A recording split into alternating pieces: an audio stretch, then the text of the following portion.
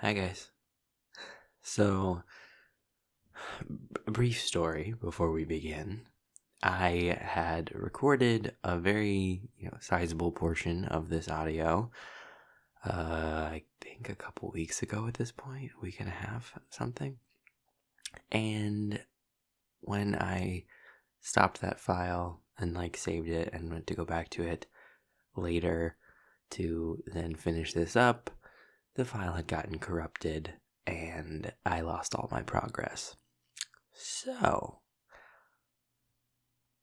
I've got kind of, I got kind of burnt out for a little bit. I needed to take a little break before I went back at this because, that was hours of answering questions and then all of it was gone.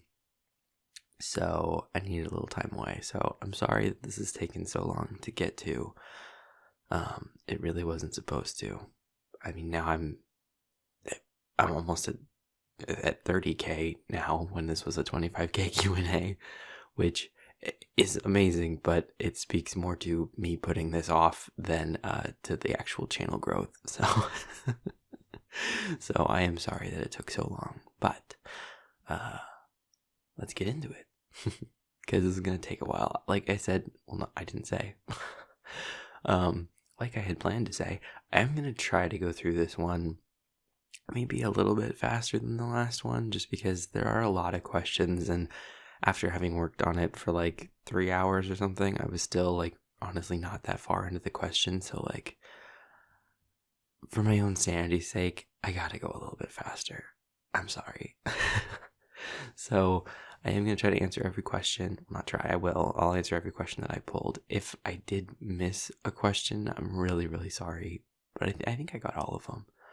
But I'm going to try to go through them a little bit faster. If I answer a question and then it comes up again later, I'm not going to answer it again. I'll just say oh, I answered that one earlier. Same thing, any of them that I answer in the mini Q&A, the one that I had already released, I'm going to skip over that. So for some of those more basic questions who's my favorite character, what inspired me to start the channel, things like that, all those are in the short Q&A. So without further ado, since I have already taken a good amount of time just for this intro, let's get into it. So first set of questions I had was from Kaito Hasumi Loves You. The first question was, what's your favorite book if you have one? The answer's kind of changed over time. I haven't had a chance to read as many books lately as I used to in the past, which kind of sucks. For a long time, my favorite book was Brave New World. I've gone on record on my Discord at least saying that I hate 1984, the book. In general, I don't really like dystopian stuff. So it's weird that Brave New World was my favorite book for a while, but I just really liked it. And fun fact about that one, the author's name is Aldous Huxley, which is where I pulled Huxley, the Bro Earth Elemental's name from. But as far as my favorite book now, I love the Abortion trilogy still. I've talked about them a lot in the last Q&A. I like those books a lot. And it's kind of niche, but I actually really like the first 3 Halo novels that were written. The Fall of Reach, The Flood, and First Strike. I know they're video game books or whatever, but I actually really, really like them. I think they're really, really good books. So, especially if you like Halo, I'd recommend those ones.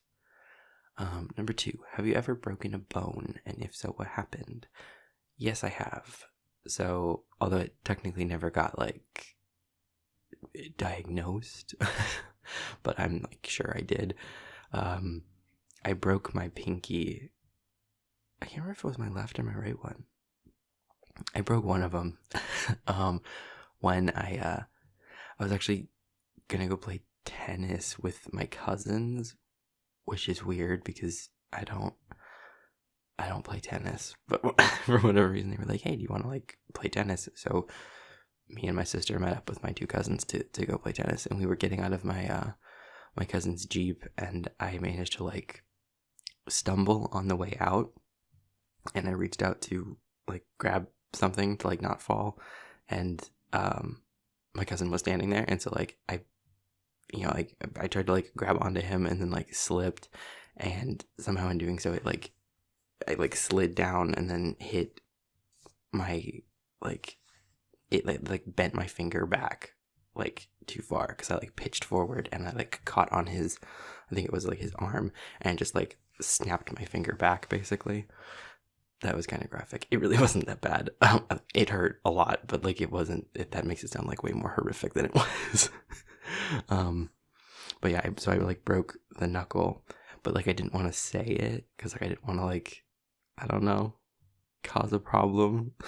So I just, and it was my right hand, because that was the problem. I remember now, because like I literally kept playing tennis the rest of the day with a broken finger, which hurt a lot and was stupid. And then I didn't go to the doctor because I figured, like, what are they gonna do? I don't know, because it was just a finger and it wasn't that bad, and it's better now. It's fine.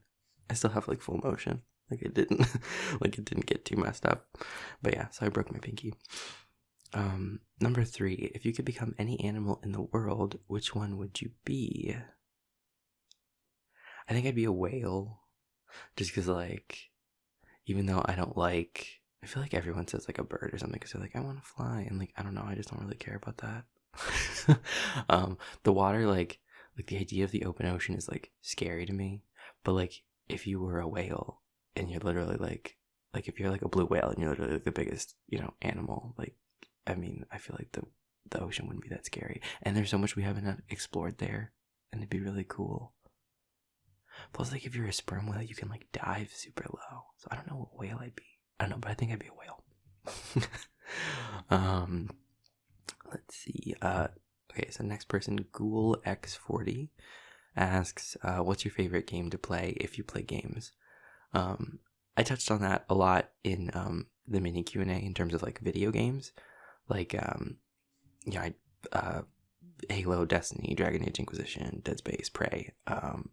But something I didn't really talk about, but I meant to, at least I don't think I did, was board games. So I play a lot of board games with my friends, and I think I did say on there that my favorite is Scythe, which, you know, no shock there. I made an entire video explaining all the roles of Scythe. But yeah, just in general, I really love board games like Scythe, Catan. Why am I blanking on every other board game right now? In terms of old school board games, I love Sorry. Sorry is great. But oh god, what else? I played, from the people who made Scythe, they made another game called Euphoria. That one's pretty cool, which is also dystopian, I guess. Actually, recently I just played this game called Illimat. Probably pronouncing that wrong, but it's kind of like a card game. I mean, it is a card game, but like it has like a board, like a mat. It's really weird, and it's almost like tarot-ish in some ways, or like at least some of the art is like inspired by that. It's a really weird game, but I was just playing that actually, and it's really fun. So you could check that one out. Okay, so Lev Haiba asks, what's your favorite part about the universe you've created?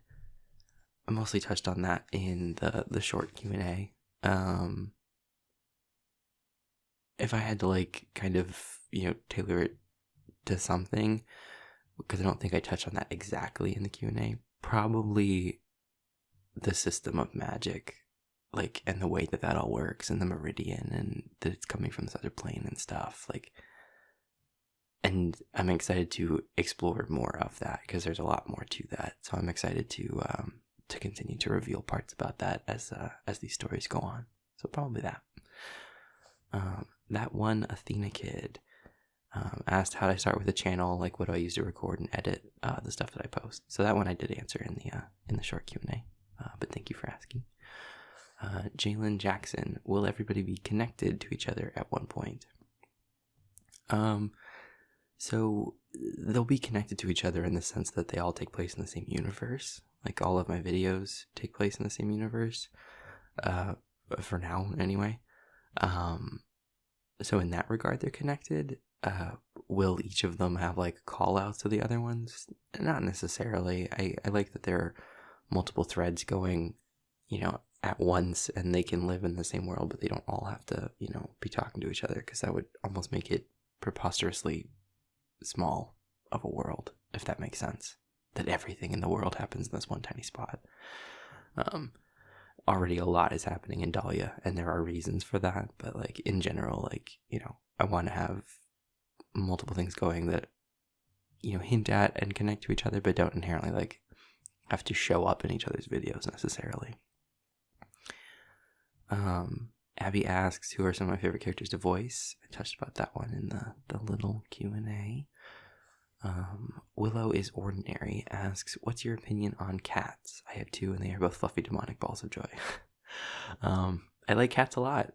I would like to have another one. I have a dog right now named Duncan, but for a very sizable portion of my life, I had a cat named Fluffy, because, I was very, very young when I got her, and creativity was not always my strong suit, and she was fluffy, so it worked. Yeah, she passed a couple years ago. I guess maybe 4 years ago. She lived a really long time, though. I mean, she lived to be like 18 or something like that, so she had a good life. But I like cats a lot, and I would like to have one again in the future. I actually want a cat named Aggro, which is because I just think that's a really fun name. That's why I named Milo's cat Aggro, is because I want one that's named that. And that person also asked if I play video games, what are my favorites, which I've touched on. So your new dad Miles asks, who's your favorite character? Of your own character, who's your favorite overall? What's your favorite story arc? And do you keep up with fan art? So I touched on most of those first questions. I don't remember if I talked about favorite story arc. If I didn't, my favorite story arc is probably the Freelancer story, just because it's so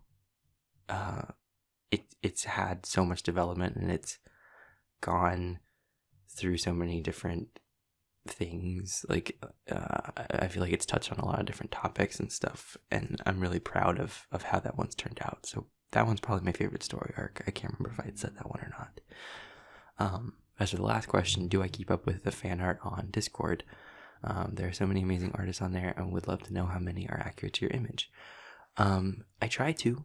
I really do. I cannot stress enough how crazy I think it is that people want to make fan art and fan fiction and just discuss my characters and my stories at all. I said it in my first Q&A a little bit, but I mean, as a person who used to do fan fiction and not much fan art, because I'm not really great at drawing, but still I did some of it, like as someone who did that for the stuff that I loved when I was a little bit younger, to the idea that people want to do that for my stuff is literally a dream come true. That, that I can make stuff that has a broad enough audience that people actually feel inspired to create stuff based off of it. I'm not great at expressing it, but it's just crazy to me. So the short answer is yes. I do try to keep up with the stuff on the art channel in Discord, because I think that is really cool, and it's awesome to see how people interpret my characters differently. As for kind of the last part of that you touch on, you'd love to know how many are accurate to my image. I know this question comes up later, but from multiple people, because a lot of people ask this, and my answer is something that I think no one likes hearing, but is the truth, which is I don't really I imagine this is hard to believe, but I genuinely don't think about what the characters look like. It's kind of Oh, there goes my stomach. I just ate, I promise. That's honestly probably why it's making noises. But it's one of the benefits of, like, I don't know if it's a benefit, but, well, I consider it a benefit. One of the interesting things, one of the unique things about this medium that I create in, of only doing audios, is that unlike when I'm like writing something, I don't have to think about what the character looks like and how I'm going to describe that. I don't have to tell, the listener, like, what it looks like. Like, I don't know, it's kind of this interesting spot because it, you don't want to, like, in normal conversation, a person wouldn't be like, what do you think of my blonde hair? Like someone wouldn't say something like that. So it reaches this kind of point where it's like the nature of the medium, of the way that, I'm telling these stories, there's often not a way to naturally convey what the other person looks like, except from, like, stuff that's more referential, like discussing the fact that, like, David is, tall. Like, that's easy. That's easier to reference than, because that's something that people would, like, talk about rather than, like, actually getting down to, like, hair color, eye color, like, whatever. And so in general, I just don't think about it because I don't have to. All I have to worry about is the voice and the tonality and all of that. And that's the part, I enjoy. I don't feel the need to figure out exactly what these characters look like. I kind of think it's cool that I don't have to think about that and that other people can interpret that however they want. And then I get to see all these different versions of it. Like, I don't want to decide, what one of my characters looks like, and then everyone has to try to, like, draw their interpretation of that. I don't know. I think that's boring, and I just don't think about it like that. So yeah, that's my drawn out answer that I imagine makes every artist very frustrated, which is just that I don't really have an idea in my head of what the characters look like. I like seeing all of yours though. I think that's really cool. Okay. Crazy Creator asks, did you always plan for your stories to connect, or did it just kind of lead that direction and you just went, oh cool, and decided to go with it? When I very first started doing these stories, I didn't have a plan for them to connect, honestly. I knew some of them, presumably would take place in the same universe, just so that way, like, I would have, certain, like, magic rules that kind of, like, everyone would follow. But I didn't necessarily plan to connect all of them. And as time went on, I saw opportunities to connect them in ways that I felt, were cool. And then I was like, oh, that would, like, I never want to connect something just for the sake of being able to be like, it all connects. Like, if I make a connection from one of my series to another one, I only ever want to do that in a way that enriches the story. I mean, like, little Easter egg stuff is, like, cool and fun, but in terms of, like, literally truly, like, stitching to, like, storylines, like, making them interact in some way or reference each other in, like, a meaningful way, I want that to be done in a capacity that enriches the story and isn't just, like, awkwardly tagged on, if that makes sense. So no, I didn't always plan on it, but I'm glad that that's where some of them have gone.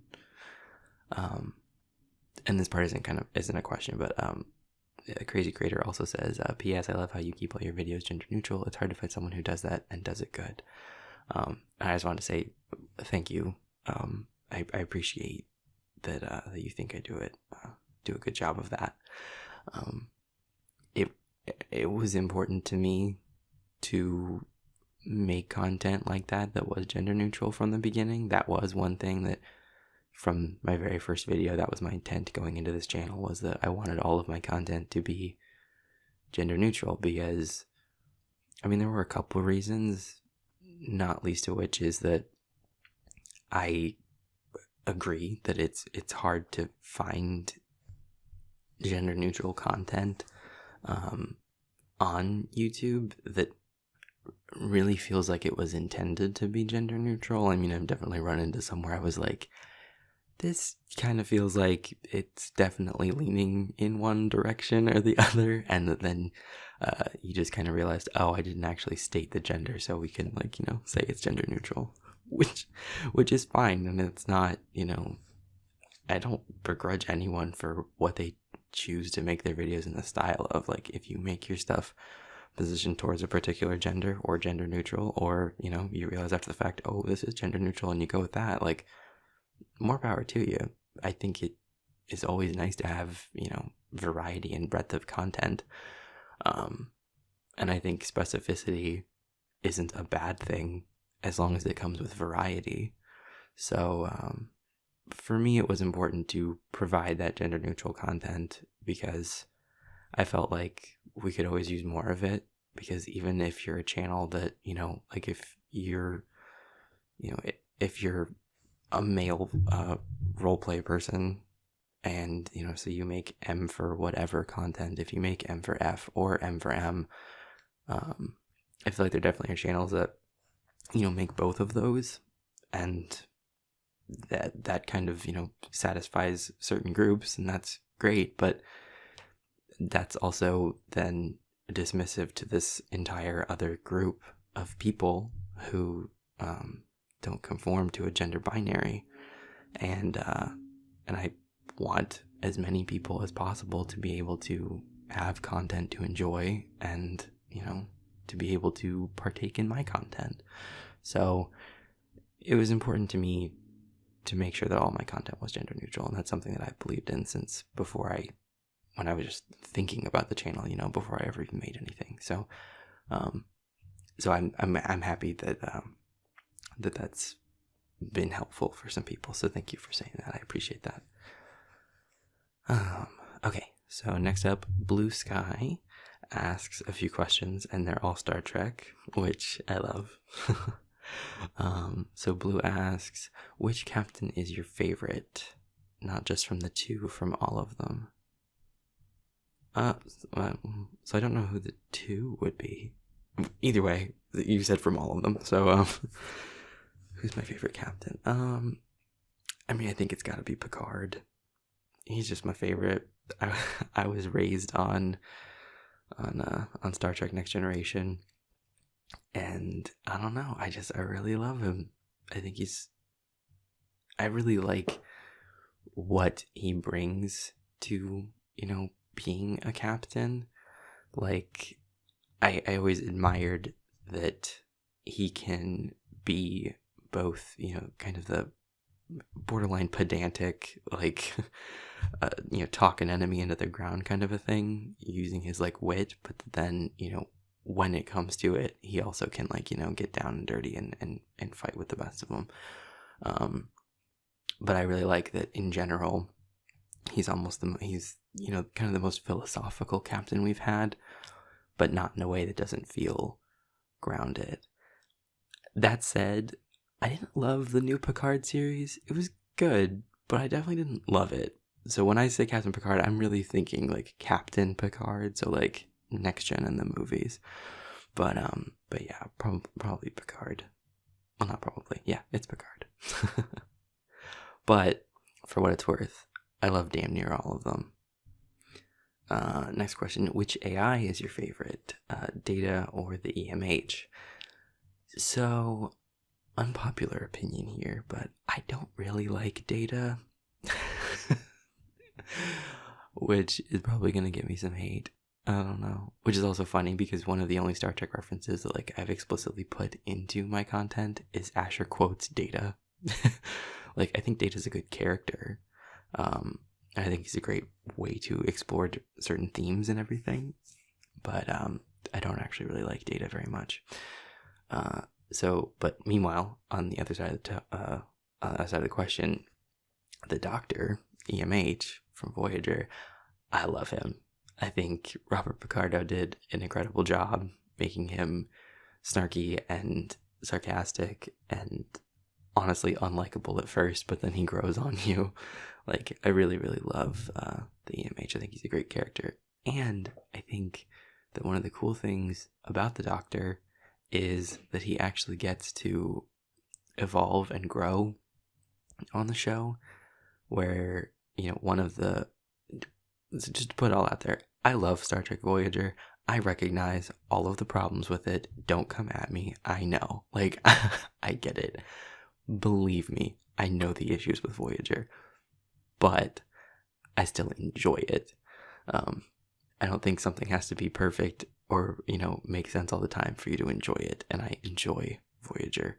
So, I think the Doctor is a great example. I think one of the things that, is a problem with Voyager that gets pointed out a lot, rightfully so, is that almost none of the characters on it change or grow or develop, which admittedly is also a problem that exists on Next Generation. But for some reason, no one ever, calls out Next Gen for that. But whatever. On Voyager, which again, I love Next Generation. You can like something and realize that there's problems with it. But I digress. The Doctor is a great example of one of the only characters, other than basically 7 of 9, that actually gets to change and grow and evolve on the show. And I think it's really cool to see that. So EMH all the way, for sure. What would your Starfleet designation / station be? Okay, so this one, so as a kid, I loved the Sciences Division. I wanted to be in that blue uniform. Like, some of my favorite characters were all, wearing blue, and I wanted to be, in the Sciences branch. And now I have realized, with my actual job being, a process analyst and everything, that I would not actually be a blue shirt. I would not be in the Sciences branch. I would be in gold. I'd be in ops, which, is fine.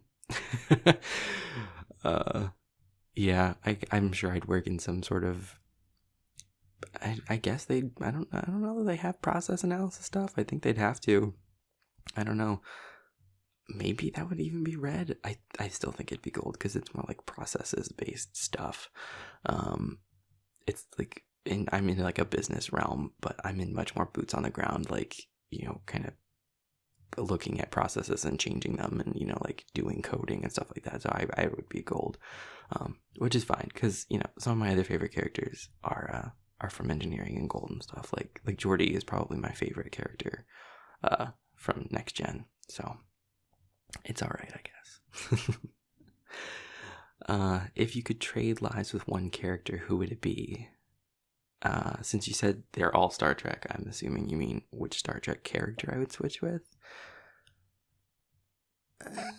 I'm trying to think of which character would be the best to switch with, because a lot of them bad stuff happens to them over the course of the series, which that's just life. But okay, I hate the character of Q. I really do. I don't like Q at all. But I guess I would trade lives with Q because, then, you're omnipotent and you're very powerful. And, there definitely are problems with that. A huge part of being a Q is that apparently you're bored all the time and that's, caused a stagnation in their culture. But hey, I could get in there and I could mix things up, which actually was a plot point of why they wanted, new blood into the Q continuum. So, yeah, I guess I'd trade places with Q. So, Ken McKinney asks, how do you come up with characters and their personalities and stories and stuff like that? So I talked some about my inspiration already, but one of the things when it comes to characters that's kind of unique to, I guess, more so the landscape on YouTube for this stuff, is that, in terms of making things searchable and sort of, I don't want to say clickbait, but sort of going with trends so that people will find your work. One of the things about that is a lot of times you want to excuse me, give some kind of an adjective that kind of succinctly wraps up what your character is. So For a lot of them, that's as simple as, going with one of like the, the dere terms of, is it tsundere, is it yandere, whatever. For other ones, it's, other keywords like nervous or arrogant or whatever. So a lot of times knowing that, when I'm creating a character, that's usually not the inspiration for it per se. Like, I don't go, I want to make a nervous character. But once I have figured out, like, okay, I made this character and, his anxiety and his anxious way of talking is very much a core part of him. I try to think about the ways that that character defies that adjective or that stereotype. So, if a character is nervous, like Lasco, okay, what parts of him is he not nervous about? Like, what ways can he show that he's also a fully rounded person? He's not nervous. How can we flip that on its head? So in the case of Lasco, that's like when something serious at work happens, when he's presented with the story from the freelancer character about what happened with Cody, that anxiety falls away because now he has something very important that's, work focused that he can put all of his attention into, and it lets everything else go quiet because the importance of the situation overrides that for him. Or something where he's just comfortable enough that it overrides that. So like when he's talking about D&D, he doesn't talk as nervously, he talks more confidently about the things that like he likes. Or, with a character like Gavin, where, his defining trait is arrogance on the face of it. It's like, okay, well then what are the things about him that reveal the ways that he's not arrogant? So that's more of an exploration. So that opens the way for the exploration of, his relationship with other people of his kind and how he's at odds with, most other incubi and stuff. And that, this arrogance isn't necessarily, a mask he's putting on. He has that aspect to him. He, is confident, and maybe doesn't always show that in the best way. So it's not, fake, but what are the ways that, he subverts that arrogant attitude? When are the times that you get to see that kind of fall away and you get to see the other parts of him? So that's something that I consider when I'm making characters is, I think about how the character is in terms of that like word, that like buzzword about them, and then like the next thought is, okay, and what are the ways that they go against that to give them more depth? But in general, like, I come up with characters from all kinds of different, sources and inspirations, and sometimes it's as easy as, I literally will just like think of a single line, a single quote, and then build a character around that. Like that happened with Aaron, and that happened with Ollie, actually. With Ollie, I was thinking about, I don't remember how it came to me, but that the line that he says towards the end of his first video when he talks about that, when he's talking to that listener, and he says, no matter how busy you were, no matter how swamped you were and everything, you would always carve out just some small amount of time for me. And then he says basically like, you don't know what that means to a person, to know that someone will make time for you, and that they like value you in that way enough to go out of their way to try to make time for you. I can't remember the exact phrasing, but like that, basically like that phrase of, like, you always found time for me, and you don't know what that could mean for someone. That kind of was a line that I thought of. Then like the rest of Ollie sort of came around that.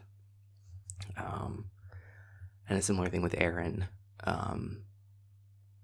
for whatever reason, it just kind of came to me, the line, and again, I don't remember the exact line, but basically his line where he's talking about, like,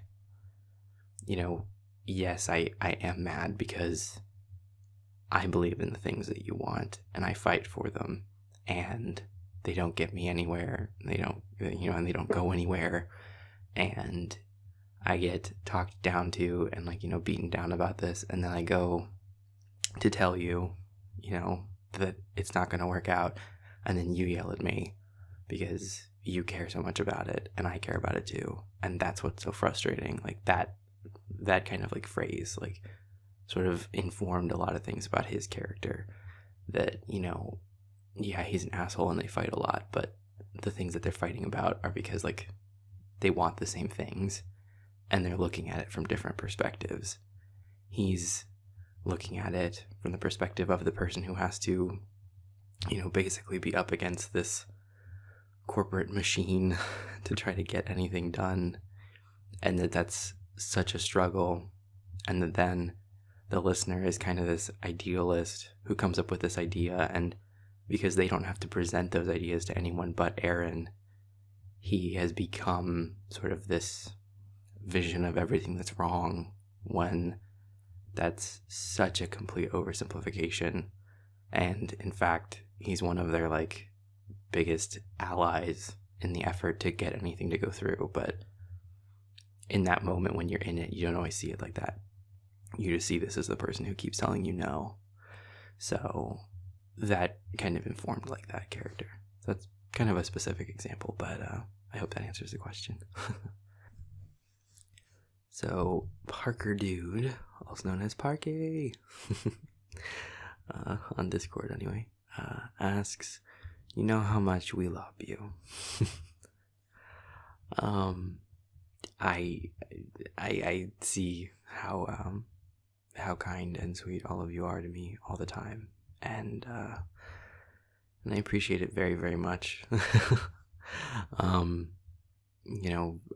On Discord in particular, but also just in the comment section and everything. Everyone has always just been incredibly kind, and that really means a lot, because, I mean, when you're putting out,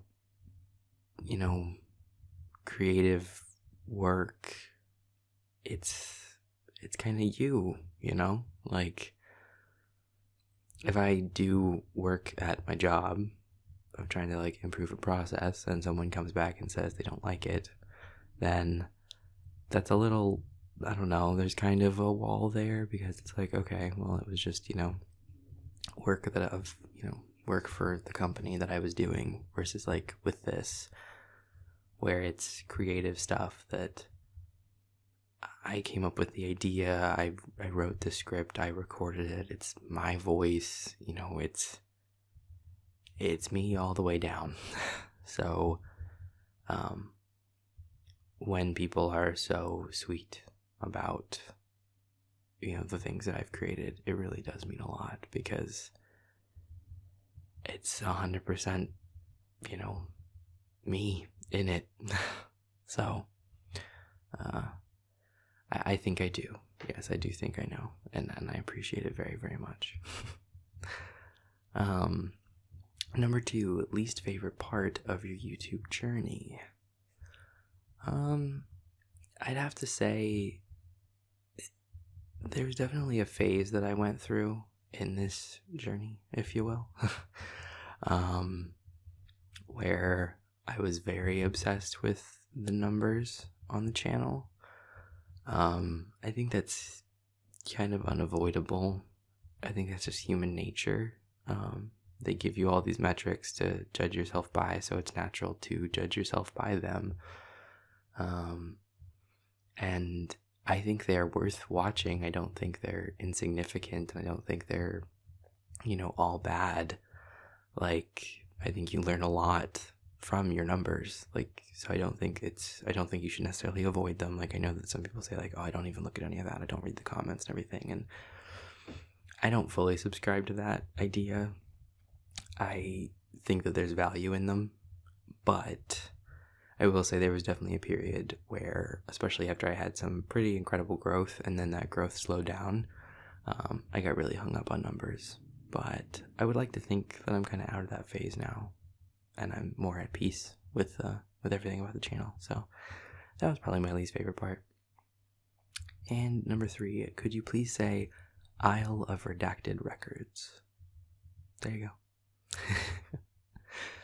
Okay. Milo's mate asks, will you make a video that includes Amanda? I want to meet her. I'm never going to say never, but I don't know. I kind of like having that thing. It shows up in like sitcoms a lot where, you know, you'll have a character that gets talked about and is never actually like seen. I guess not just sitcoms. Like they even have one of those in Star Trek, like in Star Trek Enterprise. You know, they always talk about Chef, and then Chef never shows up. Except in the finale, which was an awful finale, and that wasn't actually Chef, that was Riker pretending to be Chef, but whatever, we won't go there. Or like in Frasier, they have Maris, who is Niles' wife, and she like never actually shows up in person. I don't know, I kind of like that idea of like someone who's like always referenced, and then never appears. I think that's just kind of a funny thing to put into stuff that you create. So I'm not going to say never, but like I kind of like Amanda just as this like this fixture of the story that is somehow always discussed and yet never is around. It's kind of a trope, but it's one that I kind of like. I think it's kind of funny. So maybe, but probably not, to be honest. Okay. Evelyn Garcia asks, will we get any Ollie content at any point? I know he's sort of a small character, but he's really one of my favorites. I'm glad you like him. I like Ollie a lot too. And since these questions were submitted, we have gotten some Ollie content, so I hope you liked it. Alias for Autonomy asks, I'm curious if you'd consider making an Instagram/TikTok, even if you don't plan on posting, but then if people did art/cosplay, etc., inspired by your characters and stories, they could tag you or give credit for inspiration and such.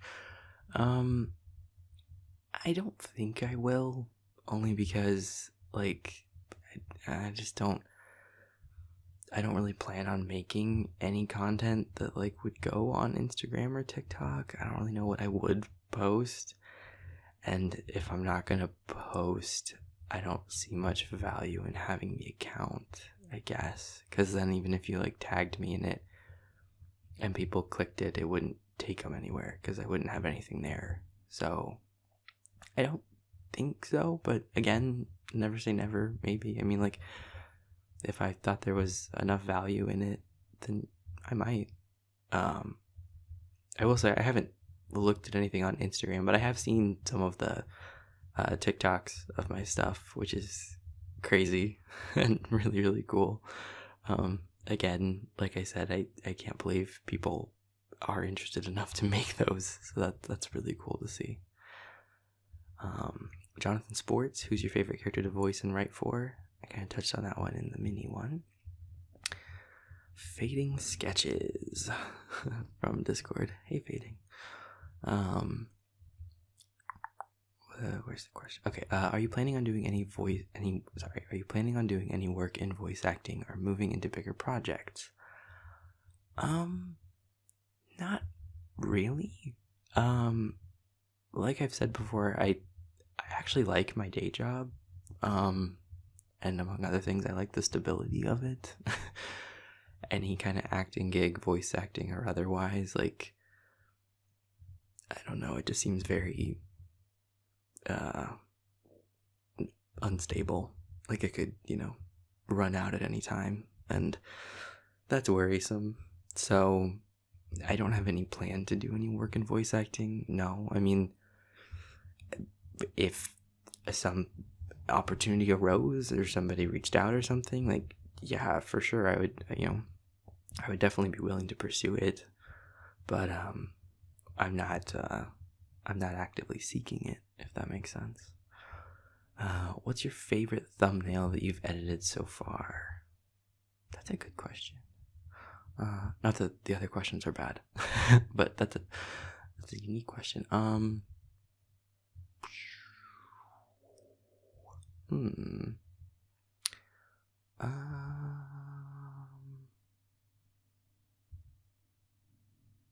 Shit.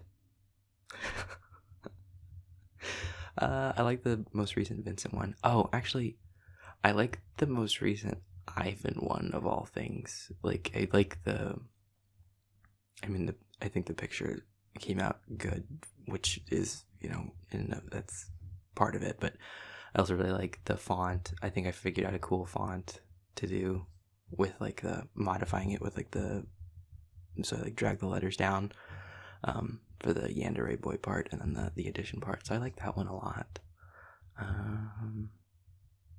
Yeah, I guess that one. I like the most recent Vincent one too. I think that one's pretty cool. Favorite flavor of ice cream? Chocolate chip, because I'm boring. Okay, Rahaf? I'm sorry if I pronounce any of these wrong. Do you notice us? Like, do you recognize some of us here in the YouTube comments? Do you say, oh, I recognize this person because he commented before or something? Yeah, no, I mean, I still look at all my comments. I read all my comments. So yeah, I recognize those of you who come up, time and again, and it's really cool to see you guys come back over and over again. So yeah, I do recognize people who do that, including you. I see you comment a lot, and that's really appreciated. So thank you. Okay, Alice asks, some of your heavier audios are particularly mucus ridden. That's one way of looking at it. What do you do to get into character, and how long does it take you to get out of that headspace? So I guess I might be weird in this. I don't know, but I don't really have to like psych myself up like with external stuff. Like I don't have to like watch sad videos or something to get myself in a mood to be able to do that. For me, I think it helps that I write the script, so it's sort of in my headspace from the moment I write it until I record it, and I pretty much write them and then record them right after that. So for me, just reading it and imagining the character going through that, it just kind of comes naturally. And I don't really like write into my script, like start crying here, I don't, I just sort of let it happen. And so if I do get, emotional in a recording, then cool. And if I don't, okay, it just kind of depends. And then how long does it take to get out of that headspace? By the same token, it really isn't very hard for me, just because I'm kind of in it for that part of the story. And then, in the case of any of the times when I have a character get emotional like that, by the end of it, they, have reached some kind of resolution, not a full resolution almost ever, because that would be a bit disingenuous for it to be that fast, but they reached a point of, some stability again. So I can kind of come out of it being like, okay, and, they're a little bit better now because they let it out and they talked about it. So yeah, it isn't too hard for me, which I guess from some of these questions might be a weird answer, but I don't know. Satan's dad asks, do you have any visual ideas for the characters? Yeah, I kind of touched on that one. No, basically. 2, not a question, but I fucking love you, man. You're awesome. Thank you. That's very sweet of you to say. Number 3, what are your scripts like? Detailed, loose event description, silly, serious. Can we see some? The scripts are pretty much what you hear. I write them basically word for word. When I'm recording them, I leave myself some room to improv if I need to. Like, if I do it and a sentence sounds weird, I'll change it. But basically what I write is what you get. can we see some? I think I've posted some of them on Discord before, or at least parts of them. Yeah.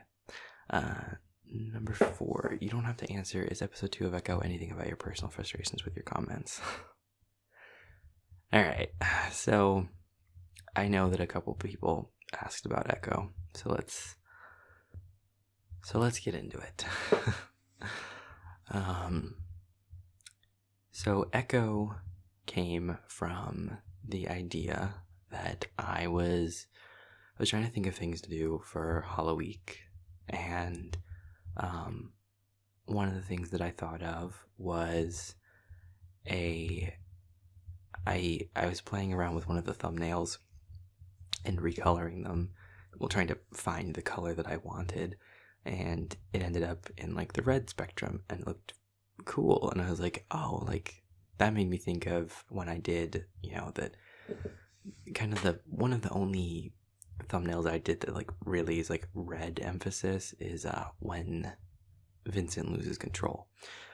And I was like, oh, that'd be cool. I was like, oh, for like Halloween, what if I did like, the characters all like lose control in some way? But I didn't want to make it like actual canon stuff because most of these characters would have no reason to.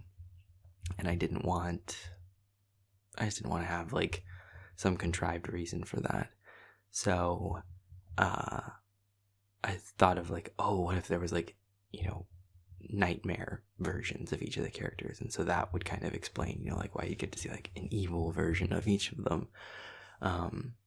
Kind of also in taking some inspiration from in Star Trek, they have the mirror universe where there's like evil versions of all the established characters, just kind of as like a fun thing to like explore as an audience member. I mean, they're still relevant to the plot, but like it's kind of fan service in some ways.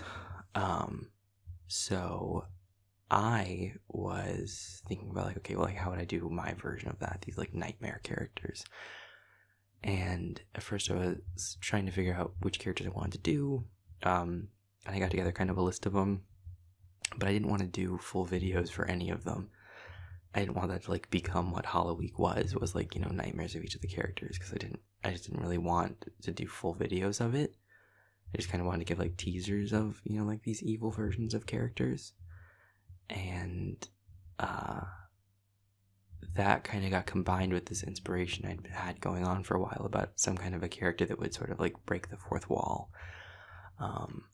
And having a character who did that opened the door to have these nightmares be not just, like not some dreamwalker made all these characters like have nightmares of these characters or something like that, because that wouldn't have made much sense because there wasn't any like through line between each of these different plots. Like there was no one character who would have run into, the technician and David and, Adam or something, and they would have run into literally all the characters in any way where it would have been meaningful for them to have nightmares of these characters. So the only, quote unquote person who has interacted with all of these characters and who would feel the impact of seeing all of them be evil or just bad, is the listener. Like you guys as listeners. So that's where the idea of like, oh, so I can like, break down the fourth wall, and then the listener, the people watching the channel, become a character in that regard. So that was kind of where the original premise came from, just in general, of having like nightmarish versions of the characters. Now, the part where we get into like the comments and stuff is when I was trying to think of what kinds of things the characters would do and emphasize and be. I've made no illusions about the fact that I really don't like it when people give the suggestion that David like snap somehow and, shift in front of Angel and hurt them or scare them, or the hurt one in particular is the one that bothers me. And I would just like to put it out on there that, like, it's not because I think it's a bad idea. Like, is it a little, like, overdone? Maybe, but I have plenty of other plot points that kind of, like, retread stuff that people do all the time. It's not that. It's specifically that would not happen with the characters that people are asking for it with. Like, I'm not saying I'm, unwilling to do something where there's a werewolf character who, does that and snaps and shifts and scares, his mate or something. But the idea that David would do that doesn't make any sense to me. I mean, this is a person who, waited an entire year to shift in front of his partner, who, went through periods that were, clearly more, frustrating and upsetting, potentially. Like, they've settled into, a relationship that works by the time the series even starts. So, like, you have to imagine that, when they were first starting out, it was even more like, touch and go at the beginning. And so the idea that he would have gotten through all of that, and now, like, a year into their relationship, somehow snap and hurt his mate, it just doesn't make much sense to me. And I mean, like, we literally had the jealousy episode where that pushed him pretty much to, like, the edge of his, frustration level of literally thinking, his trust was being betrayed like that. And he didn't snap and shift or something, and he didn't, hurt his partner, and he didn't, I don't know, like, it just seems so odd that people want that out of that character. And I think it's coming from a place of they want that storyline, and, like, because David is a tsundere, like, he fits that closest, but I don't think he as a character fits that story. So that was why I was frustrated when people would ask about that. Also, I tried to write is, like, I have to give certain traits to my listener characters. Like, it's not a complete self-immersion thing, potentially, for some people, because, like, for the sake of larger storylines, I need to ascribe certain traits to these listeners. Like, Freelancer just has to be a person who heaps things on themselves. And if you aren't that kind of person, then I don't think that means you can't enjoy the story as well, but you have to kind of suspend that disbelief for the sake of, kind of playing that listener character in that story. In the same way, what works in Angel and David's relationship is that Angel doesn't take any shit from him, and Angel isn't scared of David. Like, so the idea that, he would somehow, like, get angry enough to shift in front of them, and then that would, like, scare Angel and make Angel, like, run away or something, or cry. It just didn't fit the characters for me. So I was frustrated with that people kept asking for that. So that, and again, to be clear, it was mostly, like, that he, like, snaps and, like, accidentally or, like, on purpose or whatever, like, hurts the Angel character. That annoyed me. I don't want to, I'm not saying I don't do stuff where the listener gets hurt. I mean, like, just look at Adam. But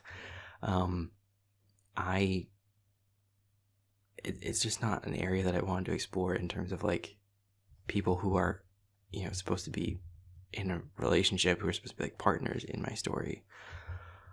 So that was kind of where the inspiration of, like, the nightmare version of David came from. Was I was like, all right, fine, I'll give you what you want.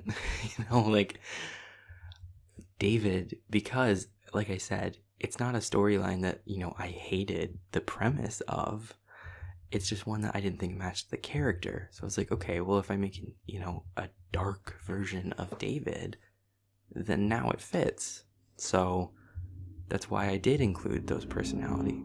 Okay, that was a loud vehicle. So that's why I did include, that as kind of the driving force behind his, like, nightmare David, is because, like I said, like, I don't think it's a bad idea, but I just don't think it fits him. But a nightmare version of him, yeah, it fits. So that was kind of where it came from in terms of the initial idea behind Echo. As far as like Echo's version of like Asher, like that one came from a place where it was like, a lot of people were commenting things that, were making it sound more like they wanted like Asher like shifted all the time, like they had him as like a puppy instead of like a boyfriend. So I just thought that was kind of weird. Like, I don't know, for me it was like, do you want a pet or a boyfriend? Like, I don't know, it was just kind of odd to me. So I then, took that idea and it was like, okay, well, what if, there was a version of Asher that somehow like knew about that stuff and, was not cool with it and, whatever. And so that's where it's like, where his version, where it's like he kind of flips the script on them and he's like, no, I'm not, you don't own me, I own you, that kind of thing. But yeah, so that one, Echo did not come out of, frustration per se. I took inspiration from some things that, I had seen in comments and stuff that, like, I'll admit I got frustrated at some of them, but more than the other ones, it was just like kind of confusion of like, really, you want that from that character? Like, and yeah, and then with the second episode of Echo, that one, so the inclusion of Gavin,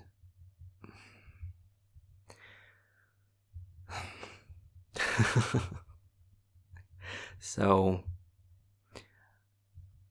the plot points, I'm trying to figure out like if I want to, how much I want to say in the sense of like spoilers of plot. Like, I don't want to spoil anything, but what I will say is that for whatever it's worth, just know that the things in the story that are going to happen as a result of Echo's involvement were going to happen before I chose to involve Echo in them.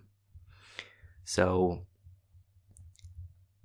I chose to loop Echo into this and to use him as an excuse to add Gavin to the elemental, like relationship game, because originally he wasn't in it. I was still going to make Gavin videos, but like that relationship game was just supposed to be the elementals. And then meanwhile, the rest of the story was going on and Gavin was a part of it. But people really wanted him in that relationship game thing, if you will, specifically. And I understand why. And I was willing to do that, which is why I added him. Like, I wouldn't have done it if it wasn't something I was comfortable with. But when I was looking for ways to kind of explain why, so I was looking at it in terms of like, okay, I'm treating it kind of like a game. Kind of like how I look at like Dragon Age Inquisition, like the way that you form friendships and relationships and stuff.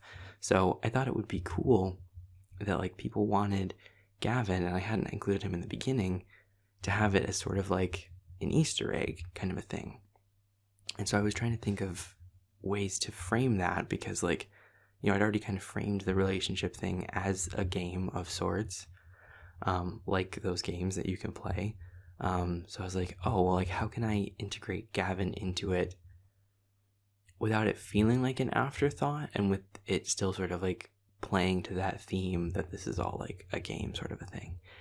And so for me, I thought of like, okay, so maybe it's kind of like it's unlocked, like in some games how you have to like play through it once to then like unlock, new storylines and new paths and everything. So that was where I sort of came up with that idea. And I already had this character who existed outside of the realm of the stories, who could break the fourth wall, who could look at the game as a game, not as like a story, like not as though he was a part of it. And so I thought Echo was a cool way to add Gavin in a way that enriched his involvement rather than it seeming like an afterthought. And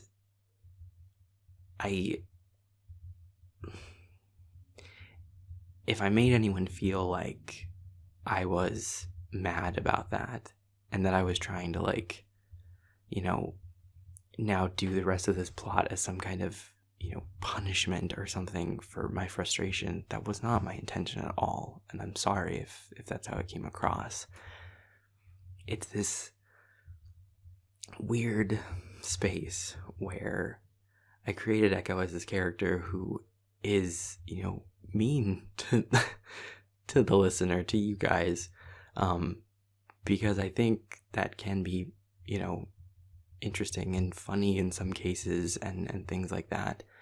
But it runs that constant risk of anytime I use him, that when he says something or does something mean, that I'm using him as a vessel for that, and that I'm somehow acting out through that. And that's never been my intention with Echo. Echo is just another tool in the toolbox, you know, to get my stories across.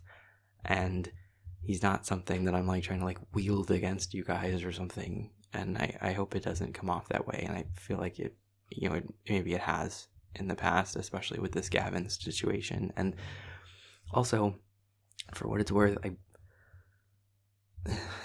Parky asked like if I regret anything about, you know, my least favorite part of this YouTube journey.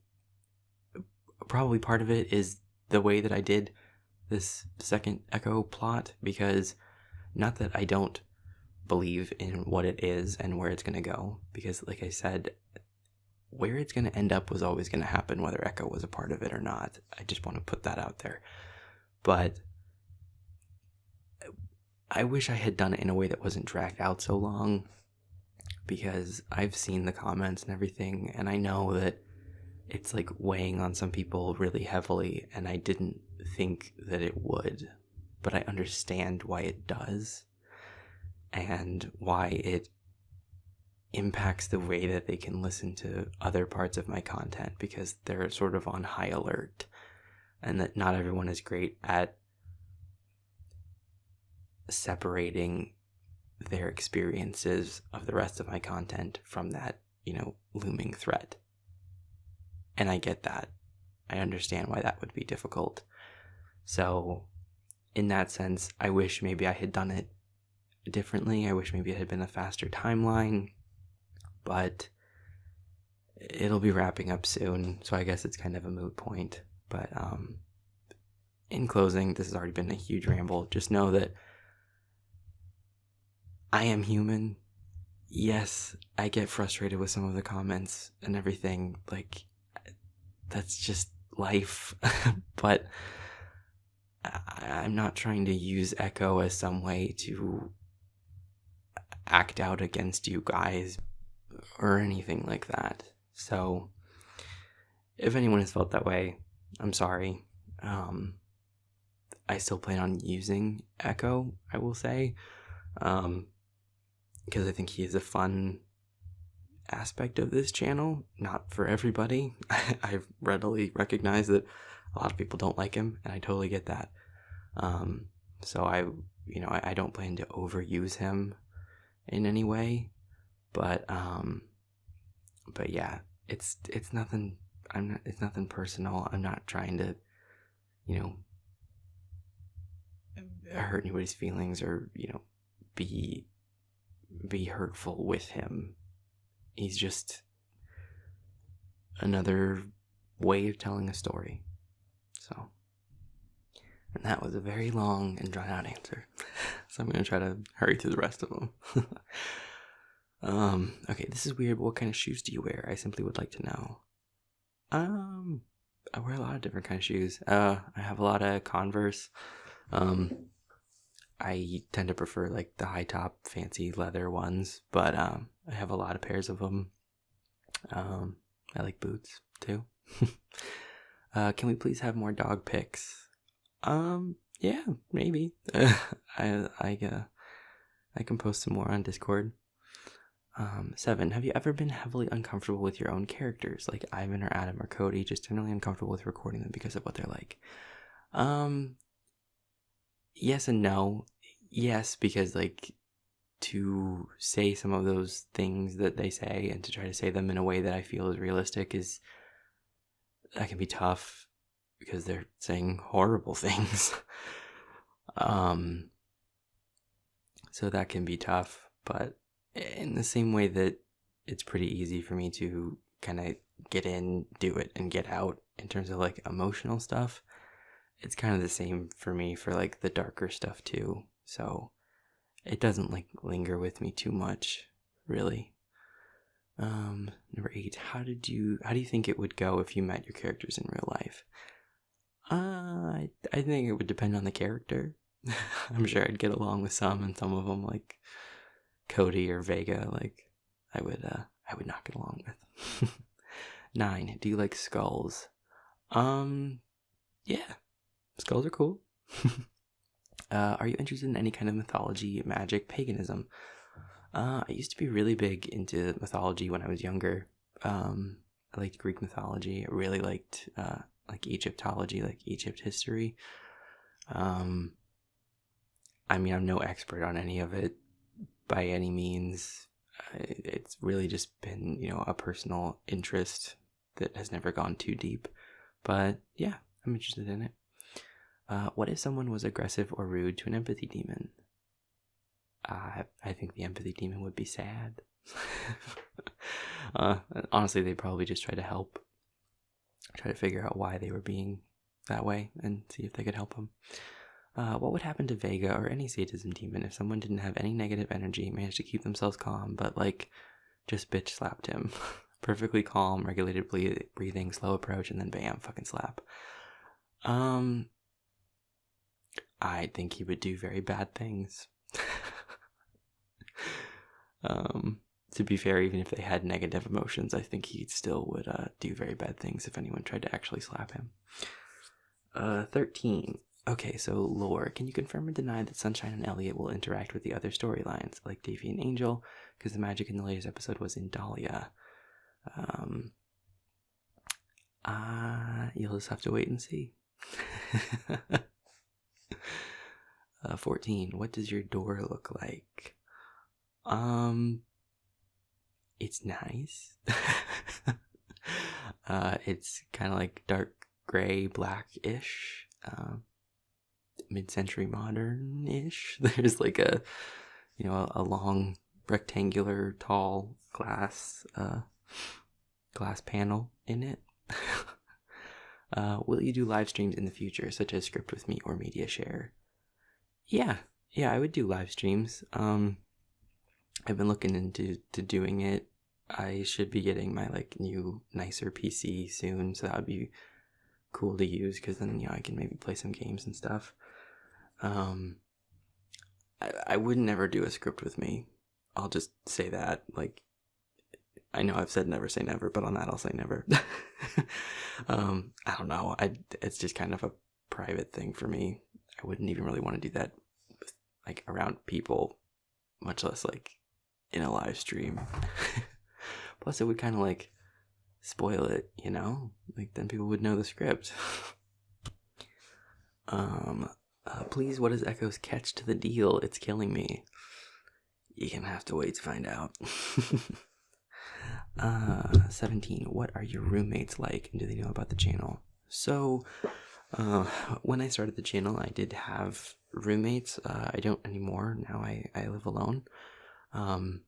But they were great. They knew about the channel. Were very supportive. Yeah, no bad blood or anything. If you haven't already explained, who does Joey belong to, and can we see him? Joey was one of my roommate's dogs. Can we see him? I think I have a picture of him. Back when they still did dog merch that you could get through Teespring, I did buy him a jacket for one of the Dahlia ones. I think I have a picture, so maybe I'll post it on Discord. And number 19, instantaneously. Fuck you. For those of you who don't know that, in my first Q&A, I said how I hate that word, and I still do. So I appreciate the reference, but fuck you. Okay. Auth Audio asks, would you rather make a My Hero Academia related ASMR or an Among Us ASMR? So first of all, fuck you for that. God damn it. So for those of you who don't know, Auth Audio is he's a mod on my Discord, but perhaps more importantly, well, not perhaps, just more importantly, he is also an ASMR creator who makes very, very good content, and I'm very glad that he started. So if you haven't, you should definitely check him out. He and I also seem to take sick delight out of tormenting each other fairly often. And this is just another example of that. So, well, first of all, the answer is neither. I'm never going to make either one of those things. But if I had to make one of them, I would probably do an Among Us ASMR because there's more options in it, and it's like, it's a little less of, an IP infringement, which I have no interest in getting myself involved in. So, I guess Among Us, fuck you. All right. Sick Love asks, almost, I think I answered all of those in the, in the mini Q&A. But thank you for asking. Galaxy Koya 11 asks, who is your favorite character to voice? I kind of went over that in the mini one. Jade Bryant, who inspired you to make these videos? Again, that one's in the short Q&A, but thank you. Atlas, who taught you what New Yorkers sound like, and why did they do you so dirty? JK, I adore Milo's voice. So Milo's voice is just some amalgamation of every East Coast accent I've ever heard. People have asked, what specific, accent is he? I can't tell you. I will say I have been told in the comments that it is a perfect New York accent, a perfect New Jersey accent, a perfect Boston accent. To which I say, I appreciate the faith in me, but I don't think it's a perfect anything accent. Especially since those inherently, contradict each other. I don't know. It's just East Coast, I guess. It's some made up one, but I enjoy doing it. Kaylee asked, do you actually make cassette tapes for all the videos or just the cassette casings? So I design a full cassette casing, if you will, like the art of the full thing for each one. But I don't actually print it anymore. I did for the first couple, and now I just take the digital file and paste it into that template one that I have. But through, I'm not doing this to try to be a plug, but through my Patreon, at the $20 tier, I do send out, if you sign up at the $20 tier, you get a cassette, the cassette of your choosing, where I record whatever audio is onto it you want, and I will put whichever cover you want on it. So at this point, I've printed basically all of them for other people and then sent them out. But I don't print them on the regular, if that makes sense. Dumb Bastard asks, how do you keep your voice from echoing? When I'm recording, I have soundproofing up on the walls, which helps a lot. And the biggest thing is just putting the microphone in a space that that won't echo. Which sometimes you just kind of have to figure out acoustically where's the best spot for that. But soundproof panels help a lot in that regard. General question: what's your favorite part of a video drop, if there is one? Oh, this is Feather. Hi, Feather. What's your favorite part of a video drop? So nowadays, whenever I post a video, I like to watch the response as it drops in the video discussion channel in my Discord. So that's probably my favorite part, is watching everybody kind of react to it live, because that's always fun. And Feather also points out that it says, my sister totally thinks you should have a gaming channel. That is a joke. I don't think I would ever make a separate channel, but like the live stream question, I mean, like, I would like to do some gaming in the future, just like for fun, like on the side, not as like a normal channel upload. I think that'd be fun. Oh god, I'm gonna get that name wrong. Jermaine Bernard? That was bad, I'm so sorry.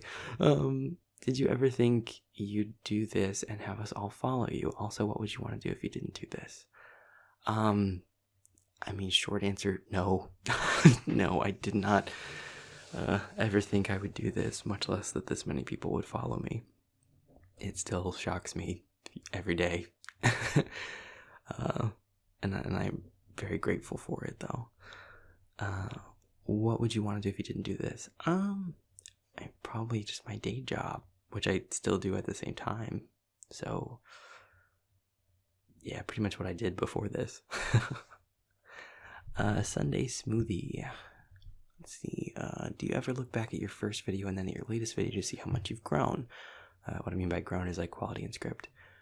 I don't go back and watch my stuff very often, but occasionally I do. I'll like dip back into an old video, and it is cool to see that like the audio quality has improved, and my performance has improved, I think, and the scripts to an extent. So yeah, it is cool. I don't look back too often, but when I do, it definitely feels like, you know, okay, cool, I'm doing something right, because I feel like it's getting better. Number 2, do you actually have a cat named Aggro? Like I said earlier, no, I don't, but I would like to.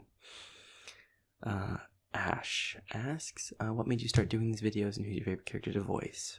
Touched on that in the mini one. The Art of M, what accent is the most difficult for you? Not necessarily one used in your videos.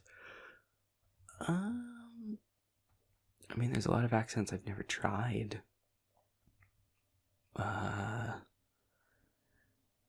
I imagine I would be very bad at, like, an Australian accent. I've never really tried, and I only, like, that one only comes to mind really because of Oth. Yeah, I would be scared to try that one because I feel like I would get judged heavily. Chiptune. Where's the question? How in-depth or planned out is everything? Do you have a full story or even rough sort of sketch planned out of how you want things to head with everyone? Or do you write a part of a script and figure out ways to tie it into each other on the spot? Excuse me. That was not a boring question. That's not why I was yawning. So let's see. Do I have the full story? So for most of my plot lines, I have things that I know I want to have happen in them, but I don't have like the full story planned out necessarily. I have parts that I know I want to get to, and then it sort of becomes, you know, just a matter of making the stuff that will get me to each of those points in the order that I want, in a way that makes sense and that I think improves the story. So I have lots of notes, I have lots of plans, but it's not like super written out, if that makes sense. It's kind of sporadic. Synthetic Destruction asks, if you had to choose just one character to voice for the rest of your time here on YouTube. Gotta stop yawning. Sorry. As in finishing their story without having to do any of the other guys, whose would it be?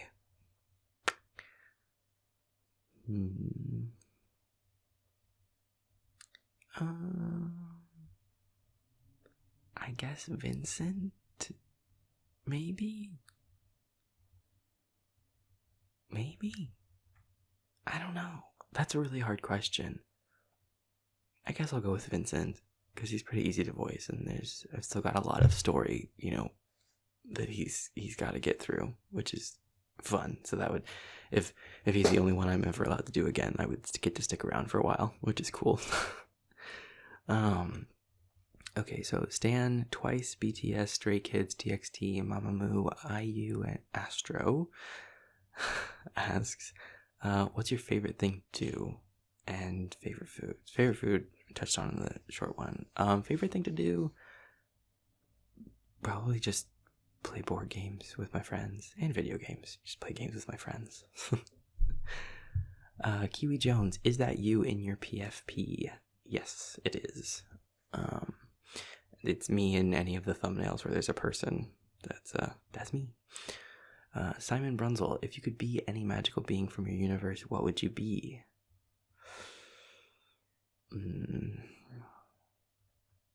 Probably a vampire, because I could live forever. Emmeline Cosplay. What made you want to do ASMR? Kind of touched on that. How did you create your characters and their backstory? Kind of touched on that one. And who's your favorite character to do ASMR for? Kind of touched on that one too. Thank you for the questions though. Arissa Nightingale. Hi Arissa. For those of you who don't know, Arissa is an assistant on my Discord, and she's very helpful, and I appreciate her work very much. Okay, so number one, is there anything in particular you do to get into the accents for Milo and Sam, like a specific phrase or headspace? No, there's no phrase. I will say when I'm writing those scripts, I think about them in the voice of that character, and I try to write it with phrases and things that I think fit that accent, so that'll kind of feel genuine, if that makes sense. Like, I wouldn't write it with the exact same verbiage as I might a non-accented script, but there's not like a specific phrase, really, no. Number two, I know you're a busy guy, but out of curiosity, do you end up listening, reading, seeing what people create and share in redacted records? That isn't Starfleet, of course. Starfleet is an abomination. I don't want to talk about it.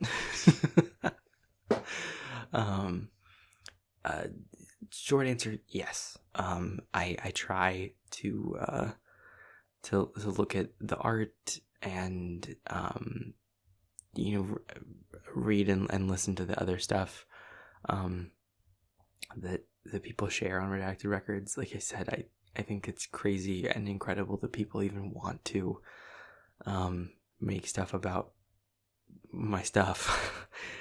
And so I do try to look at it, because it is really incredible that even exists and that people want to share it.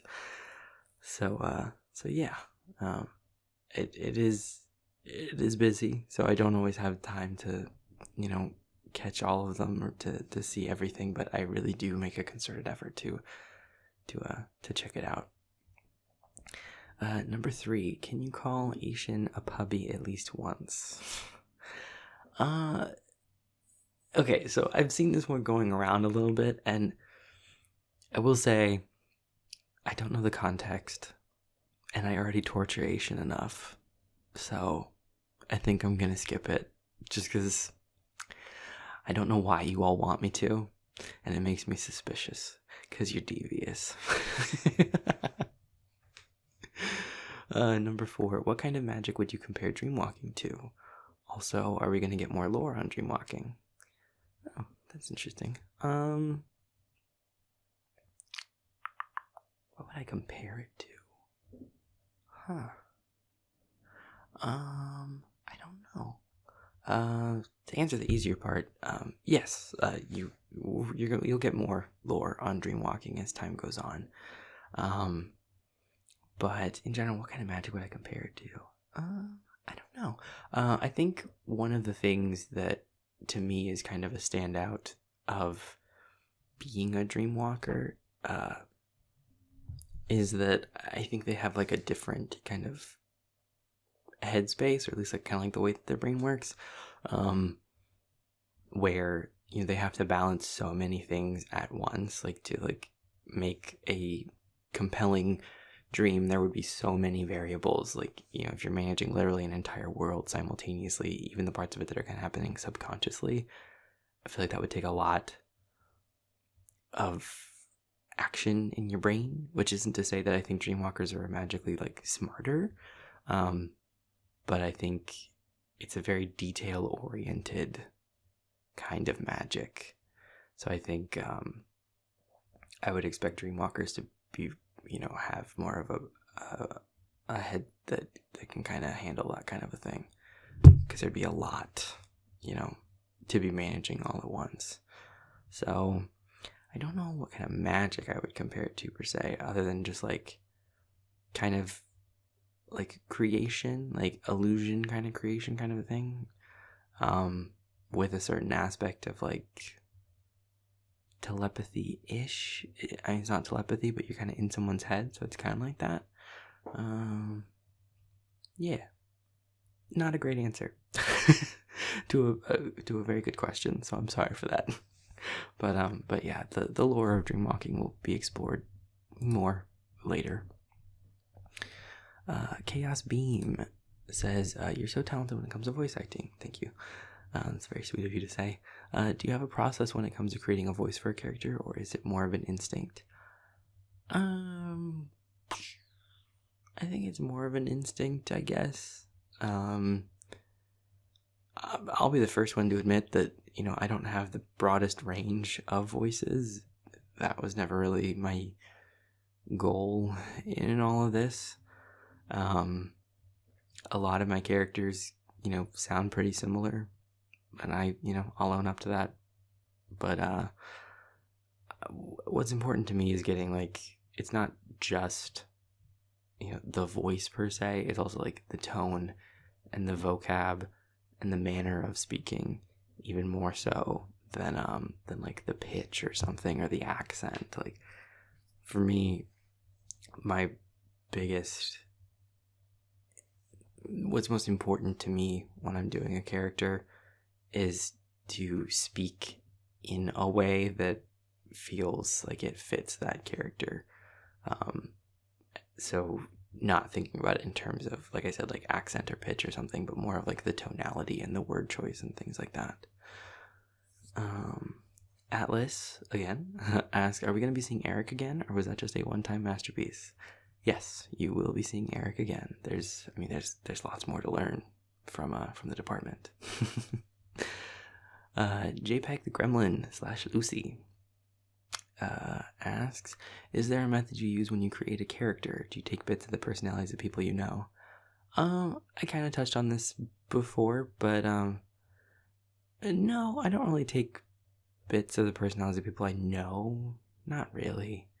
Sometimes I take inspiration from like characters, but not really from people in my life. Number 2, how did the whole idea of this universe come about in the first place? What aspect came to you first? It just kind of came over time. I've I don't know, inspiration is one of those things that's pretty hard to talk about, because it's like sometimes things just come into your head and then you just aggregate that over time, and then eventually you kind of have a whole world. What aspect came to me first? Probably the characters, and then the other parts of it, like the setting and the magic system and all of that, kind of came about after. So I guess the characters kind of came first. If you could live a day as one of your characters, who would it be and why?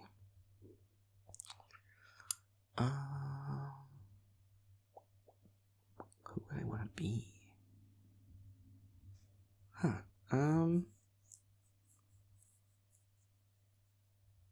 Maybe Vincent, I guess, just because like he's pretty powerful. Well, no, but he can't do a lot of magic because he's pretty limited. I want to do lots of magic because magic would be cool. Which character would I? Oh gosh, I guess a demon then, because a demon would be really powerful. But Avier's stuck in the Meridian. I guess Gavin. That sounds like I have ulterior motives, though. I just want to have really good magic powers for a while. I don't know. I guess we'll go with him. Number 4. Do you enjoy torturing us theorists when you come to disprove something? Is it fun for you? Do you like seeing us suffer? It's not fun for me to disprove per se. But it is always cool to see when I do come in and have to kind of, disprove something that's been going on, that you guys bounce back quite easily and are kind of on to the next. And so that's fun to see. But no, I don't enjoy disproving you guys or something, because I never wanted to end the conversation. I just also, I don't know, I don't want you guys to go too far down a path that isn't right. But I do sometimes. I don't know, it's hit or miss. Okay, so Chaotic Pain says, what is your go-to comfort food / drink? Probably pizza. Which is kind of boring, but it's true.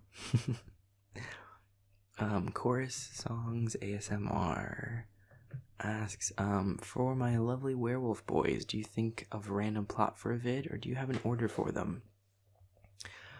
For the werewolves, they're kind of in a cool realm where their content is a little bit more episodic, a little more slice of life-ish, which I appreciate, because as much as I love these big, like, long drawn out plots, it is cool to also just sort of have more, like I said, like episodic slice of life kind of stuff, where while the character is evolving all the way through it, the focus of that video doesn't have to be furthering some larger narrative. It's just, you seeing another day in a relationship with them. So I guess it's kind of a random plot in that sense, as you ask it. But there is also an order in the sense that I'd like to think that I'm capturing character growth across the whole process. So, Chris Bow, which storylines are you most excited to continue? I'm so excited for Frederick and Marcus. The freelancer storyline is a really cool one that I'm excited to continue. I'm excited that I got to do so much of it already. The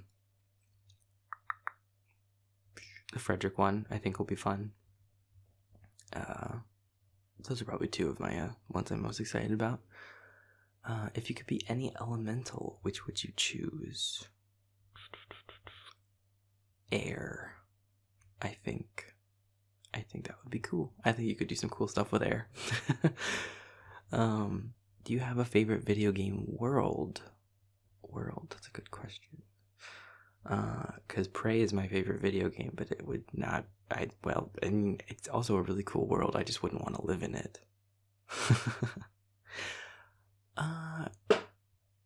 Maybe Dragon Age. I really love Dragon Age, so maybe Dragon Age, or Halo. Honestly, just throw it back to Halo, like, the classic. It's one of my favorite video game worlds for sure. Again, though, I don't know that I want to live in any of these, but yeah, those are some of my favorites. Are there any ways to send you fan art if that's something you would even want? I love to see fan art. The easiest way is to just if you're comfortable having it public, to go on to Discord and to post it in the Art Media channel that we have. That's pretty much the best way for me to see it. Sophie Canavan asks, who's your favorite character to record? Kind of touched on that. Yanni Monier? I did that wrong. I know I did. What was the inspiration for creating Echo? Kind of touched on that one. Sorry about the cracking noise. My chair is loud. Something Useless asks, how do you come up with your characters? Kind of talked about that one. I think it's supposed to be what shows do you watch? basically anything that has Star Trek in front of it. I don't watch much TV, to be honest. I really don't. I also don't really watch many movies. It's just not really my thing. So yeah, mostly Star Trek stuff. Have you seen any anime? No, not really. Like I said, I really don't watch much TV at all. But I just never really watched any anime. I don't have anything against it. I just never really watched it. I have a joke with Oth that the only anime I've watched is Castlevania, because then he yells at me and tells me it's not an anime. But I don't know, it's kind of in that style, right? So if you count Castlevania. And if you don't count Castlevania, no, I haven't seen any. Okay, Simon Brunzel asks, Davey has half shifted into his wolf form before. Is this more of a party trick or something wolves occasionally do? So for those of you who don't know, that occurs in one of the Patreon audios, and it's less creepy than that might sound just hearing like half shifted. It's not bad, I promise. As far as if it's a party trick or something they occasionally do, maybe a party trick. I think most of them just wouldn't bother doing it. Sky asks, what made you want to do ASMR and what inspires the stories and characters you do? Kind of touched on that one. In general, I get inspiration from a lot of different places, from all the media I consume. Aura Stellar asks, what's your favorite fruit? Apples. I like apples. What movie or series or maybe anime are you currently watching? Nothing. Like I said, I really don't watch movies or TV much. I finished Star Trek Discovery Season 3 a little bit ago, and that was pretty good. In the future, when the universe that you've created reaches the ending, what's your plan? Are you going to make another universe or something else? I mean, I think I've made this universe broad enough that I don't see it ending anytime soon. That's not to say I don't see myself making other universes in the future, maybe even concurrently with the one that exists right now. I love sci-fi stuff, so I think it'd be pretty cool to do like some more sci-fi things, like more advanced stuff than just like the Android audio, because that's like close enough that it, to modern tech. I mean, it's more advanced than what we have, but it still kind of works. Like I'm talking like Star Trek style, like in the future, very advanced. So I might do something more like that in the future. Atlas, is there a redacted verse character that you didn't expect the audience to like as much as we did? All the bad ones? I did not expect people to like Adam or Cody the way that they did, or Vega, and that's that,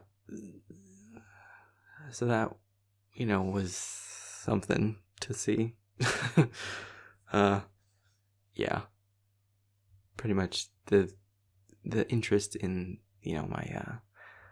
my bad characters was surprising. Taylor Thompson asks, where do you get the inspiration for your characters? Kind of touched on that. Lauren Smith, who's your favorite new to the channel character to voice? I think I kind of touched on that in the short one, but you mentioned Avier. Avier's really fun. I do really like voicing Avier. It's fun to be a sarcastic asshole who's kind of high on his own supply. Isabella Dudzinski asks, who's my favorite character to record? What's my favorite plot? Those ones I kind of touched on. What are you excited about for the future of Damn? That's fun. So I'm excited for there to be some changes at DAM. We're getting Lasco into an administrative role. Damien is obviously very passionate about a lot of aspects of, the situation at DAM. I'm excited to see some of that start to come to fruition. I think that'll be fun to explore. Undeniably Emily asks, you'd said Asher was your favorite character in your last Q&A, which is extremely valid. Is he still your favorite with the addition of the new characters? Kind of touched on it, but he's still definitely one of my favorites. He's very fun to voice. Kind of along with favorite characters, do you have a preference in what type of character you involve? Like, do you prefer writing or performing vampires or shifters or demons? And is there one you prefer writing while another you prefer performing? I don't think I could split it by type per se. Like, I don't inherently like performing a vampire better than like a demon or a shifter. Yeah. Is there one you prefer writing while another you prefer performing? Honestly, I like writing and performing pretty much all of my stuff. Just because if there's any that I don't, I probably just wouldn't write it, I guess. I don't know. That's a good question that I don't have a very good answer for. I guess the simplest way to answer would just be to say, I don't really have much of a preference.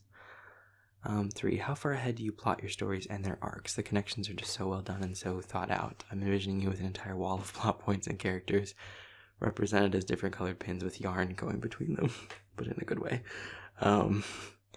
It's nothing quite that extravagant. It's usually just, I have a Microsoft OneNote page open, well, quite a few pages where I, as thoughts come to me, I dump them there, and as I think of new connections, I, write them in there to kind of keep track of all of them. So how far ahead do I plan? I kind of touched on this, but it depends. Most of them I know a couple beats that I want to hit in the future, but I don't know all the ways I'm going to get there. So some aspects are planned quite far ahead, and others kind of come up with on the spot or, pretty quickly. Clouby asks, is there a certain type of fashion or look that you go for? Like grunge, indiecore, kidcore, dark academia? I don't know. I don't know that. I definitely don't fit into any of those categories, really. I don't know what I would fit into. I guess just kind of clothes you'd find at H&M. I don't, not to say that I shop exclusively at H&M, but I don't know, that kind of vibe, whatever you'd call that. Yeah, pretty straightforward. Himiko Toga asks, what's your opinion on anime and which one did you watch? Like I said, I've never watched any anime really. I don't have a problem with it. I think I know so many people love it so much, and I think that's great.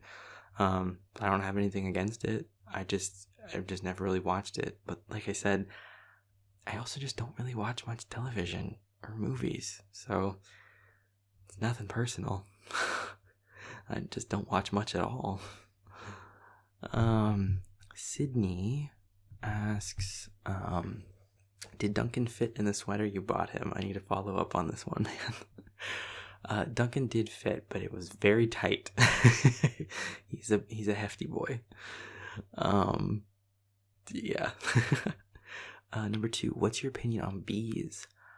I love bees. I think bees are great.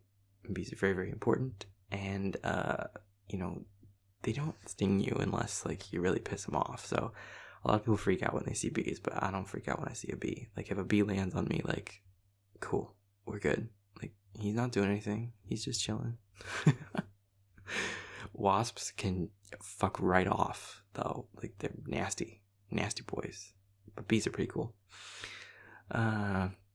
Number 3, who is your favorite character or characters to see theories about? Okay, so that's a little different.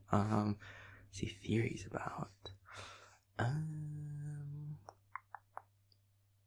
I will say it's cool seeing theories about characters that I haven't really explored yet, just because it's crazy that people even bother because they don't know anything about those characters. Like, when people theorize on, like, William or Morgan or something, like, those, it's cool because, I mean, it's literally baseless, basically. Not in a bad way, I don't mean that, like, disparagingly, but it's cool to see what people come up with when they really have, like, no grounds to go off of other than, like, a name and just, like, a tiny little bit about them.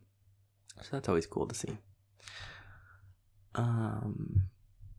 Saren's Elixir asks, how are you today? I'm doing good. Thank you for asking. Number 2, have you drank enough water today? I think so. I mostly only drink water, so I think I hydrate pretty well. Have you been taking care of yourself?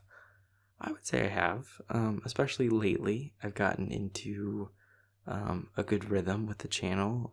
Recently I set it so that, I'm only going to upload on Tuesdays and Saturdays, which isn't, it's a similar amount of content. It's not much less content, maybe a couple videos a month, fewer, but that structure of it being on a couple of specific days helps a lot, and it helps me find more time to kind of unwind. I've been getting back into video games again, having a good time with that, so yeah, I think I've been taking care of myself.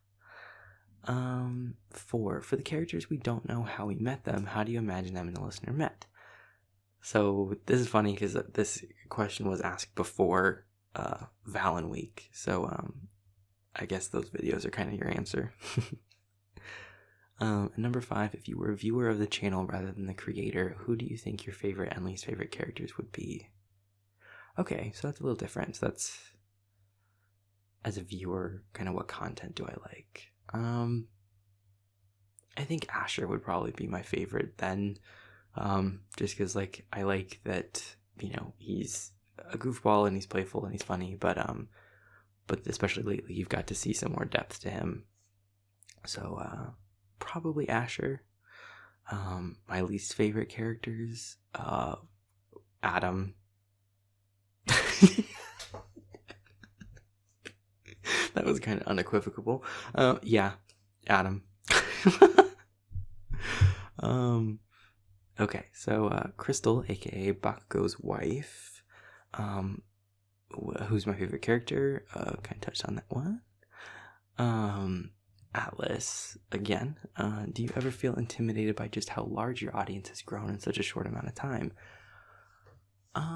Yes and no. I don't know that intimidated is the right word.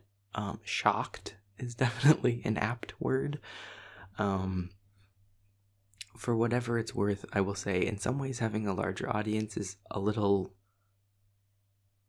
not less intimidating, but I feel more comfortable in the thought that, okay, if there are 29,000 people that are subscribed to me, if I put out a video, out of those 29,000, at least some of them will like it, even if it's bad. Or if it's niche, or if it's different, like, because I have such a breadth of viewers, there's something for everybody, so that's kind of freeing in some senses. It's like, okay, well, now I have more people, so somebody will like it, but of course there is the flip side of that of, oh, now I have this many people who are expecting something of me. So it is intimidating in a sense, but I don't live in that intimidation. It doesn't weigh on my content. I don't think it doesn't really inform the content I put out in any kind of a negative way.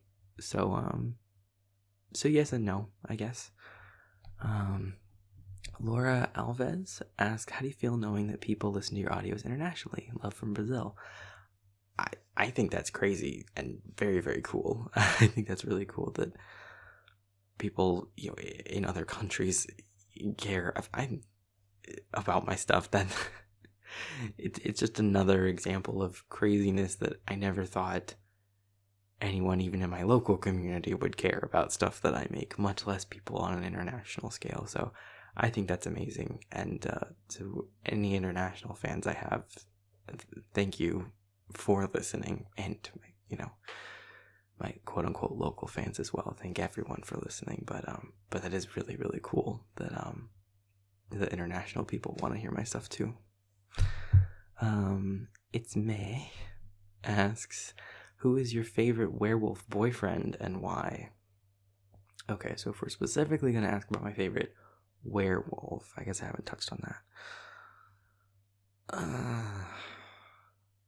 I love all three of them for very different reasons.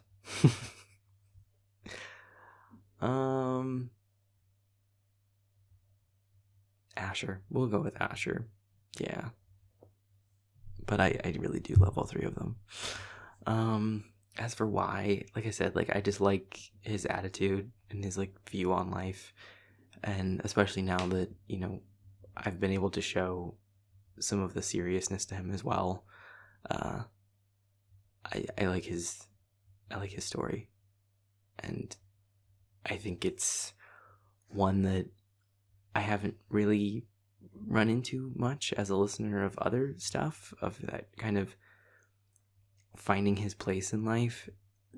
Not that there isn't content that isn't like that about like finding yourself, but I mean, like with David's, a lot of it is, you know, trying to live up to the expectation of, you know, this figure that came before him, in his case his father, that, you know, he's constantly comparing himself against.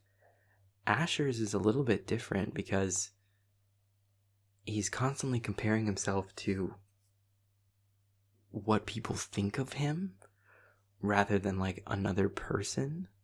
Like they're not comparing him to, you know, how David was when David was the beta. They're looking at him and going like, okay, like, you know, you're trying to be this beta, but we all know you as, you know, this goofball fuck up. So for him, he's more having to challenge the expectations of what he was rather than comparing himself to somebody else. And the whole nature of his changing friendship with David, I think, is something interesting to explore that I haven't interacted with a lot of media that does that. That's not to say that there isn't plenty that does. I'm sure there is, but I personally haven't run into a lot of that. So that's fun as a creator to explore that idea that, you know, that your relationship with certain people in your life has to grow and change, and that doesn't make it worse, but you have to let it change, and you have to acknowledge that like it can change, and that if you were to try to hold on to what it was, it's going to do harm. And that's not an easy thing to come to terms with. So that's an interesting thing to explore for me, is the way that his friendship with David has to change and grow now that David is not just his friend, he's also his alpha, and Asher is not just David's friend, he has to be his beta first and foremost. So I guess Asher. Rosaren Sword asks, what drives me and brings that inspiration to light? I think this one's kind of different. What drives me? I mean, the response to my stuff, mostly, to be honest. Seeing such an incredible response to my things is very much a driving force behind it.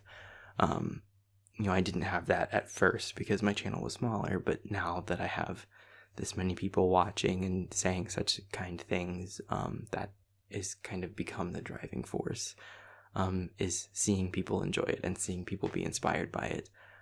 Just the very fact that I can inspire other people to make content as well, is whatever that may be, like fan content about me or like their own channels or anything.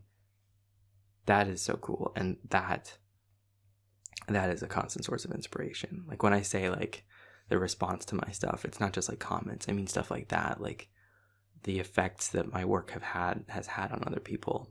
That is very inspiring. Crazy Gotcha Wolf. Who's my favorite character to play? Kind of touched on that one. Eri how has your year been so far? I really hope it's been good. It's been good. It's been a very good year. 2021 has started out in a solid place. There's still a lot of bad shit going on in the world at large, and I recognize that, and that is still tough. But in general, the channel's doing good. My normal job's doing pretty good. The people in my life have been healthy and been safe. So it's been a good year so far. And I hope it's been good for all of you guys. And that if it hasn't, that it will get better. Phoenix Power asks, if I was to create a new creature for this redacted universe, like a ghost or an alien, what would it be? A ghost would be pretty cool. And I'm not going to spoil anything, per se, but this question was asked before that Milo audio where he talked about a shade, which is kind of like a ghost in my universe. And let's just say we might be exploring some more of that stuff in the future. Mikey Beans asks, where'd you get the inspiration to start the fantasy series? Kind of touched on it. Comes from a lot of places, mostly the media that I consume. Little Smiley Girl asks, is there any new series in mind for this year, and if so, what would it be based on? There's definitely new series in mind. By the time this one comes out, a new series will actually have just started with like the Yandere cult friend character, which will tie into some of the other stories. So yeah, there's definitely new series in mind. Also, some of them just kind of come out of nowhere. Like Aaron, legit, the idea came to me while I was sitting there planning to write a different script, and I just switched gears and wrote his script just in that one sitting right then. Like, I came up with the idea, wrote the script, recorded it, put it out there, all in that one day. So sometimes, it just kind of comes out of nowhere. Free TikToks asks, how do we meet Davey? You have since found out, thanks to Valen Week. Samara Haggerty, when is Davey gonna propose, and when's the wedding? We can't handle not being his spouse. You're just gonna have to wait and see. Mrs. Lonely, who is your new favorite character since you added more? Kind of touched on that one. Like I said before, Avier is one of the new ones that I really enjoy. Mickey XD, have you taken any acting classes or any kind of education for your ASMR, or are you self-taught? I'm self-taught. I didn't do, I never did acting classes. I wasn't a theater kid or any of that stuff. Yeah, it was just self-taught from listening to ASMR. Panda Boy, what made you want to start an ASMR channel? Other ASMR channels, being a listener to them for so long. For people who want to start an ASMR channel, what is your advice, if any? The biggest thing is to just do it. Don't get super hung up on needing to have all of your ducks in a row beforehand. I mean, I know some people function better like that, and I do to an extent. But just remember that at the end of the day, it's an ASMR channel, so you got to make ASMR. So I did spend quite a bit of time trying to get my branding together. I wanted to figure out how I want everything to look, get the channel art and everything put together. That's fun, that's good, that's inspirational. But just, you got to take the leap at some point. Even if you don't immediately post it, just record one of them to get a feel for it, and having one under your belt that you can listen to and go, yes, I like this, I feel confident in this, that will be a really big driving force for all the rest of the stuff that has to come with the channel. Getting your art figured out and everything, having this piece of what the channel is about done will help inspire a lot of it. And you don't have to get hung up on having all of the best stuff at first. Like, you don't need a Blue Yeti microphone. You don't need, Vegas Pro video software. Like, I happened to have those things, but you don't need any of that to make good content at all. So don't, try not to get caught in that trap of, well, I can't start until I get this, like, just try it, even if it's just for yourself, to have it and go like, okay, yes, I have it done and I like it, and now I feel confident enough to make those investments and the rest of it. That would be my recommendation, is to just try it. What inspired your characters? Touched on that one. Will we get any more tea on Christian and Amanda? Oh yes, for sure, as time goes on. Vasti Mendoza, how did you come with the idea of making your channel and making the plots for the ASMRs? Kind of touched on that. Mickey XD, also how COVID be treating you? I hope you is doing well and are safe. COVID is a real pain in the ass, in that, it makes it so we can't do so much of the shit that we used to do. And so that aspect of it absolutely sucks. But in general, it's been treating me okay, insofar as, my family and friends have all been staying healthy, and staying safe, and it hasn't been a huge impact on us, health-wise, or even financially wise. Jobs have been pretty secure, which I'm incredibly grateful for everybody in my life. So in general, it's treating me not terrible, but I would still really appreciate it if it would go away. Blossom, hey Blossom. Do you have a favorite character to voice? Do you have a favorite character to write? Those ones I did kind of touch on. How would you react if you got 100,000 subscribers? I would react with a lot of shock. Honestly, with the same kind of shock that I get just when I get any new amount of subscribers. That would be absolutely incredible to be at 100,000. That's such a milestone. So, hopefully I will get there someday. If I do, that will be amazing. And I think that's when you get the plaque, right? Like, that would just be fucking nuts to have, like, on the wall, to be like, I did that.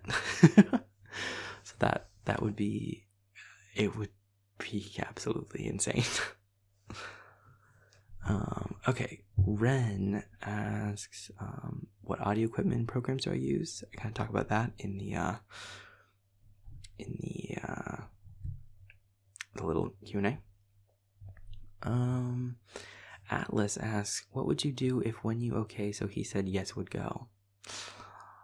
I'm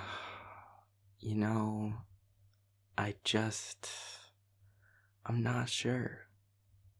I guess I'd have to think on that one a little bit longer. Autumn Box asks, how's your day today? It's good.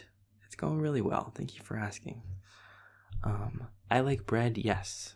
Asks, are you a furry? And if so, what's your fursona? No, I am not a furry, so I don't have a fursona.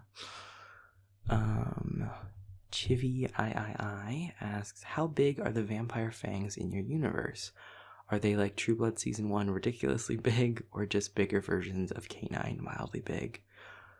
I would think probably more like just bigger versions of K9, like nothing too crazy. And part of why I say that is just because, like, when they're literally like that, like huge or whatever, you can't talk right. And like, I don't know, I think that would kind of take away from the characters. So for my own sake, I kind of think of them as just like, just decently big. How are you even doing this? I find it so hard to maintain a schedule. I'm in awe, but do you ever feel burnt out or just stumped with an idea of what to write? How am I doing this? Well, I don't know. I think part of what has helped me not get burned out is that from the very beginning I tried to diversify my channel in the sense that I wanted to be telling a lot of different stories all at once. So if ever I'm feeling stumped about one of them, I can always turn to one of the other ones.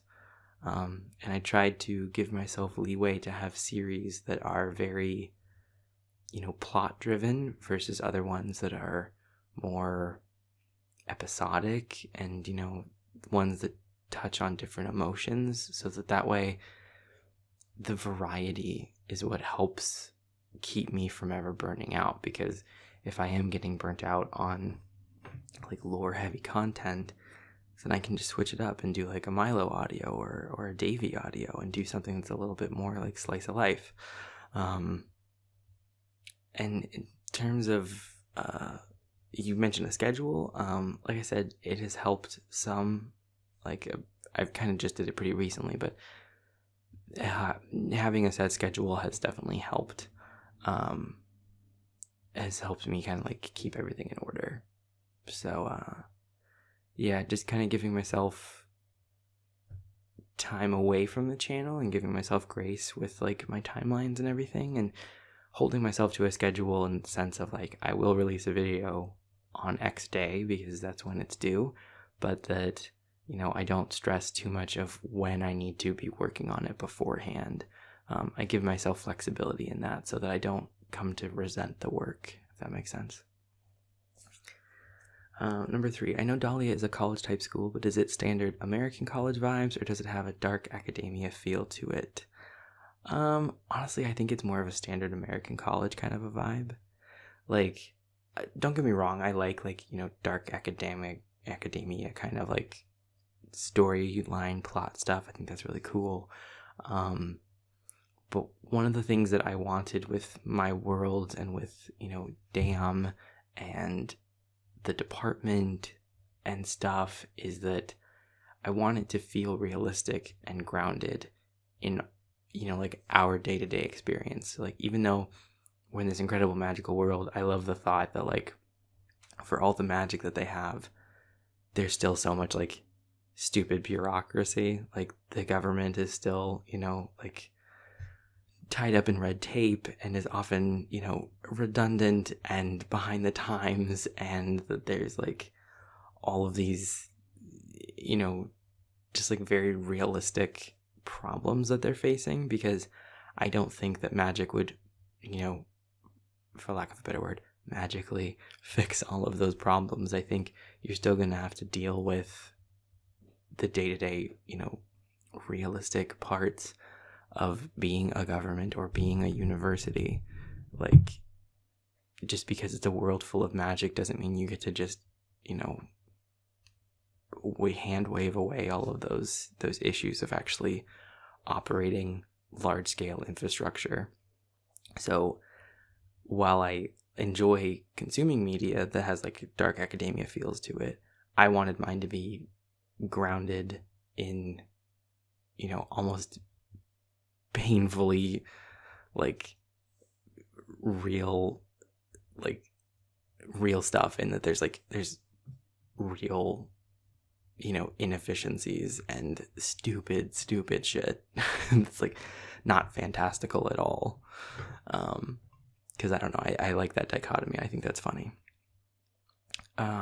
What is their mascot, or is it just a crest or logo? Will we ever have a professor character? I think that I haven't thought of what their mascot might be. It's primarily just like the crest. Will we ever have a professor character? Yeah, probably. I'd like to. That was one of the plans originally. Potentially for what even one of the elementals... Oh god, I almost dropped my water bottle. Potentially even for what one of the elementals was going to be a professor. And then I ended up deciding not to. But I would like to have that in the future. That was one of the things that I liked about the freelancer storyline, is that by being at the academy, I should say, it opened it up to have so many different kinds of characters. What else? 4. We know your characters are up to interpretation, but what colors are the wolf boys' wolf forms in your head? You're not gonna like it, because I'm gonna say, I don't know. Number 5, please say, oh, God. I can't ever be free of it, can I? I love you guys. Ooh. There you go. Okay. Nya, Pluto is still a planet. Asks, what are your plans on furthering your channel this year? Any big surprises? I have some cool ideas for some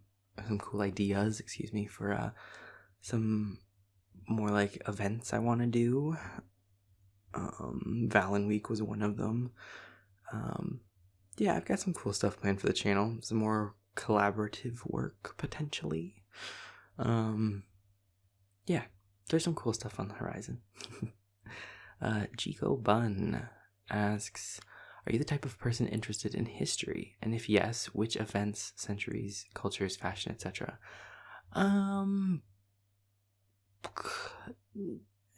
Yes and no. I mean, like in school, I enjoyed history. I liked the subject. I was good at it. World history and U.S. history. That I will admit that hasn't really continued into my personal life. While I enjoyed the classes and learning all of that stuff, I don't really do much like history stuff in my own free time. But events, centuries, cultures. Like I said early on, like I love Egypt. I find that all fascinating. Egyptian history. I think that's really, really cool. For a while I was really interested in like the Roman era, specifically like around like the fall of Rome and stuff. I thought that was pretty cool to learn about. Yeah, so yes and no. Number 2, if you could travel the world in 1 year, would you do it? Yeah, not this year, but given the circumstances. But yeah, no, I mean, I don't know why you would say no to an opportunity like that. I think that would be really cool. I don't think about travel often. Like, it's not like a pressing goal of mine by any means, but if I had that opportunity, like, yeah, of course I would. Which fantastic creature do you like the most and why? Fantastic creature. I think werewolves are cool. I guess we'll go with that. Is there a fictive character that has inspired you a lot, where you thought, I want to be like them?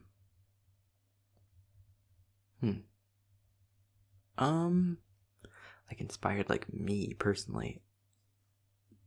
Not really, not that I can think of in like an offhand kind of way. That's not to say that I haven't, but no one's jumping out at me, I guess. In your opinion, what are the best goals, ambitions, values someone should strive for? I think the most important kind of goal and value to hold is a willingness to learn. And that's not just like, a school situation. I mean, like learning about other people's experiences, learning about other scenarios and environments other than your own, just learning a broader view. I think one of the most dangerous things to have in life is a narrow viewpoint that isn't open to alternatives and interpretation. And so I think, the most important thing that I could think of to hold as like a value is to be constantly striving to improve yourself just in general. And improving yourself, in my eyes, isn't just becoming more skilled. It's becoming more informed. And hopefully as a result of that, more compassionate. Number 6, your favorite Pokemon and why? Probably Jigglypuff, because, like, why not? I mean, Jigglypuff is pretty awesome. 7, favorite myth/legend.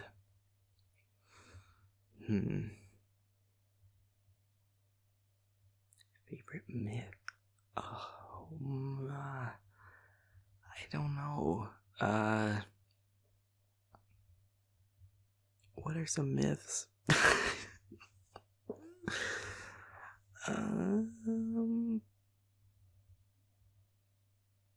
I really don't know. I'm sorry. I just can't really think of something. The Loch Ness Monster. We'll go with that.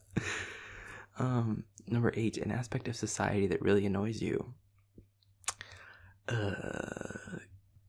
When people are rude to customer service people.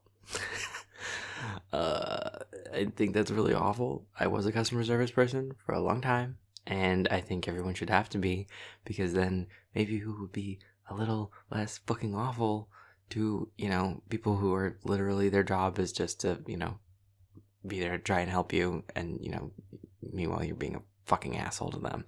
So, yeah, I think everyone should have to work in customer service at some point. About what did you write what did I write fan fiction about? I wrote, I wrote some Star Trek fan fiction, and I wrote a little bit of Harry Potter fan fiction, primarily. Which do you prefer, creative chaos or planned tidiness? I think it depends on, like, what aspect of my life we're talking about.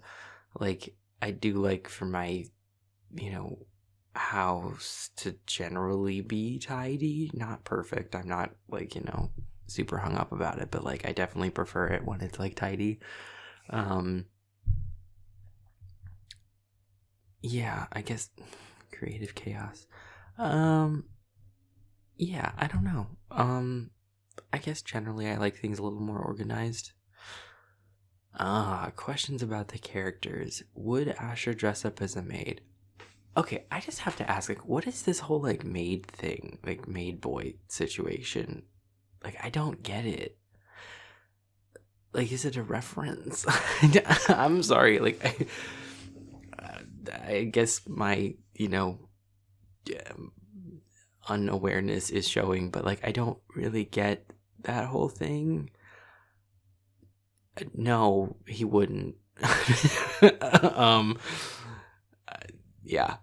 How small is Milo exactly? I think, so part of what I tried to write into Milo's explanation of him being small is that he's not even small.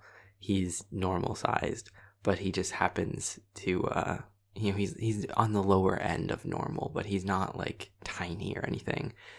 And yet he happens to, two of the most important wolves in his pack, David and Asher, are big. I mean, like, Asher is not huge, but Asher is, like, on the bigger end of normal, and then David is, like, quite big. So it's more so that, like, Milo really isn't even that small, but he happens to be, I believe his way of phrasing it is it's like having a normal sized person in a room full of basketball players. Like, he looks small, but he's not even that small. Can Caleb turn protective if his friends are in danger, and how old is he? So Caleb is a similar age to, like, David and Asher. He's a similar age to them. Can he turn protective if his friends are in danger? Yeah, I think he can. I mean, he tried to, help those two people that the Vega was preying on. Sorry, that's a motorcycle. He wasn't able to do a very good job of it, but he tried. So yeah, I think he would, but in general, empathy demons are, kind of pacifists. they would prefer not to fight or anything. So number 4, is David the dad friend? Yeah, he's the dad friend. Number 5, does the android have laser eyes? Well, I guess I'll just have to wait and see. No, the android doesn't have laser eyes. Would Damien go into politics as a politician if he would change his plans?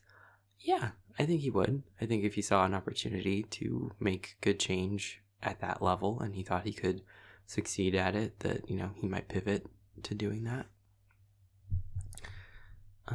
Perla Hernandez, what's been the hardest part being a YouTuber and what has been your best experience? I kind of touched on the hardest part being, not losing yourself in the numbers. The best experience has been just seeing the response to my stuff and the fact that, I've been lucky enough to have such an overwhelmingly positive response.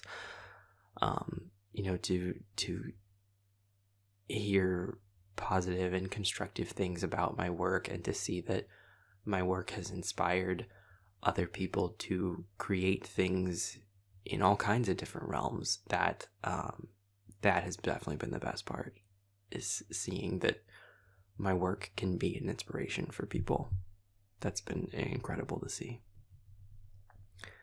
Lexi Fox, what's your favorite character? Touched on that. Do you like tea or coffee, and what is your favorite kind? Controversial opinion, I don't like either one. I really don't. Just give me a glass of water, usually. And do you have a favorite video game? Prey. Vampire Bites collection. Out of all the characters you've created, which one do you most relate to and why? Most relate to, I see myself most in Ollie, I guess, just because he's basically me.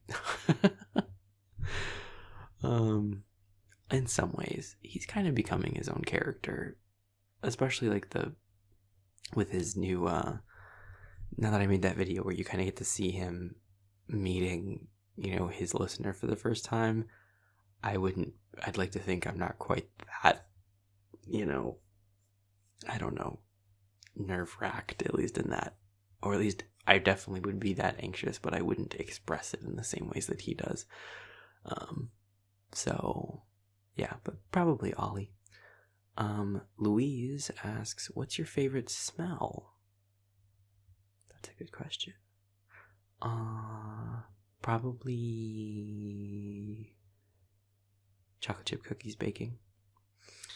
Hannah Washburn, which character do you relate to most? Yeah, like I said, probably Ollie. Sarah, also, which character do you relate to the most? Although then they also ask, if you could become one of your characters, which one would you choose and why? I guess earlier I said Gavin. But again, to be clear, that's mostly just because I want demonic levels of power, because that'd be pretty cool. Chris, hi Chris. Chris is also an assistant on my Discord. So Chris asks, are you happy with the way the community you've built here has grown and developed? Yes. I'm still surprised that a community did develop.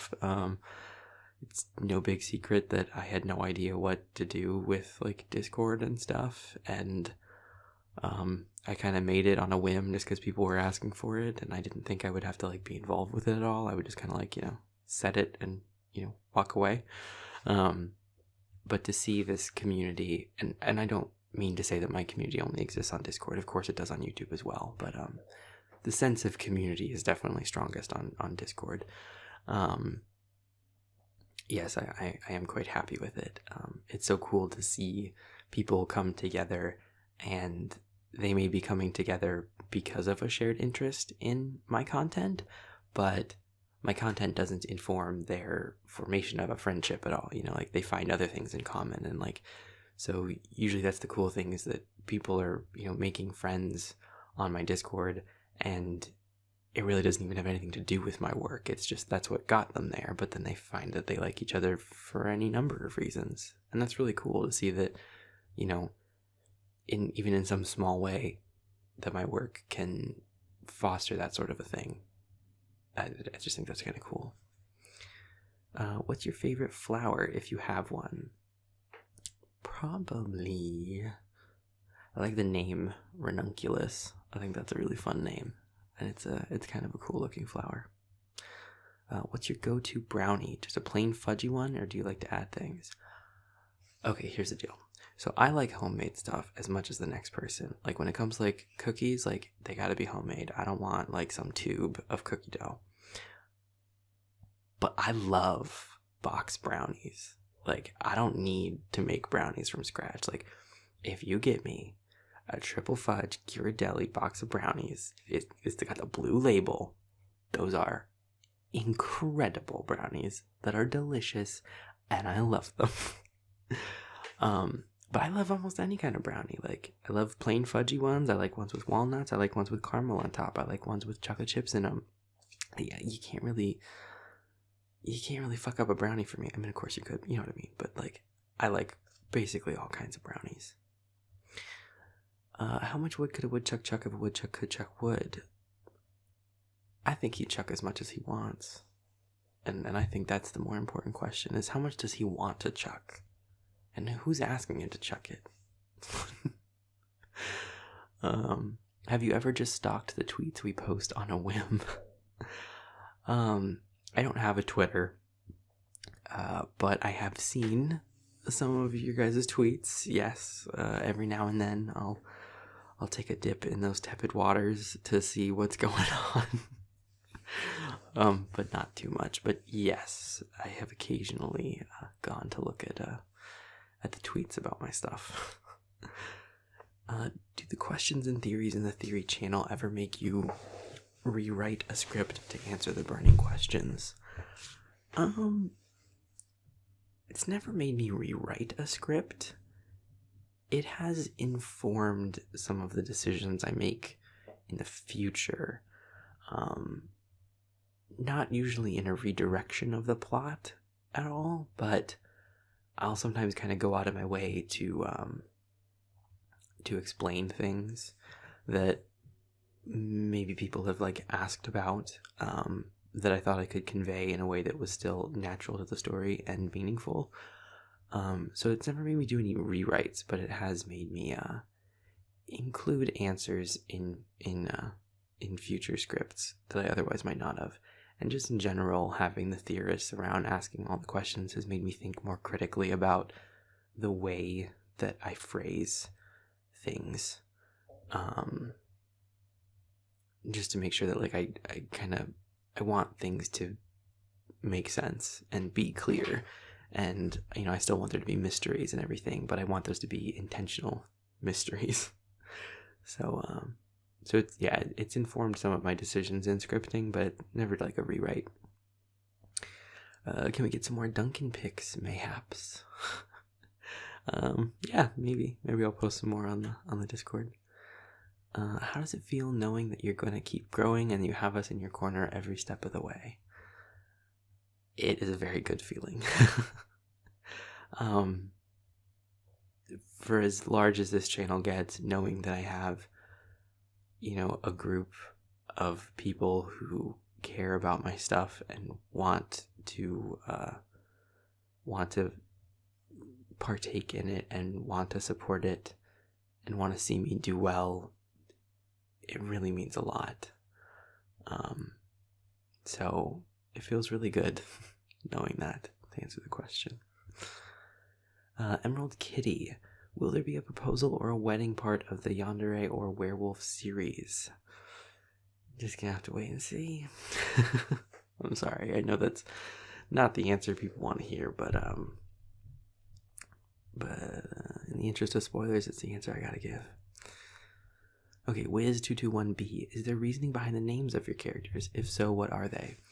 So, names are important to me in the sense that I spend a good amount of time thinking about what name I want to give a character, but I should clarify that they're not the meaning behind a name to me is not like, I don't like go look up what a name means. So like if you ask me like what, what does Damien mean, like I'm sure you could Google it and it would be like, I don't know, son of the fields or something, whatever the hell it like historically means. I don't look up any of those things. That said, I pick a name carefully that I feel fits that character and that fits the vibe of the character. I don't know, I just pick a name that feels right. That said, there are also some character names that like I do pick intentionally. Like I don't like Lasco was not named after a fan, just, cuz. Like I mean that was just, that was a reference.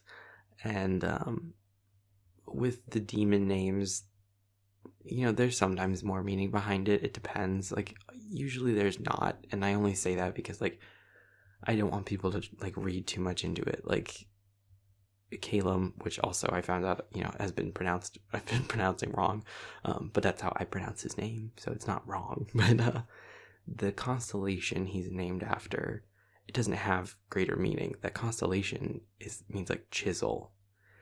It's like the word can also mean like sky or something, I think it is in Latin, but like he's named after a constellation whose name is like literally about like a set of wood carving tools. So there's not like meaning there. But brachium, for example, is one of the only examples where I did do some research to put some meaning in his name, because it's a star that is in the Libra constellation. So that being the scales, hence the balance, which is a core part of his character. So in most cases, the reasoning is just one that feels right to me, which is kind of a nonsense answer that means nothing, but it's just kind of how I do it. Angel Bridgeford, what do you think Dahlia looks like? I think it looks like a pretty typical, fairly small to mid-sized city, taking place vaguely somewhere in the Southwest. Where do you draw inspiration from? Movies, albums? I kind of touched on that one. Will marriage be an option for any of the characters? Maybe in the future. We'll have to see. Which one of your characters would you be friends with in real life? I think I could be friends with a lot of them. I've got a pretty diverse group of friends in real life, so Asher would be definitely a fun friend to have. Damien would be like a little serious, but it would be fun to kind of fuck with him a little bit. So he'd be a good guy to be friends with. Huxley is another one who would definitely, be a good friend to have. Yeah. What inspired the black watercolor bold aesthetic? I just really like monochromatic stuff, like black and white. I just really like black and white stuff. I think it's a stark contrast. I think it kind of goes with everything. And having that as the basis then makes it so it's really easy to make other things stand out. Like by having my theme of everything be like black and white, then when I add color, I feel like it's more impactful. So that was the main inspiration. Lil Weeb, is it possible if you do an origin story for the Werewolf Boys? Luckily, I already have now with the Valen Week thing, so I hope you liked it. Casey Michael, which one of your characters is most like you in real life? Probably Ollie. Monarch asks, waffles or pancakes? Honestly, neither. I don't really love either one. Like, as far as breakfast food, like, that's not really my go-to. Mine is more of, like, potatoes. But, I guess pancakes. Yeah, like, if I had to choose, I guess I'd pick pancakes. No asks, have you ever cringed while making an audio? I don't think so. I try to make my stuff not cringy. I mean, I'm not trying to say I'm like that I've never made anything cringy. I'm sure I have. But I've never cringed while making it. You know, looking back at them, maybe I would, but at the time I didn't. When you mess up on an audio, do you restart it or just improvise? I just keep going. I re-say the line, and then in editing, I cut out the bad take and go with that. Occasionally, I'll improvise if I think it's not like too much of a standout. I mean, one of the only examples of that I can think of is in the very first Calum audio, I like cracked my knuckle like that. And then I didn't want to like cut the audio, so because he kind of like talks like at a mile a minute, so I didn't want to have to like try to catch back up with that. So I just had him literally respond to like his own knuckle snap, like, "Oh God," like. So I have occasionally just like improv'd around it, but usually I just cut it out. Is there a type of ASMR you would never do, and why? I don't ever plan on doing gendered content. I know I get a lot of requests for like pregnancy role plays or period comfort stuff, and my stuff's always going to be gender neutral, so I'm not going to do that kind of ASMR. Sorry. Yeah, that's the biggest one, I guess. What character did you not expect us to like as much as we did? Like I said on earlier, all the bad ones. Yeah, I understand that a lot of people are, you know, they separate the character from the voice, and so like they can listen to like Vega and just go, "Oh, I really like that voice. I like the voice you're doing when you're doing him," and so then they kind of say that to then say like, "I like Vega," but it's like, I hope you don't actually like him like as a person, because he's literally an embodiment of sadism who, you know, gleefully tells you about how he abused another person who's basically a child. So I get where the people are coming from when they say stuff like that, but yeah, I definitely didn't expect to read some of that stuff. What's your favorite character to record? Kind of touched on that one. What's your favorite type of audio to record? That's a little different. What's my favorite type of audio to record? I'm not sure what kind of types I really do. I'm not sure how to break them into types. You can hear my neighbor's dog in the background, sorry. I don't know that I have separate enough types to pick one. G Goody. Which character are you most proud of? Okay, proud of.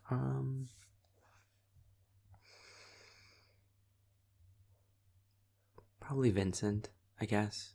I think he's shown a level of growth that I'm really proud of, that one. Which was the Warren Barnett asks, which was the first character that you really grew attached to, or which character do you care for the most? I grew really attached to David. He's probably the first one that I really got attached to, because at first, I mean, Vincent was my first one, and I just said I'm, you know, quite proud of him, but Vincent's first couple audios, they weren't ever really supposed to have much plot behind them. They were just, you know, he's a flirt, so here you go. Like, I don't know, there wasn't much depth to him, and I hadn't imagined much depth to him. And then after the fact, I ended up, you know, adding more to him, and now I am, you know, quite proud of his character. But I knew more of David's depth from the beginning, and I don't know, I have a soft spot for characters like that who might come off kind of mean or standoffish at first, but you can kind of crack them open and see that there's a lot more there. So probably David. Broken Pieces. What do your characters look like? I know that nobody wants to hear it, but like I said, I don't know. I don't really know what they look like. I have the luxury of not having to imagine what they look like, so I leave that to you guys. Rose Swope asks, do you enjoy making your ASMRs? Yes, I really do. I really enjoy writing the scripts and recording them. Editing them is a pain in the ass, but you have to do it. But no, I really do enjoy the act of creating them. It's really fun for me, and then to see the response is always really nice. Kimmy Antes? Is there an arc or story you have written that you believe is underrated or not as popular as you thought it would be? Probably Aviars. I can understand why it doesn't have that big of a following compared to some of the other ones, but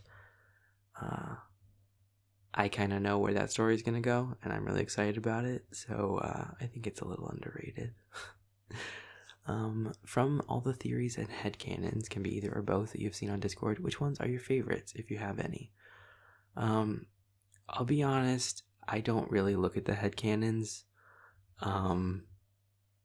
Yeah, I just kind of don't. I do look at all the theory stuff, though.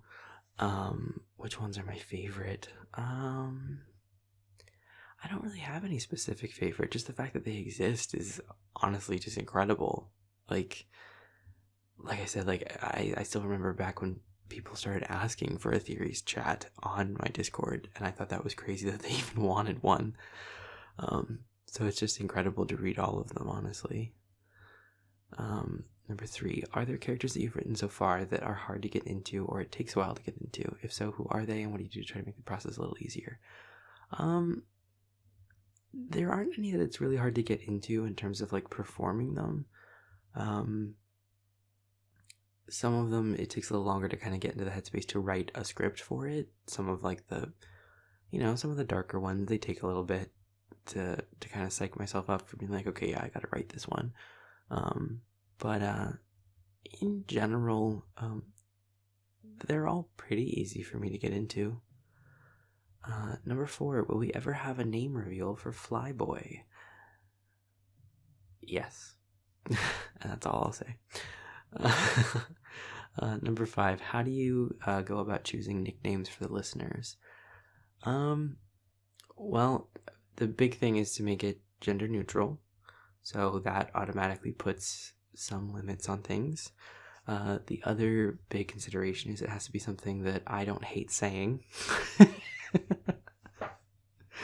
So there are some that I just don't really use that are kind of classic ones. I don't like the pet name Honey.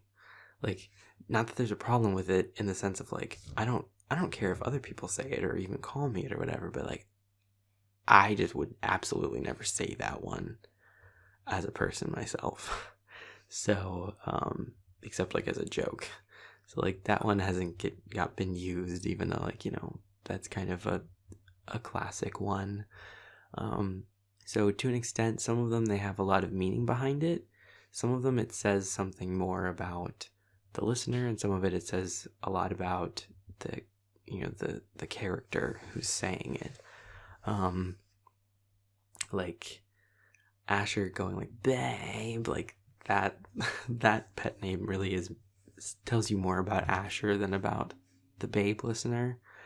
Whereas David calling his listener Angel, that tells you about the listener, and it also, I guess maybe more so, tells you about how David feels about his listener. Yeah, and then some of them are kind of plot specific in some ways.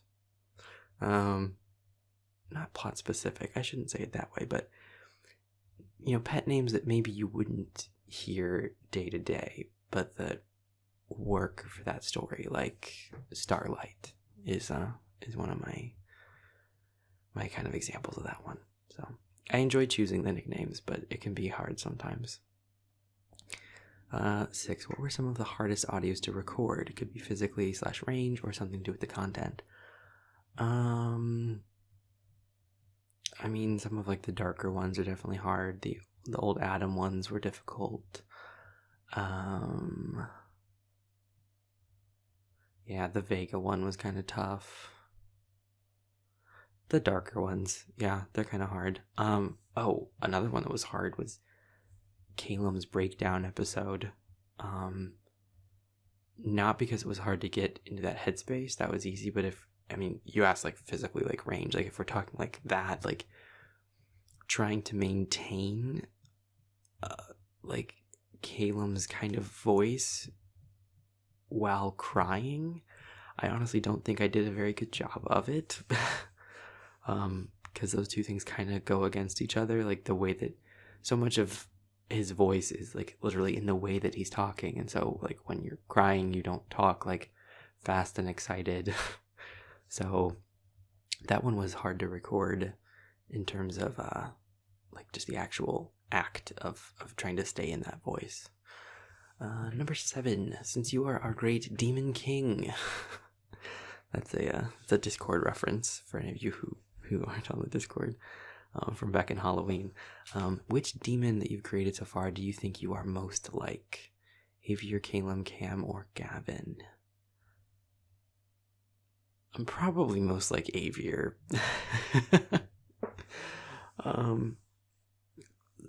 Some Cam. Honestly, not much Caleb. I don't really have that kind of innocent, implacable spirit. I don't really have much of that. Probably Avier. Number 8, if you could escape reality for 24 hours, could be in the Redacted verse or somewhere else, where would you go and what would you do? I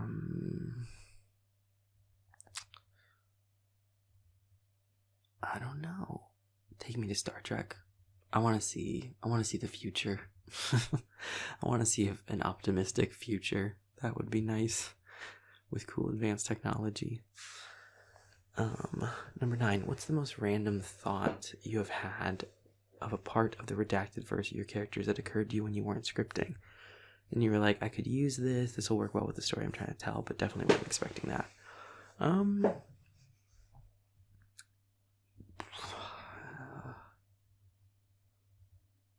Most random thought. A lot of this stuff kind of comes to me pretty... Sorry. Shifting. My leg was going to sleep. A lot of stuff comes to me pretty randomly, honestly. Like, a big thing that I kind of touched on earlier is that, like, phrases and sentences will kind of come to me randomly. And I'll then either attribute those to existing characters, or sometimes it causes the start of a new character, like with Aaron or with Ollie back in the day. So probably just stuff like that, I guess. Number 10, will we ever get a bloopers reel? So the problem with me doing a blooper reel is that I really don't have any. And what I mean by that is not that I don't mess up. Like, I definitely mess up. First of all, not in a very funny way. Like, honestly, because I'm trying to just, like, record them. Like, I don't usually, like, overreact or something when I mess something up. Like, I know that's what we all like to see in bloopers, is someone be like, you know, like, oh, where are you so hot this, oh, fuck, you know, like, but I don't really get upset like that. I'm just trying to get through it. So if I, like, screw up a line, then I would just say the line again. Like, if I was trying to say, like, I don't know, like, let's get something to eat. Let's get something to eat. Let's get something to eat. You know, like, I would just, like, say it again the way I wanted it. So it's not funny. It's not a good blooper, you know? Like, I have very few of them. And the bigger problem is that when I edit these, I don't keep, like, the original file and then make an edited version of it. I record it in Audacity, edit it in Audacity, and then, like, I record it, save it, and then make the changes and save over top of it. I don't do, like, a save as. Like, I don't do, like, a, you know, Avier episode 3 raw file and then Avier episode 3 complete. Like, I just save it as Avier 3, so, like, the bloopers are all gone. So yeah, I'm not gonna say you're never gonna get one, but I don't really have any. Yeah, sorry. Number 11, most important question of all. How are you doing and what are you looking forward to the most / wishing to accomplish this year? I'm doing good. Thank you for asking. What am I looking forward to the most? Just continuing the channel. And hitting some of the exciting parts of these stories that we've been building up toward. I'm really excited for that. Let's see who's next. Okay, Chatham slander, my problem child, my favorite white cat boy, as it's been said, among many other names. All right. Let's see. Let's get to the questions. Do you have any weird talents? This has been asked before, probably, but I don't think it's been asked before. Do I have any weird talents? I feel like anytime like someone answers this, they just use it as an excuse to brag about something. A weird talent.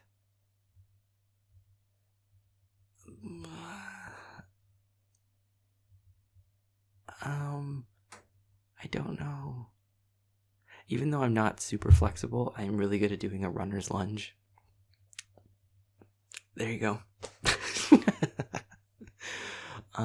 What's my favorite meme of mine that you've saved? Okay, so I don't know. What is my favorite meme of yours? Honestly, I still love the one from way back in the day of the Cat in the Hat one, where it was me with the bat about to like hit you in the head. I still have that one saved. That sounds a lot darker than it should be to those of you who weren't around back then, but it's all good. Do you want the chaotic gang / server-wide Six Flags trip to be real? Sorry, that was my phone. Would you actually break my seatbelt so I go flying? Okay. Well, first of all, I love Six Flags, so in that regard, yes, I would love for a Six Flags trip to be real. Would I break your seatbelt? No, because that's the thing is, I don't have to break the seatbelt. I just have to make you think the seatbelt is going to break, and that's a lot more fun than actually breaking the seatbelt. Okay. Changing this question because you dropped new merch at the time of this comment 11 minutes ago. Can we have what the fuck Chatham merch, please? I just don't know that that merch would take off. Honestly, it probably would, but I don't know. We'll have to see. Speaking of merch, do you also read the Ivan merch as man? Because I kept reading it like man and I'm losing it. No, I had not until you said it. And now I see it. But luckily it has not completely ruined my vision of it. I still see Ivan when I look at it, but I also can see man. And honestly, it's kind of a vibe, so I'm cool with it.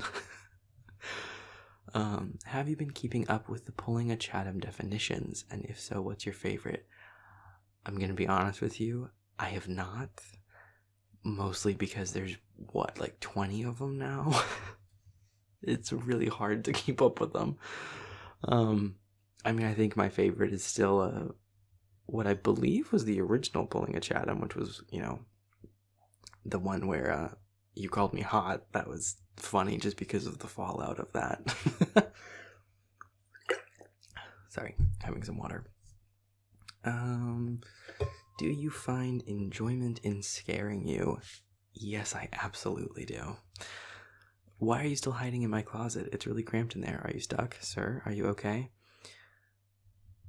I'm everywhere, Chatham, and you know that. Alright, bonus question. Are you a furry? No, I am not, as I have stated earlier.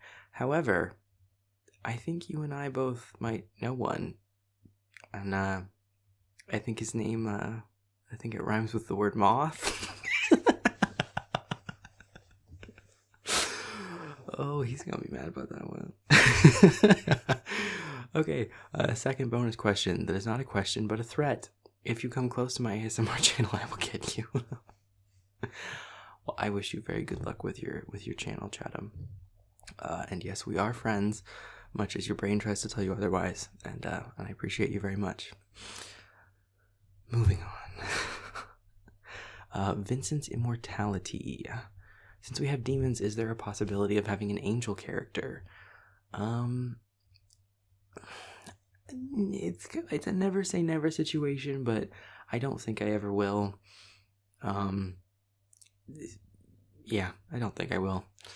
That's just not kind of the direction of the story, because like I already went out of my way to kind of talk about the fact that like demons as they exist in my world aren't in the conventional sense like of demons of being like from hell or something. So I don't know, I just don't really. Yeah, I pretty much would go ahead and say no, that there isn't going to be one. But they're cool. But yeah, no, I don't think so.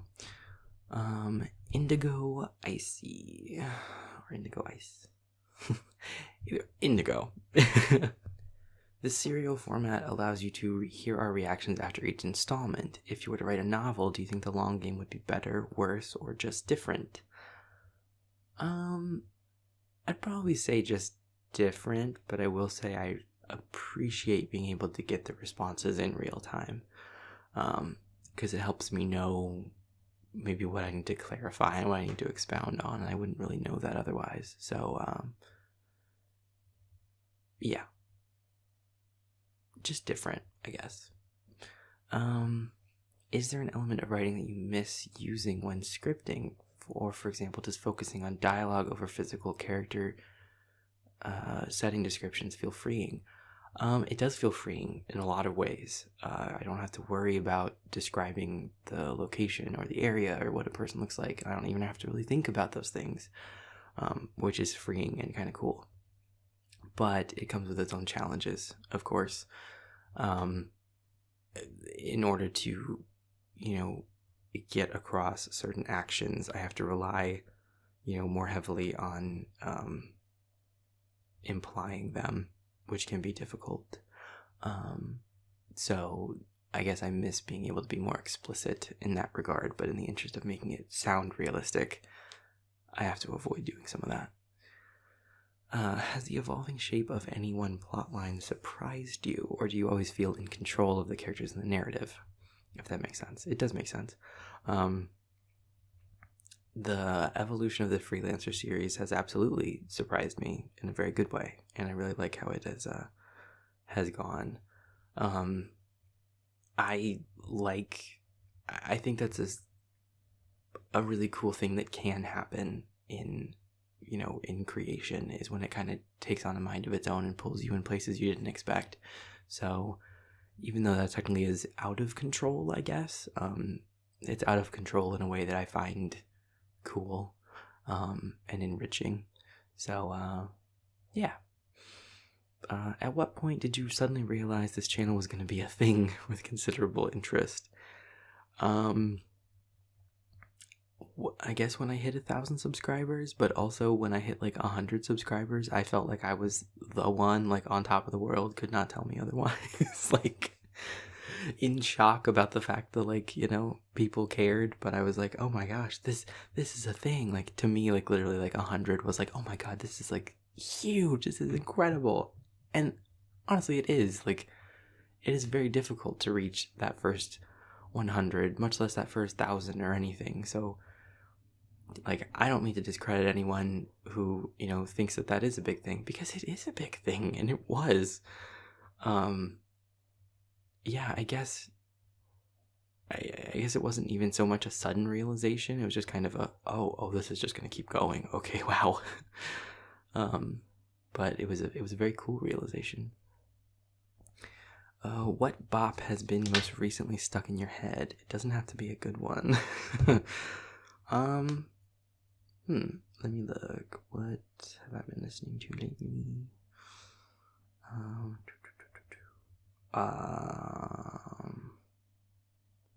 I've been listening to Pressure by Martin Garrix with featuring Tove Lo.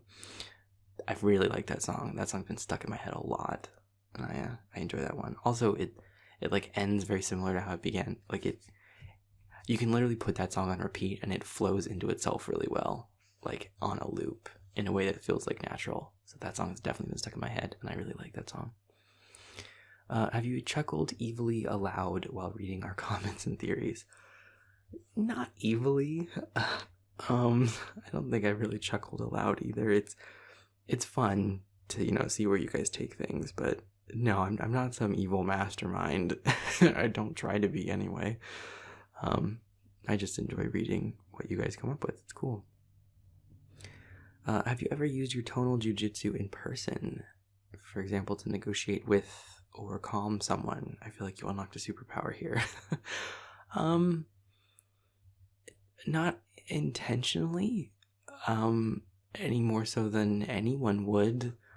I don't know. I have, negotiated with people, and I have tried to calm people down before, and with varying levels of success. Yeah, I don't know that I have a superpower in it, but that's nice of you to say that I do.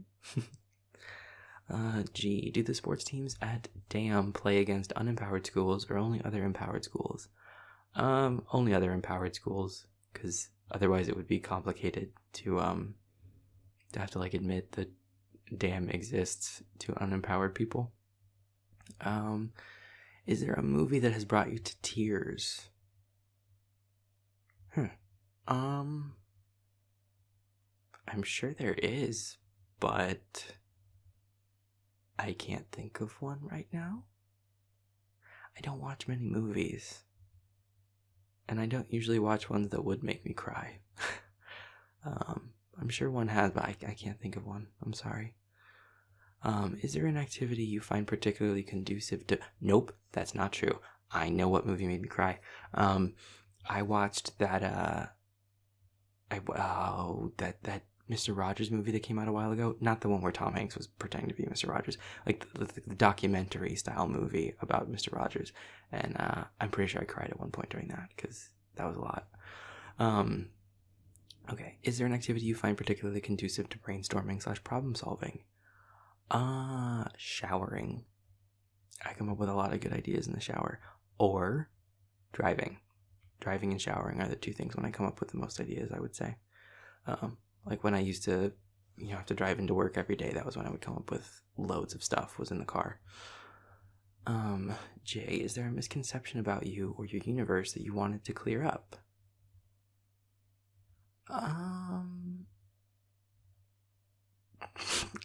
I don't like going by red. That's such a weird thing to say, but to pull up with this question, but it's true. I think I said back in the first Q&A that I didn't mind it because no one had really done it, so I was like, yeah, sure, call me whatever. But I don't know, I don't like it.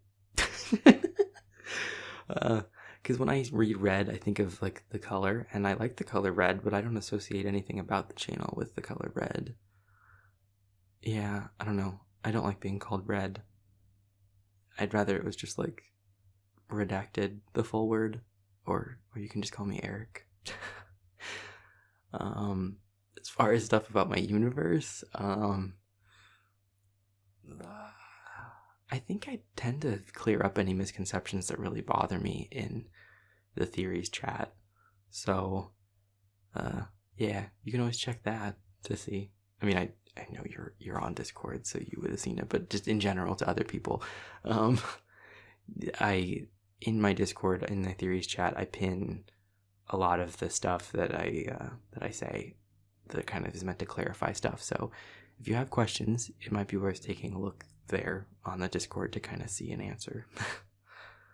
How did you get Avier's listener's name? Starlight, because holy cannoli. Nice. Starlight, I don't know where exactly I got it from. I think, isn't it Starlight, Starbright, First Star I See Tonight? Is that a thing?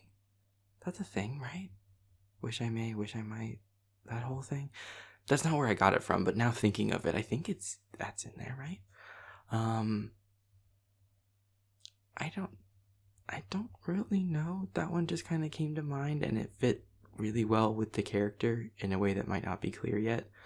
But it just, even from what you guys know of the story, like, I don't know, it kind of, it worked well for me in a way that it feels like, a pet name that is not just a typical human one, because it's coming from a demon, and not just any demon. It's coming from a demon who, unlike, say, Calum or Gavin, who are very involved in, like, human affairs, Avier has been, more removed from humanity. He, obviously has to feed on human emotions like all demons, but he's not as connected to, he's not as much a part of, like, human culture, if you will, as, like, not culture, that's the wrong word, but he's not as involved, like, personally with humans in the same way that, like, Calum or Gavin is. So I wanted it to be something that felt a little unique in that regard, that it didn't just feel like a human thing of, like, like baby or honey or something. And it just sort of fits the tone of their story, I think. And then last one, best time management trick. You have quite the schedule. I just try to, like, make sure I have time to do things that I want to do, so that way I don't resent the things that I need to do. So for as much time as I need to spend on my actual job or on a script or something, I try to make sure I also have time to do something that, doesn't involve me having to do work, whatever format that comes in, whether that's, talking to a friend, playing a board game, playing a video game, just watching YouTube, whatever it is. For me, it's about the balance, so that way I don't ever feel burnt out. Okay. On to the next. Harugu Anderson. Number 1, if you could be in any part, or if you could be any listener of the Redacted verse, which one would it be?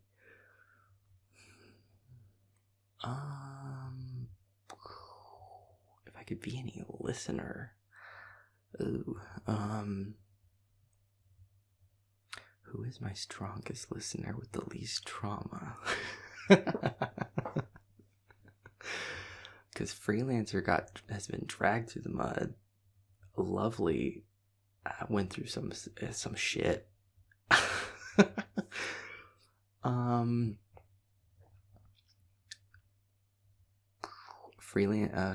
Starlight is literally in hell. Fuck. Bright Eyes is a complete asshole.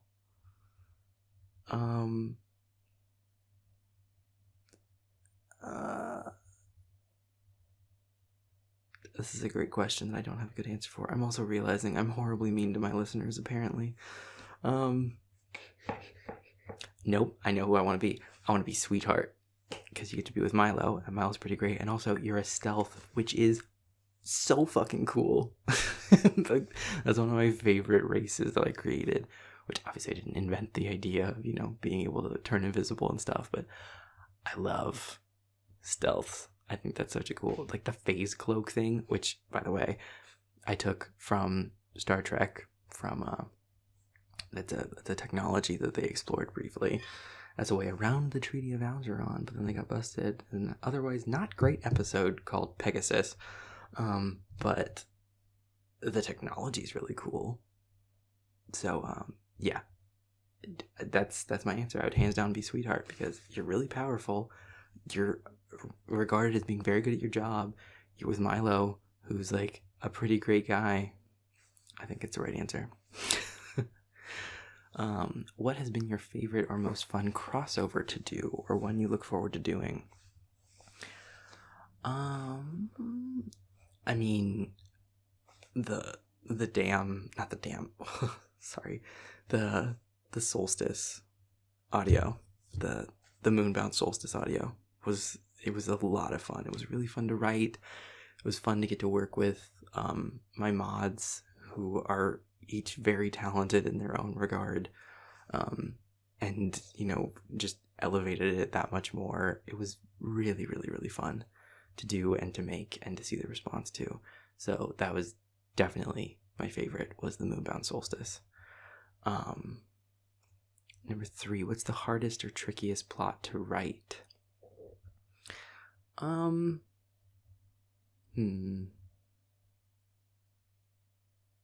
Maybe the technician? Maybe the android listener and Marcus. There's a lot going on there that I have to try to balance. And so that one, I try to write it very carefully. So yeah, maybe that one. Number 4, will we get any flashbacks of characters meeting? I think some of them would be really funny. We got some of them, so I gave you some. Although that's mostly meeting up with listeners. So maybe in the future I will. You kind of get to see when. I don't know that I could do a David and Asher one, because I mean they grew up together. They were kids, so I mean maybe a flashback to when they were younger I could do, but them actually meeting as like kids, I can't really do that. Gavin and Caleb would be funny. That definitely would be funny. So maybe in the future. Will Cody get decked for what he did to listener? And yes, this is a fantasy of mine. So probably not, to be honest. Yeah, but that's what the realm of headcanons is for, I guess. 6, where do you get the magic swooshy sound effects? I love hearing them. I have, I find a good amount of my sound effects on YouTube, and then if they're ones that, they want to be credited for it, then I put that in the description. Some of them, they say you don't have to credit them. Other ones, I've paid for them, so then, I already, bought the license to use them. So, yeah. Will we ever get a blooper? I kind of talked about that one. 8, are you a shapeshifter? Because sometimes when you use yourself in thumbnails and videos, it doesn't look like the same person. I am not a shapeshifter. But I take pictures of myself at lots of different angles, which can really make a big difference. But yeah, every time you see a picture of someone on my thumbnails, it's me. Number 9, do you get into the role you play? Do you act out what you're doing or just do the voice acting part? If so, what's the one you got most into? I don't really act it out too much just because it causes extra sounds. I definitely will do some hand motions and stuff, because that's what I would imagine, I'm doing one right now, but that's what I imagine the character would be saying, would be doing while they're talking. So I definitely emote in that way, but it kind of just comes naturally, but I have to be careful to not make too much motion noises. A little bit is fine, that's natural, you would expect to hear some of that, but a sound being natural doesn't inherently make it enrich the story in any way. Your stomach growling, that's a normal thing that might happen when you're talking to someone, but that doesn't mean you want to hear it in an audio that you're listening to.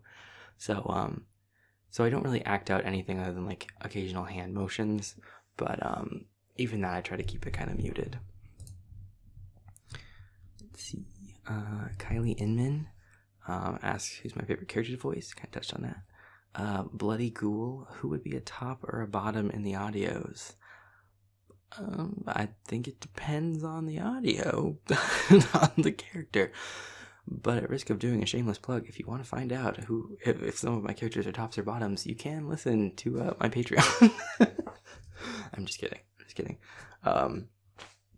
But well, I mean, I'm kidding, but also that is kind of where you find out with some of them. But you also can find out in the previews. Aiden Vu, will we get a video of you doing ASMR, face included? Again, not gonna say never, but probably not, at least not anytime soon. It's just not something I'm super interested in. I don't know. I'm more interested in just doing the narrative style stuff. Valak Ash, how long have you been building your universes? I've been building this one since not long before the channel started, so maybe June of 2020. But in terms of how long have I been building universes in general, since probably around like 6th grade was really when I started to get into it and start like doing world building stuff. Caitlin P. If you woke up in the body of one of your characters, which would you want it to be and what would you do? Kind of touched on that. Probably one of the demons, and then I'd probably just try to use all the magic to see how it works. On the reverse side, what character would you not want to be and what would you do despite it? I mean, I probably wouldn't want to be like Vega because he's bad. So what would I do despite it? I'd probably go around and like do what sadism demons should do, which is take all of the bad feelings and just consume them and not foster new ones. And so you make people, feel better instead of worse. What is the closest thing in this world to magic that you have experienced? That's a really deep question that I probably don't have a really good answer for. Closest thing to magic I've experienced.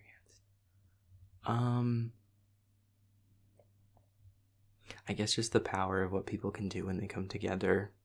Like, I mean, you see stuff, online about these like incredible things of, like when communities will come together in times of crisis and stuff, and what amazing things they can do that just cross all the boundaries of,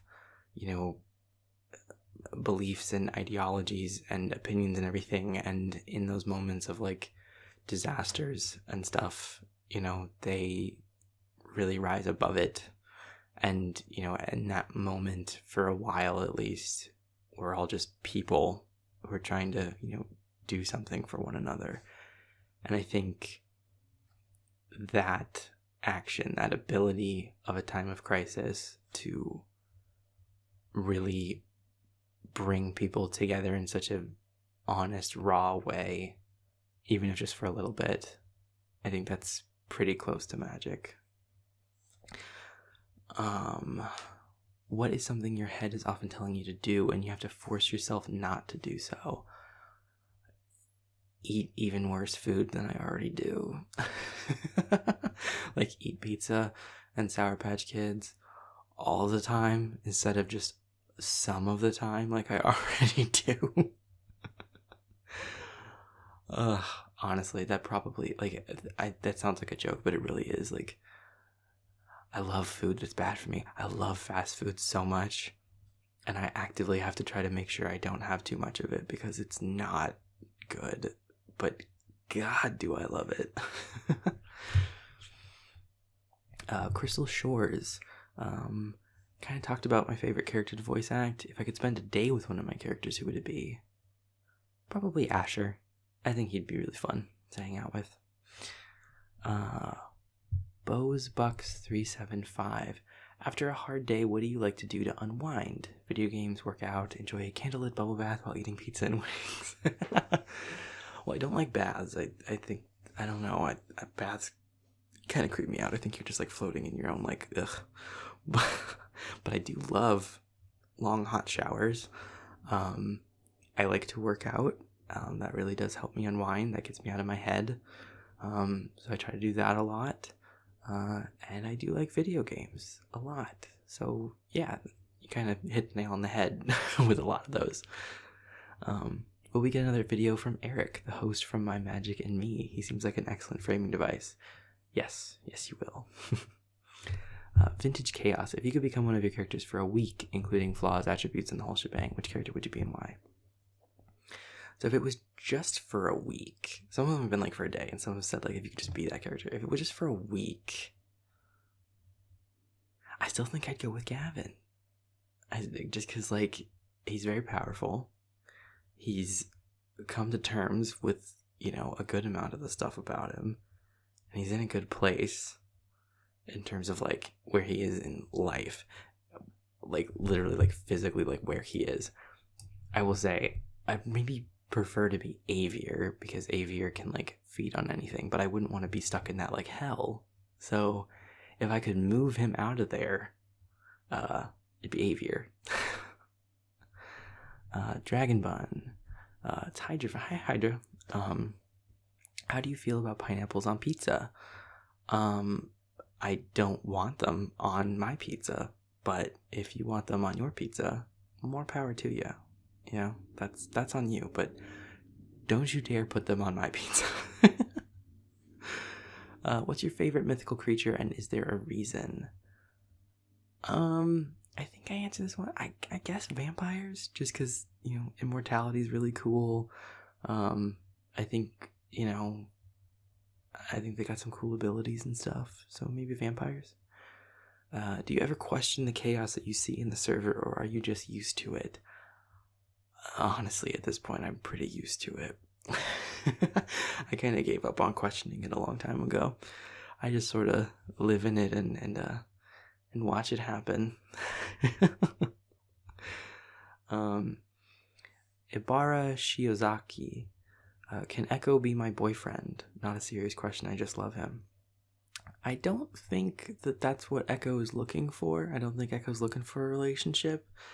But I'm sure he would love to know that's information about you that he could potentially use in the future. So be careful what you wish for. Okay, Dat Seawitch, you don't know. What inspired you to make these characters? I kind of touched on that one. Did you know how cool of a person you are? Well, it's very sweet of you to say. I don't know how cool I am, but that's like I said, that's very kind of you to say. Thank you. Fern asks, I have to ask what your storyboarding notes look like, not only with new characters, but the parallel stories and small details woven into each audio. Is it a Charlie conspiracy pinboard type scenario or more organized? Like I kind of touched on, I keep it mostly digital in my on my hard drive in Microsoft OneNote. That's kind of I like the way that program works for recording notes. And a lot of it's just up in my head too. Since I write them all myself, it's easier for me to kind of keep it in my head because I'm the one that made it, I guess, if that makes sense. Nibs says, just wanted to ask, what's your favorite pet name to say? Like saying babe like Asher does is really fun, just because, especially like the really drawn out ones like babe, like those ones are fun. Also saying sweetheart in that accent is fun. Sweetheart, like that one's really fun to say. So probably babe and sweetheart, and I like Starlight a lot. That's probably my favorite one in terms of like just the word itself. Sorry, water. Okay. Wolfina Pause. What do you plan to do for future stories? Any ideas or plans you've had? Any new characters? So I don't want to say too much. I don't want to spoil anything, but just know that there are lots of future stories on the horizon. Some stories that are brand new and others that tie into the existing ones. Kat asks about my favorite character. Kind of touched on that one. Luna. Who is your favorite pack boy to voice, and when is Davy Wavy his birthday? I haven't really thought of the birthday of any of the characters, so I'm not sure on that one. My favorite to voice probably a toss-up between Asher and Milo.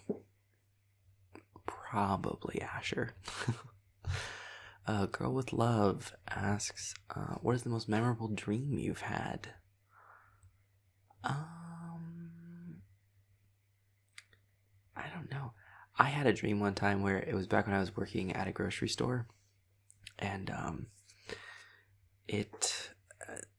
I had a dream, literally, like I worked all day at the grocery store as a cashier, and I finally got to go home, and I went to sleep, and I had a dream of working at the register, like ringing up orders, and the dream felt like it was like legit an entire another full day, like an 8-hour shift of ringing up orders. And then I woke up and I had to go to work and do it again. And it was just so painful because it was like, even in sleep, I wasn't able to be free. So it's kind of a weird answer, but that's one of the most memorable ones, because it was like, this is not fair. Okay, Finn Fairchild. Did you always know you had a beautiful voice? Thank you. I don't really think I have a beautiful voice. I'm good with my voice. I don't hate it like I used to. I don't know about beautiful, but that's kind of you to say so. So thank you. Mist. The people need to know, do vampires on the Redacted verse feel cold to the touch? No. They're not cold. In my universe, they still have blood. They're undead in the sense that they have died. And that they are reborn effectively. So that's kind of why they call themselves undead occasionally, is because they did have to die to become vampires. But no, they're not cold to the touch. And any key book, TV, game influences for your characters or your world that you want to share?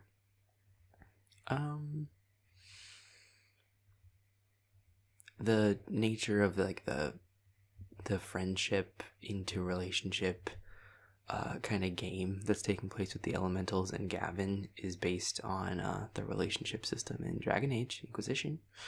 But I mean, that it exists in a lot of games, but that's the game that I've played the most, that kind of has that system of becoming friends with someone, reaching maximum friendship, and then from there, if you want to, you can choose to be in a relationship with one of them. That's kind of where the inspiration came from for me. Lord Broski, have you ever rammed your car into an orphanage, killing 4 kids and injuring 22? No, I have not. Star L, what's your favorite book genre? Probably sci-fi. Any new book recommendations? I haven't read any books that are new per se, but in terms of new recommendations from the last ones I gave in my previous Q&A, if you have even a passing interest in Halo, I would recommend those first 3 Halo books of Fall of Reach, The Flood, and First Strike. They're very good. Even if you don't like Halo as a video game series, I think it's just a cool world, and I think those 3 books give you a really good picture of what it's all about. Why does Milo have an accent but Asher and Davy don't, even though they grew up together? Just cause. No, I mean, presumably it's because that's how his parents talk, because his parents are, from the East Coast, and so that's kind of where it was reinforced more so. But yeah, I don't have an exact answer for you. What's your favorite chocolate? Hershey's, M&M, Butterfinger. My favorite chocolate. I love a good Hershey's bar. I like a Mr. Good bar because I like the peanuts in it. My favorite chocolate candy bar is a Milky Way, but if we're talking just chocolate, I guess it would be just a Hershey. I guess I like Hershey's chocolate best. Although I don't think Milky Way is Hershey's. I think it's Mars. I don't know. If I'm just eating plain chocolate, Hershey's. If it's just saying a chocolate bar, give me a Milky Way for sure. Darlene Wepler asks, did you enjoy doing your very first collab? And how do you feel knowing that so many people love and enjoy your content? Well, thank you. It's pretty incredible knowing that so many people enjoy my content. As far as my first collab, I'm assuming you meant the Moonbound one, because that was the first collab on my channel. It was really, really cool. Technically, my first collab work that I've done was with Love Boldly's channel, but I was always on his channel. So if we're talking about the Moonbound Solstice was the first one on my channel, which was a lot of fun to do because I got to do it with my moderators. So that was really fun to get to include them in that and showcase them. They have channels and they're really, really good, and so I'm glad that in whatever small way I could that I got to kind of give them a place to show what they can do, the small portion of what they can do anyway. And it was just really fun to work with them on it. So, LRB 13. What are things that you like that most people don't? It can be a hobby, food, or anything.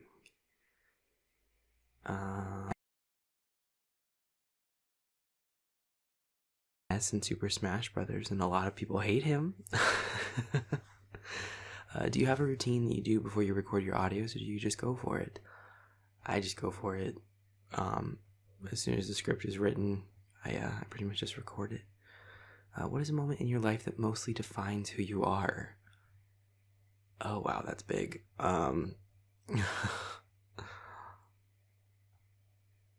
moment that defines who I am.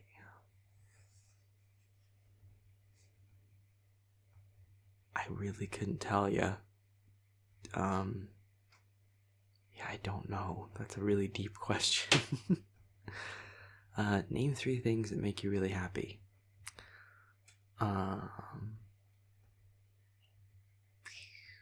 My friends, my family, and my relationship. Have you ever been in love? Yes, and I am right now. Haley, where do you find your sound effects and what program do you use to edit your audios? Kind of touched on those ones already. I either, buy the licensing to them, or I find them on YouTube, and my program list is I mostly do it on Audacity. Grayson, how'd you come up with the background for your videos with the tapes? I decided pretty early that I wanted to do stuff based off of cassette tapes. I got a lot of that inspiration actually from another channel called Hollow VA that I imagine a lot of you know. At the time, he was doing stuff that was, a lot of his stuff was like VHS styled, or at least not a lot of it. He had some stuff that was like styled as though it was like a VHS tape kind of a thing. So that was some inspiration that I then kind of took in the direction of cassette tapes. And then when I was trying to figure out like what to make the background of it, since I was making these tapes, I figured it would be cool if there was just like a pile of them, and then the actual tape that this was about was on the front. So yeah, it just kind of came out of just designing all these cool tape designs that had redacted all over them and everything, just playing with different designs and then liking all of them in different ways, so then just including all of them and making this like pile of tapes and kind of going from there. So yeah. Pink Lady 16, are we allowed to draw art of your characters? Yeah, of course. I'd love to see it. It's really cool to see anyone's art of it. Like I said in the past, the easiest way for me to see it is to put it on my Discord. Yeah, I love to see that stuff. Okay, Replay Camera 2, also known as Chloe. So let's see. Given that you hold yourself to strict deadlines with your upload schedule, do you experience writer's block? And if so, how do you overcome it? I have been pretty fortunate to not run into too bad of writer's block while doing this. As I've said with some of the other answers, I try to make sure I give myself time to do things that don't require my creative juices in that way. So that way when it is time to script it, I don't feel like I'm so like tapped out, which always helps.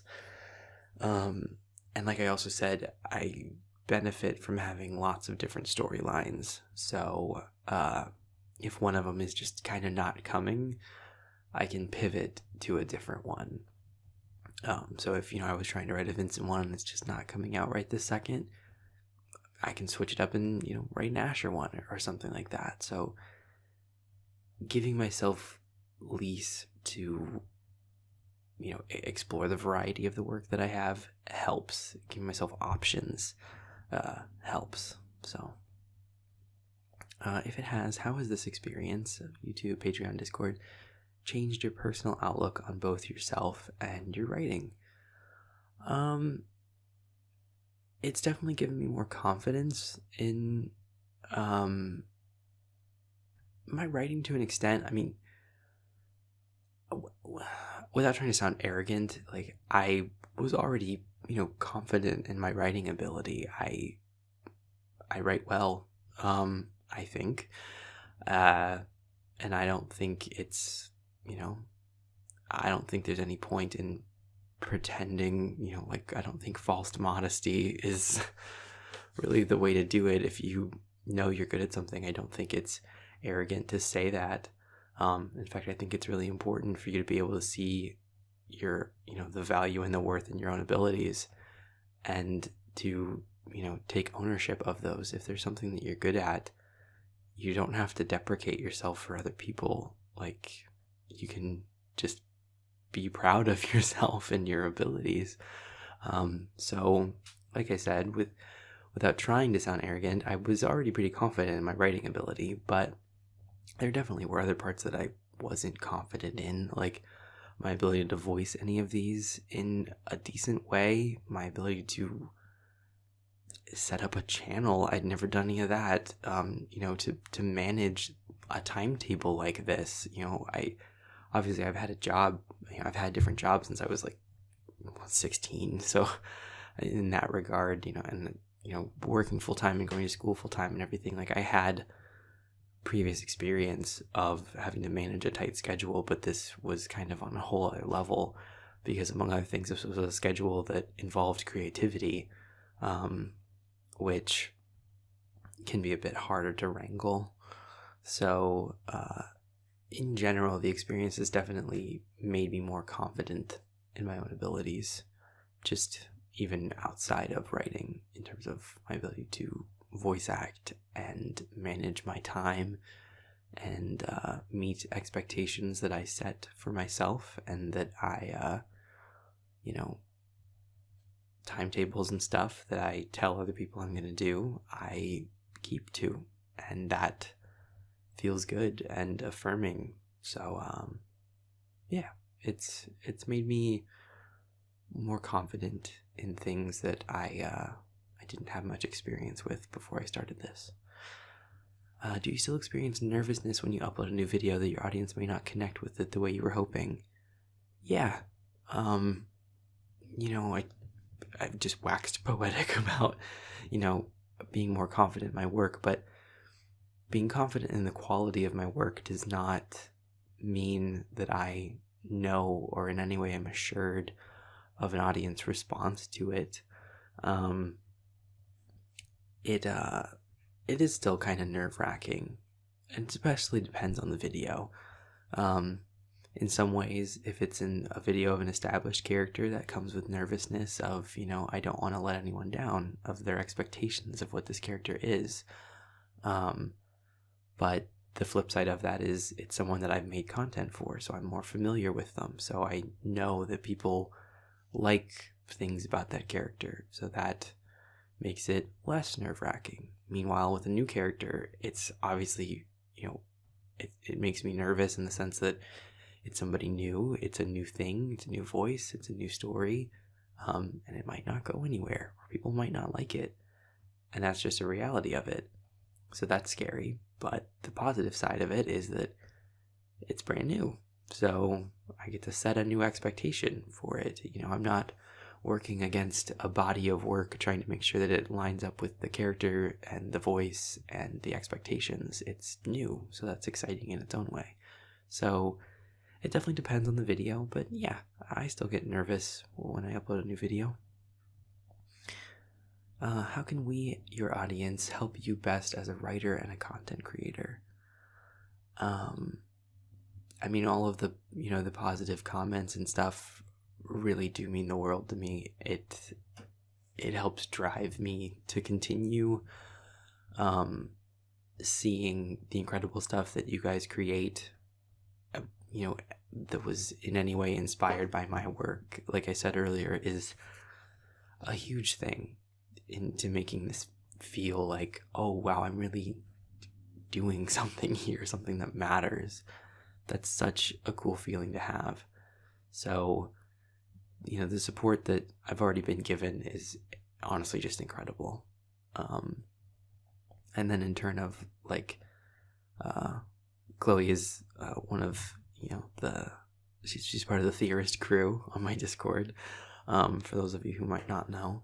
And the group of people who like to theorize about my stuff on Discord, by asking, the questions that they ask and things like that, it helps drive me to be a better creator as well, because it makes me think more critically about the things that I'm writing, and excuse me, and the way that I'm writing them, and how I explain things, and how I allude to things. So just interacting with the content in general, in whatever way you've got, is a big help to me. Are you considering expanding your writing repertoire beyond ASMR roleplays? Yes and no. I'm really enjoying this medium that I'm, working in. I have written stuff in the past that's more, like book style stuff, and that's fun. It's different, but for the moment, this is taking up a lot of my time, not in a bad way, but I really am enjoying exploring this way of conveying a story. So I certainly am not counting it out for the future, but for the moment, I'm pretty happy to just keep doing it the way I am. What's the best compliment that you've ever received on your writing? Honestly, that it inspired someone to create something of their own. It doesn't have to be anything based on my stuff. Like, I'm not saying someone being like, I love your stuff, so I made fan art. Like, that's incredible, but it doesn't have to be that. Even people just be like, seeing you making stories made me want to make my own stories. That, to me, is such a huge compliment. To know that the work that I did has inspired new people to make their own stuff in the same way that the stuff that I, consumed before inspired me to make stuff. It feels like, giving that gift that I was given of, being inspired to someone else. That's so cool. It feels so good to know that the stuff that I create can make other people want to create. So that's probably the best compliment, is to see the work that my work fosters in whatever small way. If you could tell your 6th grade self, who had just discovered that he loved writing stories, anything, would you? If so, what would it be and why? I would tell him to take better care of his fucking teeth, because that shit's expensive later in life. Getting cavities filled and stuff, that sucks. So, yeah, that's what I would tell that little asshole. Just brush your teeth more often. Stop eating so much sugar, you asshole. In your personal opinion, what elements make a good story and a good character? I think the most important thing in a story or a character is that it evokes an emotion. There's a lot of different ways to do that. There's a lot of different emotions you can evoke. They don't always have to be good ones. Most, like my Adam character, for example. Some people like him for what he is, but for a lot of people, he definitely is evocative of emotions, but they're not pleasant ones. But they make you feel something, and they make you feel angry or driven or whatever. And that's a connection with the work. If it makes you feel something, that's, you connected with it in some way. It meant something to you, even if just in that moment, because it sparked a feeling in you. And like I said, there's different ways to do that. Sometimes it's making a character that's relatable to a lot of people, and so they see themselves in that person, and so when that person is feeling something, they feel it. Sometimes, it doesn't have to be that, though. The character doesn't have to be relatable for him to cause a sensation in you, It can be as simple as trying to make someone that's very realistic so that it feels like grounded, so it's someone that people can like associate themselves with, and like that sparks that like relationship with them. Or you can cause someone to feel something about a character just as easily if that character is not something that they can understand at all. Sometimes that can even have a more powerful impact if it's someone where it's so different from you that it's not even a headspace that you can get yourself in. That in and of itself can cause a response. So I don't know, that's all I've ever wanted out of my work, is for people to feel something when they interact with it, be it good or bad. I hope that usually it's good. In the sense that I hope they that they have good thoughts about it. But yeah, I think that's one of the biggest elements, is it causing some sort of feeling in somebody else. Like, you don't usually feel a lot when you read a textbook, and that doesn't mean it's a bad textbook, but that's just not what I look for in stories or characters. I'm not trying to educate in that way. I might be, educating inadvertently through showing experiences, but, ultimately, its format is to entertain in some capacity, or at least to evoke. So that's the parts that I value in it, I guess. Can you describe your writing space for us, both physical and mental? Physically, it's my desk. I try to keep it pretty clean. I definitely get cluttered in other aspects of my life, but I like to have a clean desk to work at. But the space that I'm in is my kind of like home office, where I have it filled with things that I love, that I like looking at and being surrounded with, like video game memorabilia and my mobile Bionicles and stuff like that, stuff that makes me feel happy and comfortable. In terms of my mental headspace when I'm writing, I don't know. It kind of varies. It changes depending on what I'm writing. Sometimes I like music, sometimes I want silence. Sometimes, the best work comes out of places of frustration where my brain is like going a mile a minute.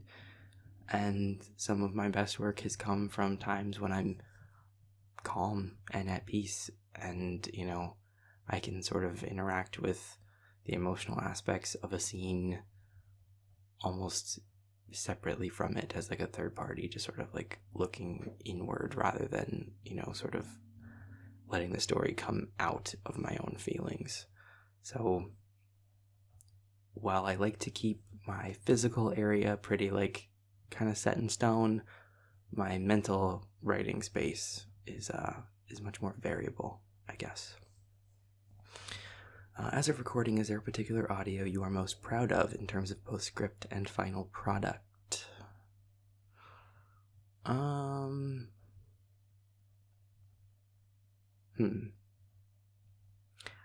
really proud of the Asher Reverse Comfort audio.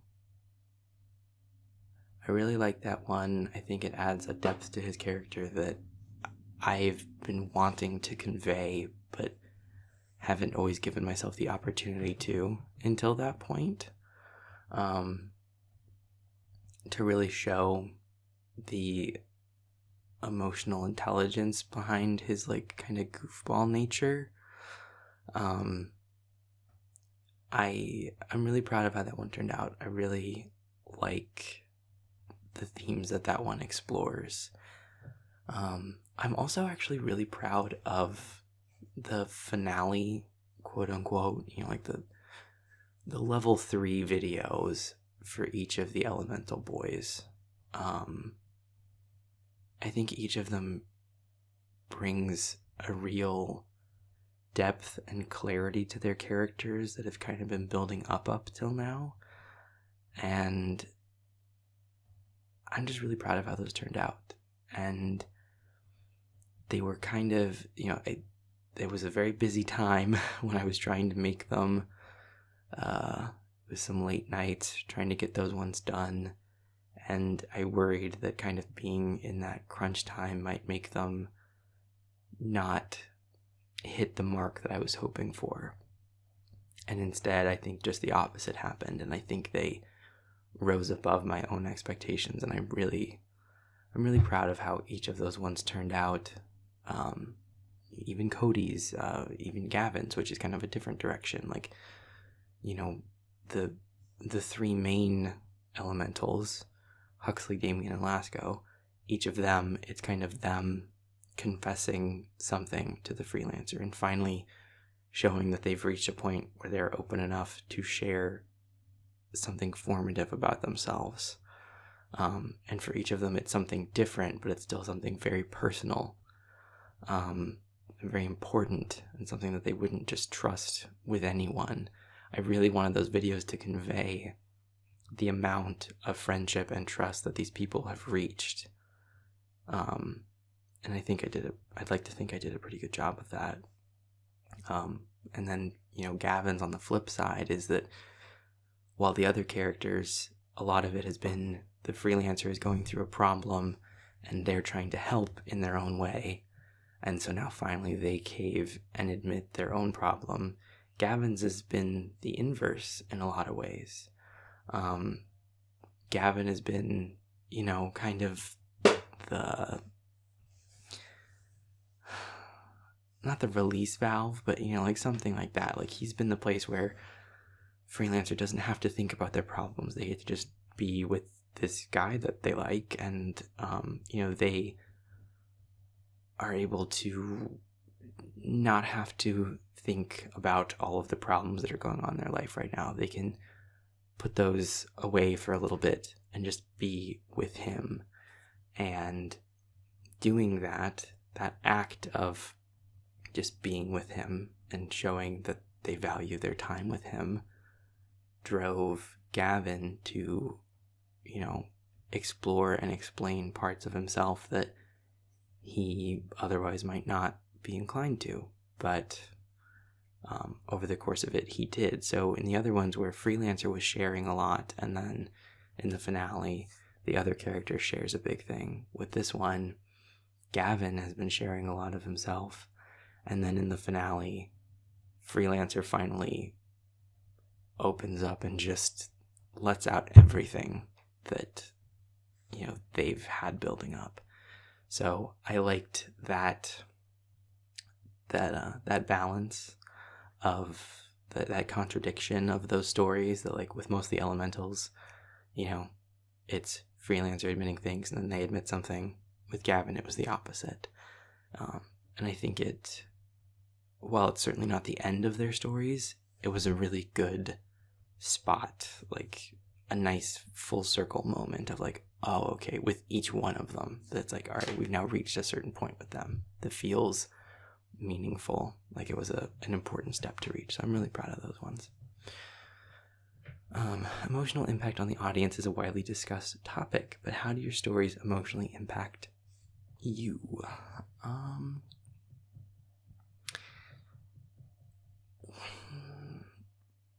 I mean, the stories themselves don't like weigh on me too much, if that makes sense.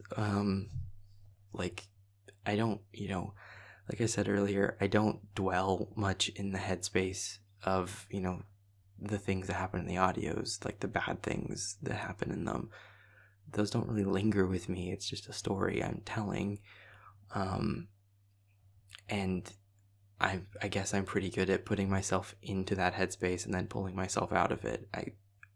I guess that's a I don't know, a thing I've got going for me that's pretty easy for me. So I'm glad that I have that. But it's not so much the stories that emotionally impact me, it's the responses to them. It's the things that people tell me about how they make them feel, and what they, drive them to do. Like, that's the more impactful part than the story itself, really. If the opportunity were offered to you, would you make your series into a television or film series? If yes, what provisos would you argue for in terms of creative control? Would you want to creatively lead the process or work in the background, thereby giving up some creative control in the process? Would you want to write the film, TV scripts yourself, or would you be open to working with a team? I don't know. I mean, I feel like I'd be hard-pressed to not take that kind of an opportunity if it was presented to me, but that would be very stressful in its own way. Especially since I think one of the coolest things about working in this area of, this medium, for lack of a better term, we'll go back to the one I've been using so often. What's really cool is that it is, listener based. It's gender neutral, listener based. It's not, I really like that aspect of it so much, that people get to put themselves in the story, or if not themselves, they get to insert whatever character they want into the story. And I think it would be a real shame if that story was then retold with, an actor playing it that you could see them. Like, if someone was cast as Angel and suddenly you saw and heard everything that they did, with David, I think that would really change your view on the story. It would make it harder, at least for me, to then go back and ever picture myself there. As a listener, I think I would be picturing that story I'd seen before. So I don't think I'd want to use any of the characters that I've established if I did it, because I feel like that would be a disservice to them, unless it was filmed somehow in a, second person way, which I don't really know how you do that.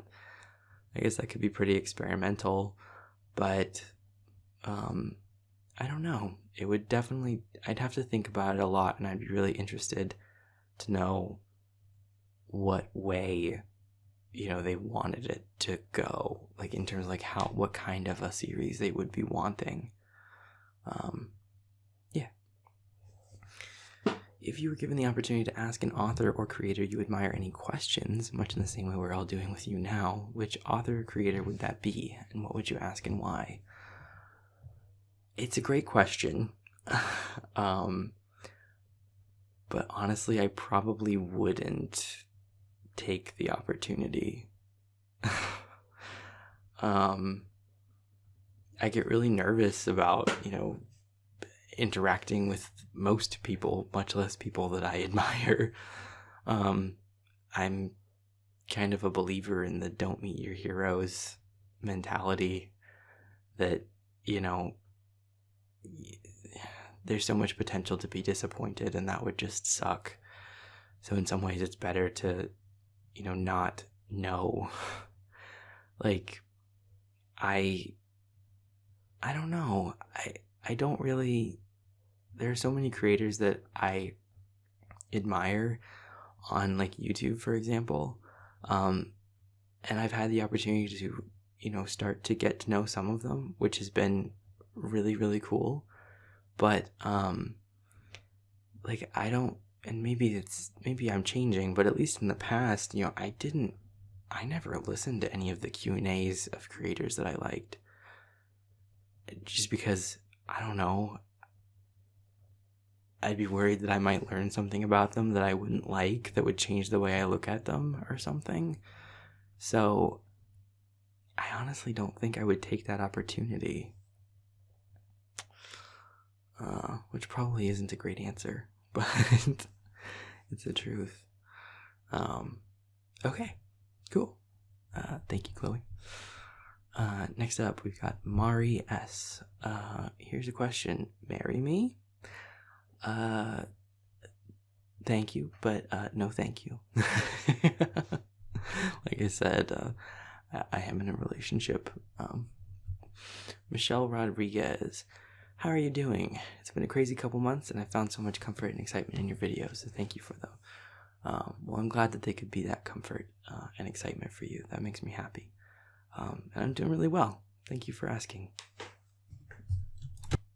Are there backstories to how the couples came together? Yes, now there are. So, like, Valent Week, you get to see some of them. But were they built around being already established? Yes, they were. Originally, I never intended on going back and showing how they met, because I don't know, I kind of liked having some of them where you could imagine how they got together. I don't know, I kind of liked that aspect. I liked that difference of, with some of these, you didn't have to get to know the character, you got to just be a part of the story where you already knew them. I liked that was different. But there was a lot of requests for, how they came together. So I, after I thought about it for a while and thought about how I might want to do it, I was comfortable with making that content, hence Valent Week. But yeah, they were built around the idea of already being established. And then you're an amazing storyteller / writer. Thank you. But how do you get around writer's block? Like I said earlier, I usually just try to write a different story, which I find helps me. Just mixing things up. That helps too, just in general. Like if I'm kind of stuck, I'll try to, go get my head in a different space. Like I'll go play a video game briefly or something to just kind of try to, get the juices flowing again. Ella asks, how do you balance YouTube and life? I can tell you put a lot of work into writing and voicing your audios, and between that and your upload schedule, it seems like it would be difficult to find time for anything else. It is busy, for sure, but it's a busy that I enjoy. I enjoy making this content. It really is a hobby for me, so in that way, that helps stave off any fears of like burnout or anything. But yeah, I balance it by trying to set aside time for different things. I make sure that I still take opportunities to enjoy myself in ways that don't involve the channel. But yeah, it's a balancing act, but it's working so far.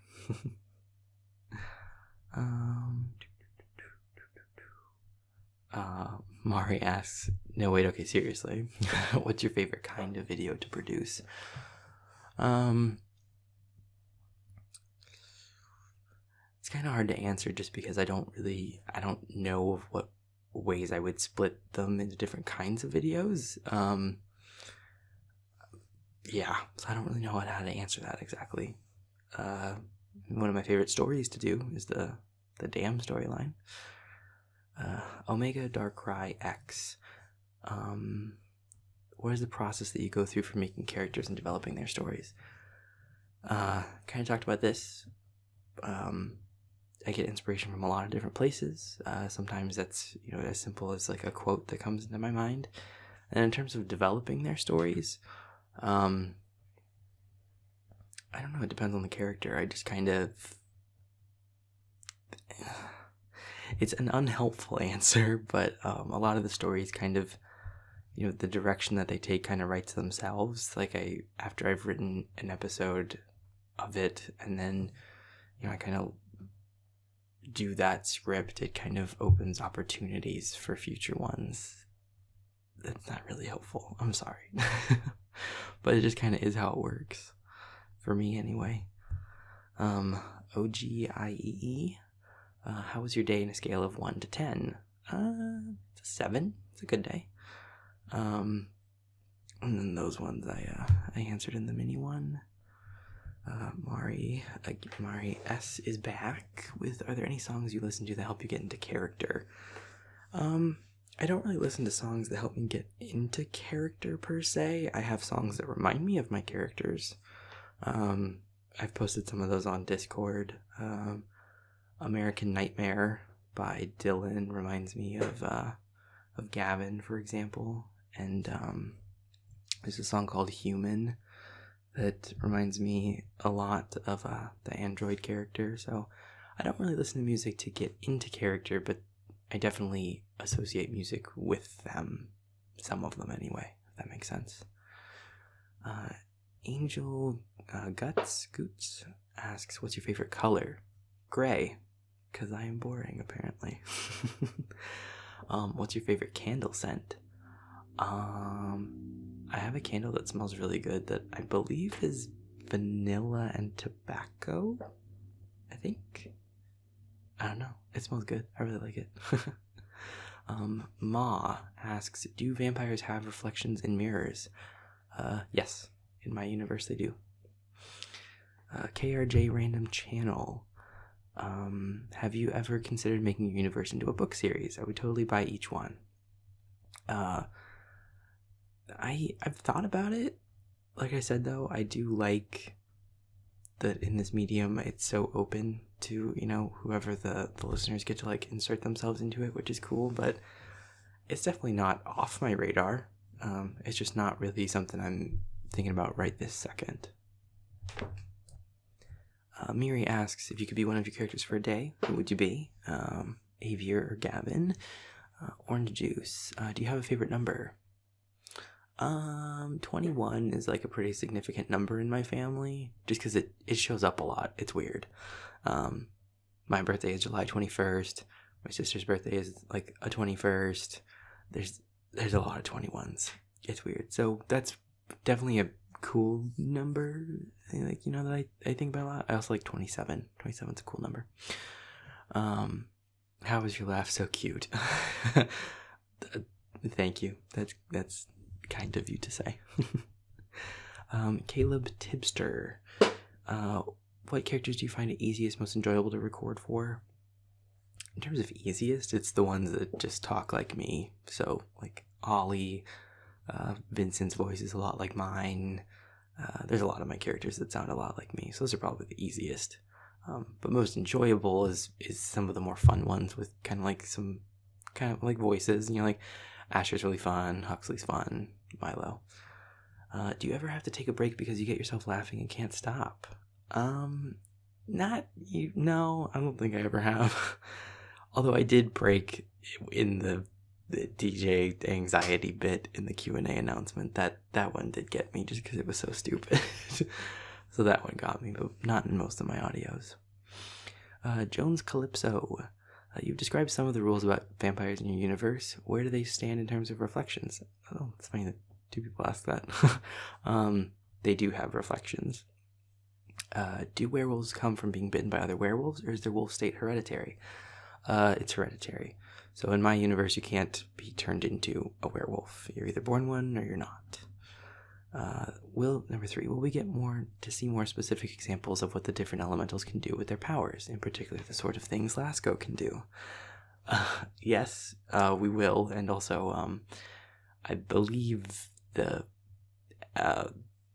most recent elemental episodes came out after this question, so you got to see some more of what Lasco could do. But yeah, I'll explore that more as the series goes on, I'm sure. Do you read up on a lot of material for videos such as Technician of technical steps in computer processes and Avier creative word definitions, or are these things you're already knowledgeable about? In general, it's stuff I'm already knowledgeable about. I don't ever go too in-depth with the Technician in terms of like techie stuff. I have some, tech background, nothing too crazy, so I kind of keep it at a level. Oh, there goes, I don't know if that's the police or fire department, probably fire department or an ambulance. I don't ever go too in-depth with the Technician, so I kind of keep it at a level that I understand and work with. And then Avier with creative word definitions. Most of the words that he uses, actually I'd say all the words he uses, I already knew. I enjoy vocabulary and word choice and learning new words. So Avier is just kind of a way that I can explore that. So My neck, my back, my crippling anxiety attack. Do you support the neurodivergent community? Are you maybe a part of it?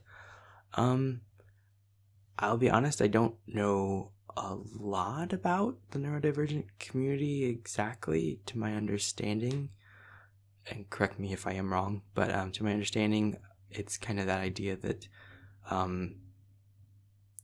differences in, the way that our brains work are not inherently like worse. Like, not looking at, say like being on the autism spectrum, it's not a disorder, it's just a difference. I believe that's kind of the basis behind it. If I'm wrong, I'm really sorry, but if that is the case of, seeing things less as a disability and more of just a difference that we can, work with and work around and, be mindful of and informed about, then yes, I absolutely support that. And what did Echo mean with the payoff? And could we maybe get more of this interesting entity? In the future, you will find out more about Echo, for sure. And you'll have to wait and see for the payoff. D. Law asks, if there was anywhere in the world you could go on vacation, where would it be? Is there a particular event you'd like to go to or a specific thing you'd like to see? I'd like to go to Ireland. It looks really, really beautiful, and I am of Irish descent, so that'd be a really cool place to go to. Fishing asks, what do you envision some of your most popular characters looking like? Like I said, I don't really, or some of their silly quirks. I try to work their quirks into the audios, because I think that's a really fun part of characterizing, is to include little things about them, like the fact that Asher, likes and quotes Star Trek. Like, maybe some people wouldn't have expected that from him. That's kind of out there. Or that, I don't know, that David loves Super Smash Brothers. I don't know, like just fun little things like that. I enjoy putting those in the videos. Eliana Eve asks, will you continue to add to the David character? And if so, how long will you continue it? Yes, I'll definitely continue to add to him. And I don't really have an end in sight for the moment. Samantha Q. Ivan must be such a draining character to record. How do you get in the mindset for him? Like I said, the content of his stuff is not always super easy to get through, but for me, I don't really have trouble getting into the mindset for characters. I guess that process kind of happens naturally as I'm writing the script, and so the act of writing it kind of is the primer that I need when I then go to record it immediately afterward. So maybe that's just kind of a benefit of the way that I write a script and then immediately record it. Anamari Villagomez asked, what's my favorite movie? Clue. Talked about my favorite character. What's my favorite plant? Oh, that's a good question. What's my favorite plant? I love pine trees. What's your dream vacation? Six Flags. Do I have another job? Yeah, touched on that in the little Q&A. Alexa's photos in general. Why was Echo created, or what are his intentions? Kind of touched on that one earlier.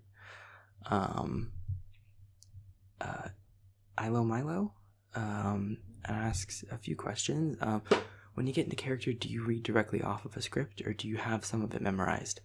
I'm reading directly off the script, although since like I said, I wrote it and I write it like right before I record it, so some of it's memorized in the sense that like I'm not having to like check every word, but I have the script right in front of me as I'm doing it. So in general, I read directly off of it.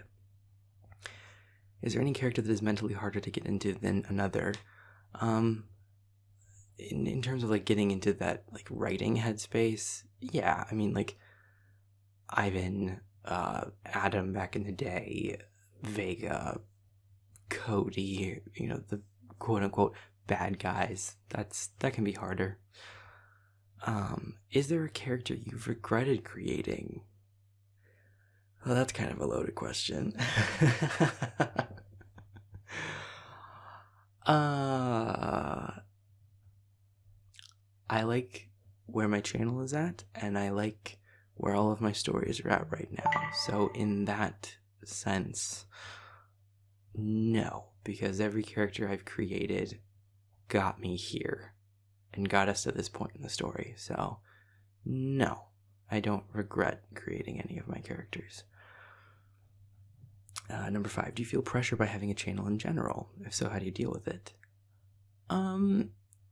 Pressure in the same way that having a job is pressure, in that, it's like I know there are expectations of finishing things and getting them out to people, but it's not a pressure that weighs on me or that I live in fear of or anything. Obviously there is a pressure that I put on myself to make content that is of a quality that I'm proud of, and to treat the topics that I discuss with the gravity and the nuance that they deserve. So there is some pressure there, depending on the subject matter of the videos, but having a channel in general is not a huge source of pressure for me, no. When you're creeping on Discord, do some of the comments genuinely annoy you and you channel that annoyance into Echo, or is it just for fun? Like I said, I'm human. Yes, I get annoyed with some of the stuff I see. I don't see a point in pretending I don't. And I guess you could say some of that gets channeled into Echo. But like I said, I don't ever intend for Echo to be like some, weapon I'm using against my audience or anything like that. I see him as a tool that has narrative value that I can use to create unique, interesting stories that tie more closely into this community and their thoughts than I could with a character that doesn't breach that fourth wall. So, in general, yes, it is just for fun, but like I said, yes, I'm human. I get annoyed with some of the comments. I think that's natural.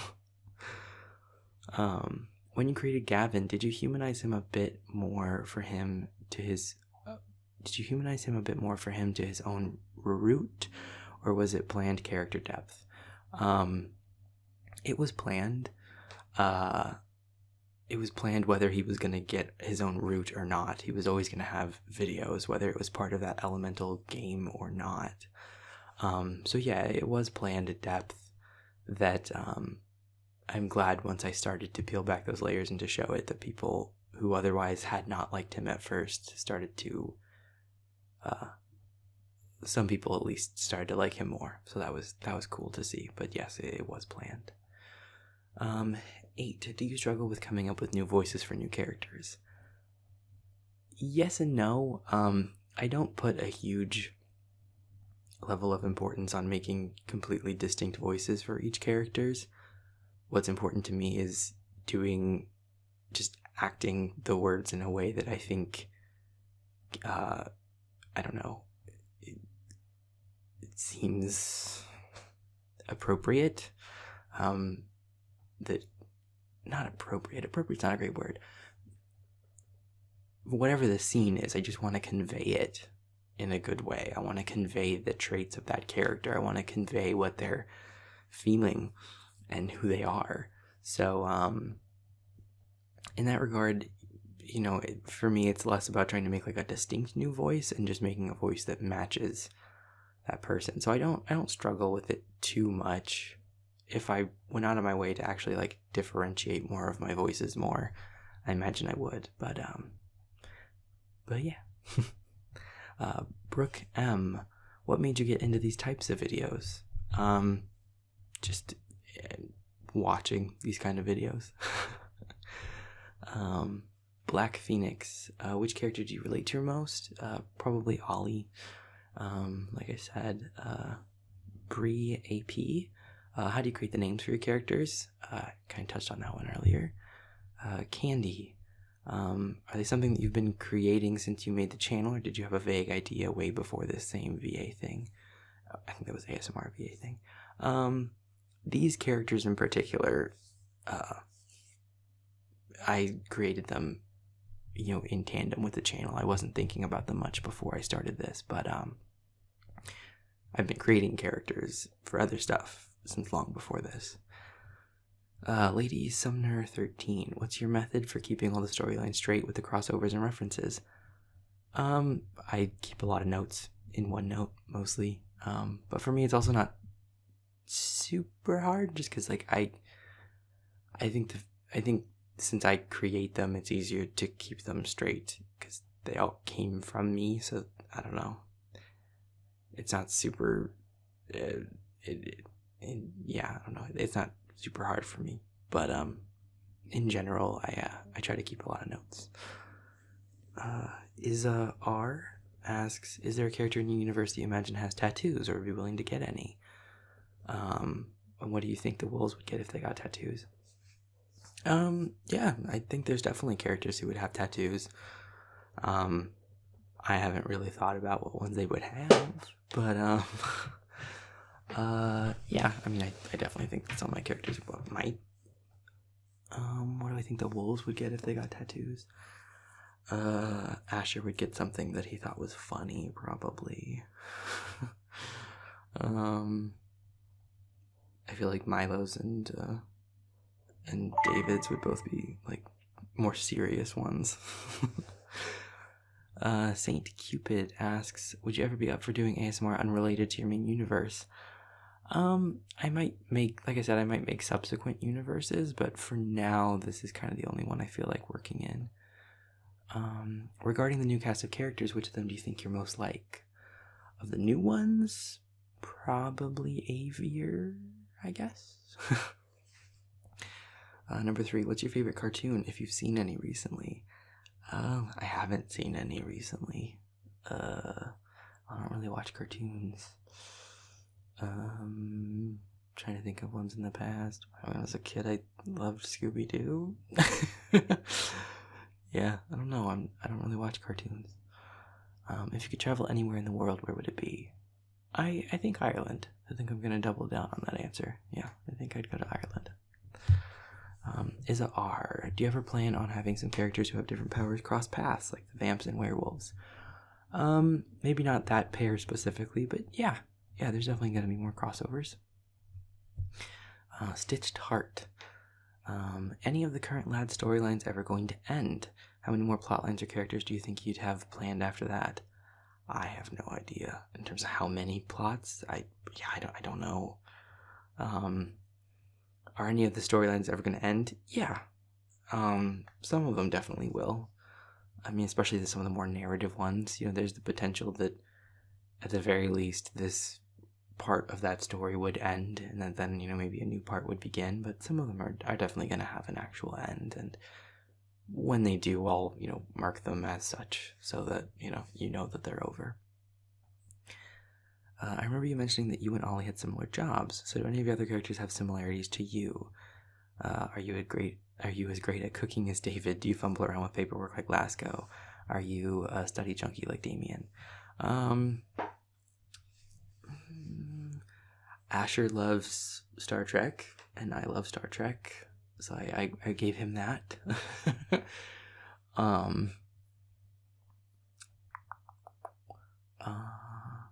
I am not as great at cooking as David, although I do enjoy cooking. I like that. Do I fumble around with paperwork like Lasco? Not usually.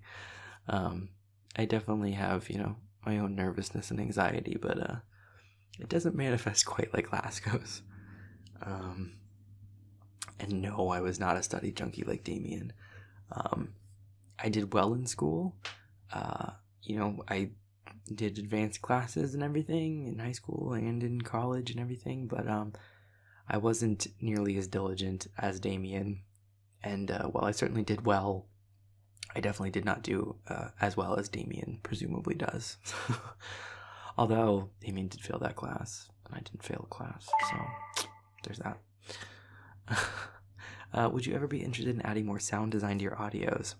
I'm curious to know if there's ever been a moment that'd be action-based. Would we get to hear the environment being interacted with the characters, make things more cinematic, atmospheric? Way in the beginning of your work, Vincent punched Adam, but there was no sound for that. Technically, there was a sound. It just wasn't very impactful. Because I was trying to find a sound for it. I was like, I don't want it to be too loud or like a cartoonish like punch sound. So I went with something pretty subtle. Apparently too subtle. Maybe I might. It's never really been a huge concern for me. It's been pretty hit or miss of when I do add, certain environmental sound effects or not. That was quite the noise.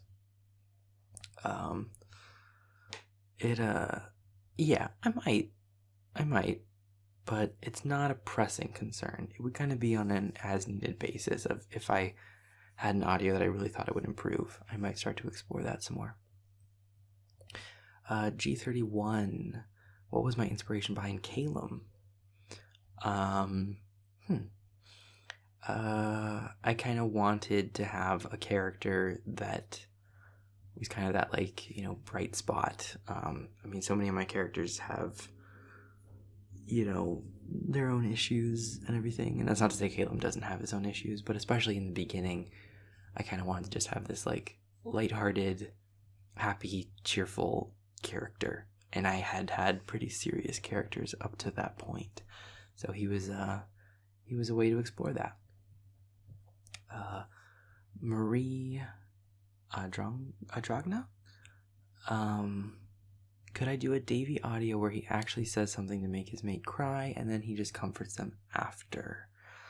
I don't know why, but that just seems like an interesting idea. I kind of touched on this earlier, and I agree that concept is an interesting idea. I get it. I totally get why someone would want that. What I will say is I have written the angel listener character in such a way that I don't think they would respond in that way to him, and I don't think he would cross that line. And if he did, I don't think their response would be to cry. I think their response would be to just immediately call him and be like, that was too fucking far, to just literally say it outright to him. So I don't think I'm ever gonna make that audio. Actually, there's no sense in being cagey. I'm not gonna make that audio, but that's not to say I won't. Excuse me. That's not to say I won't make an audio that goes there.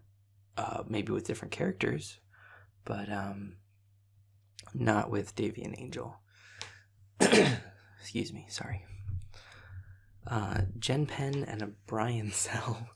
How old am I? I'm 27. Quill asks, would you consider adding captions to your videos? I have ADHD, so it's hard to focus sometimes. Also a question that I'm sure some of us ask, what's your favorite storyline so far?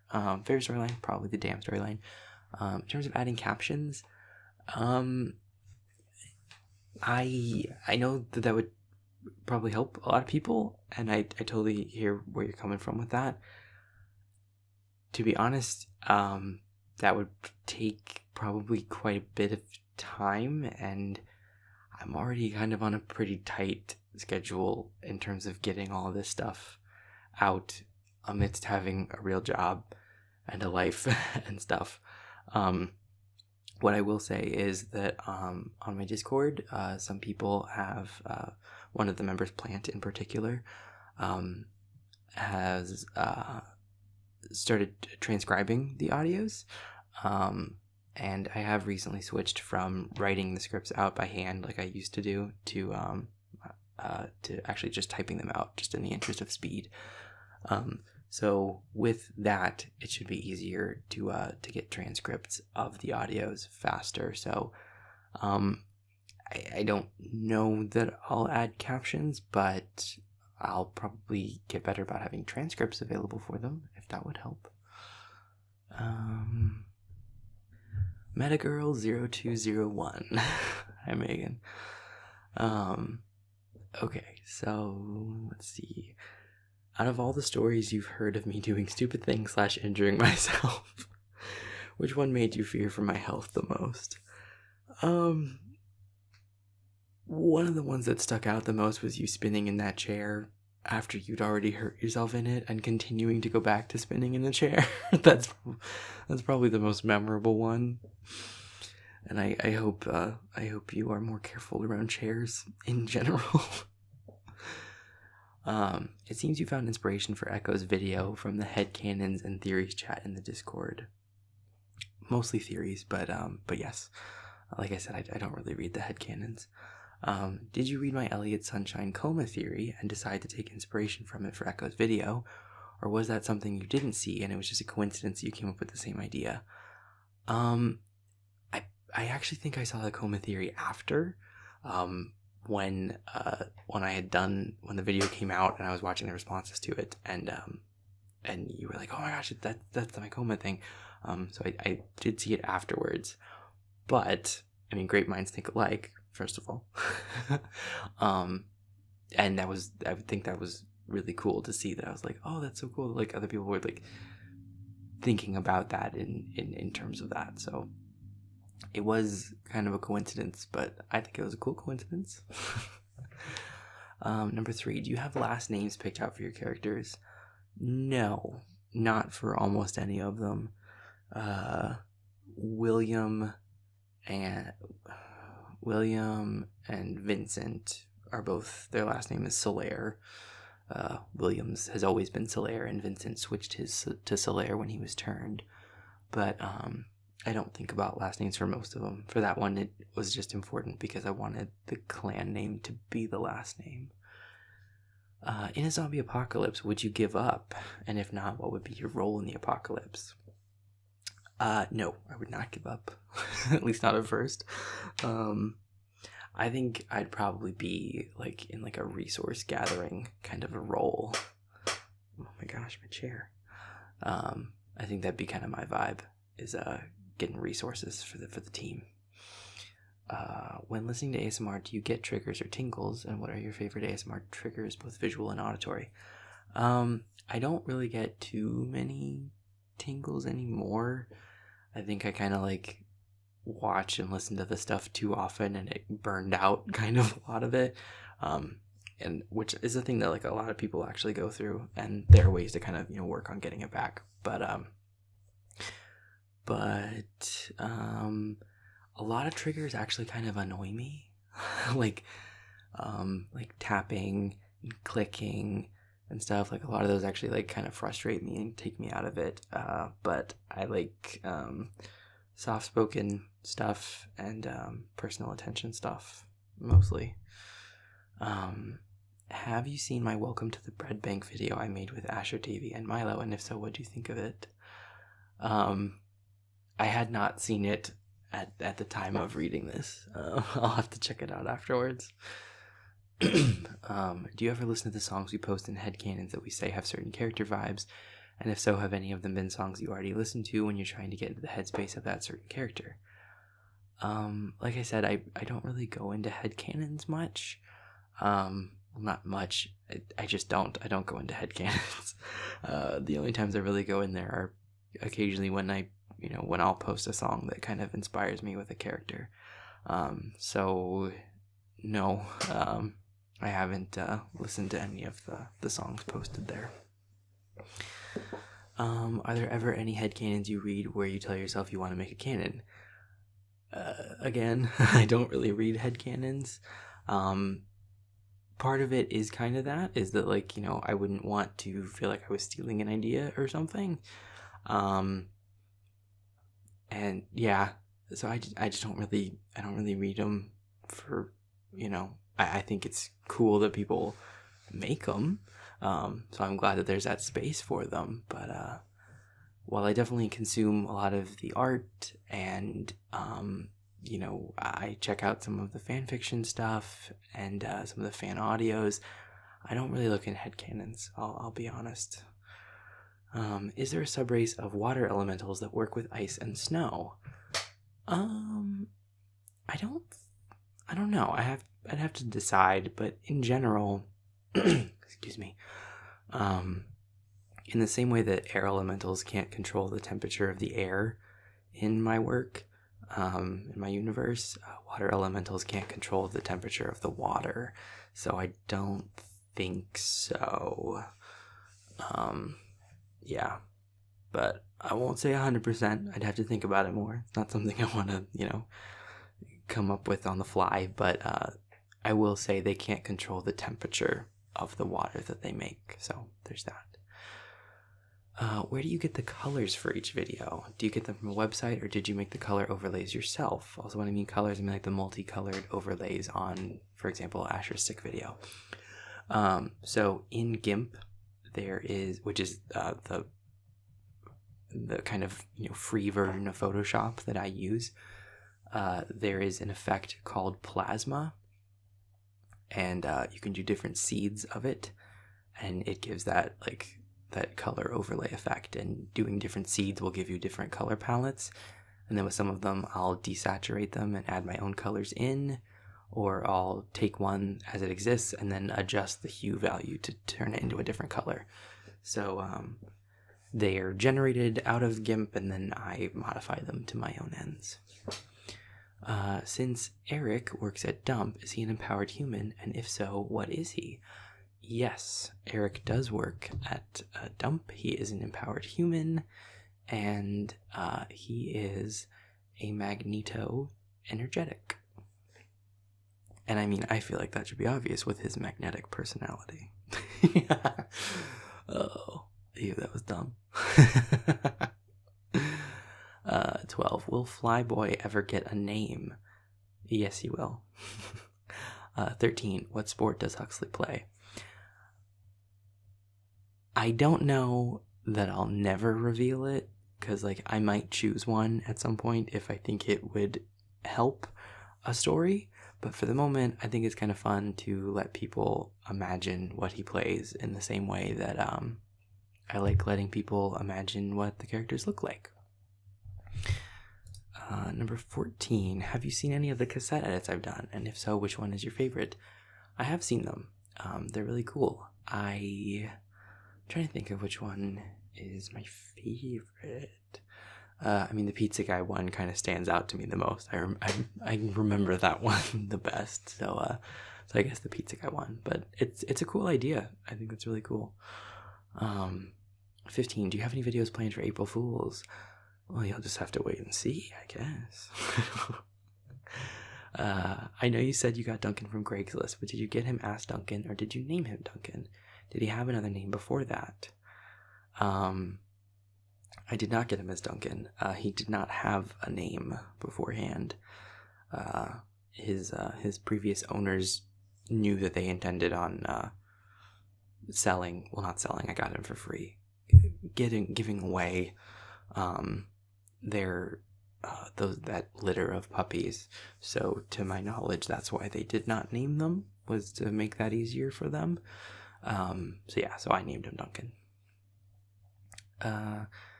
This one has a few questions all relating to demons, and I don't know exactly how to word it, but do demons emerge looking like demons, or do they look human?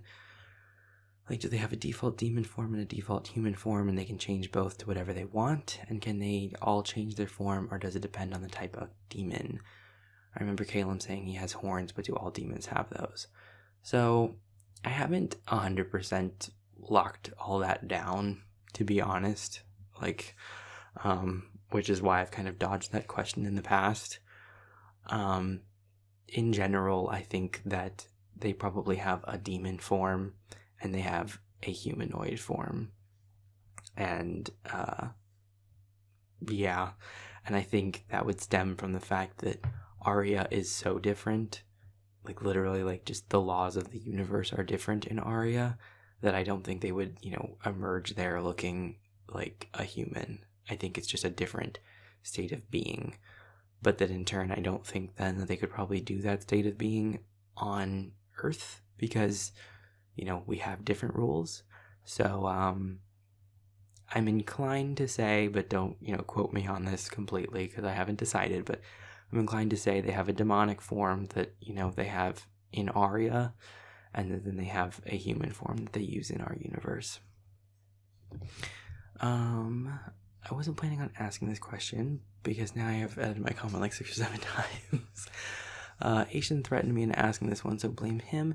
In the first Q&A, you said for Halloween one year you had to wear a fake nose ring. What did you go as for Halloween where you needed a fake nose ring? I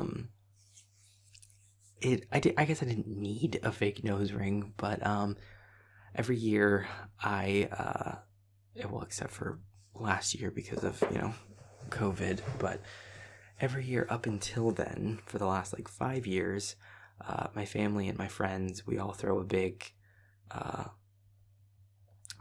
Halloween party that is a murder mystery party.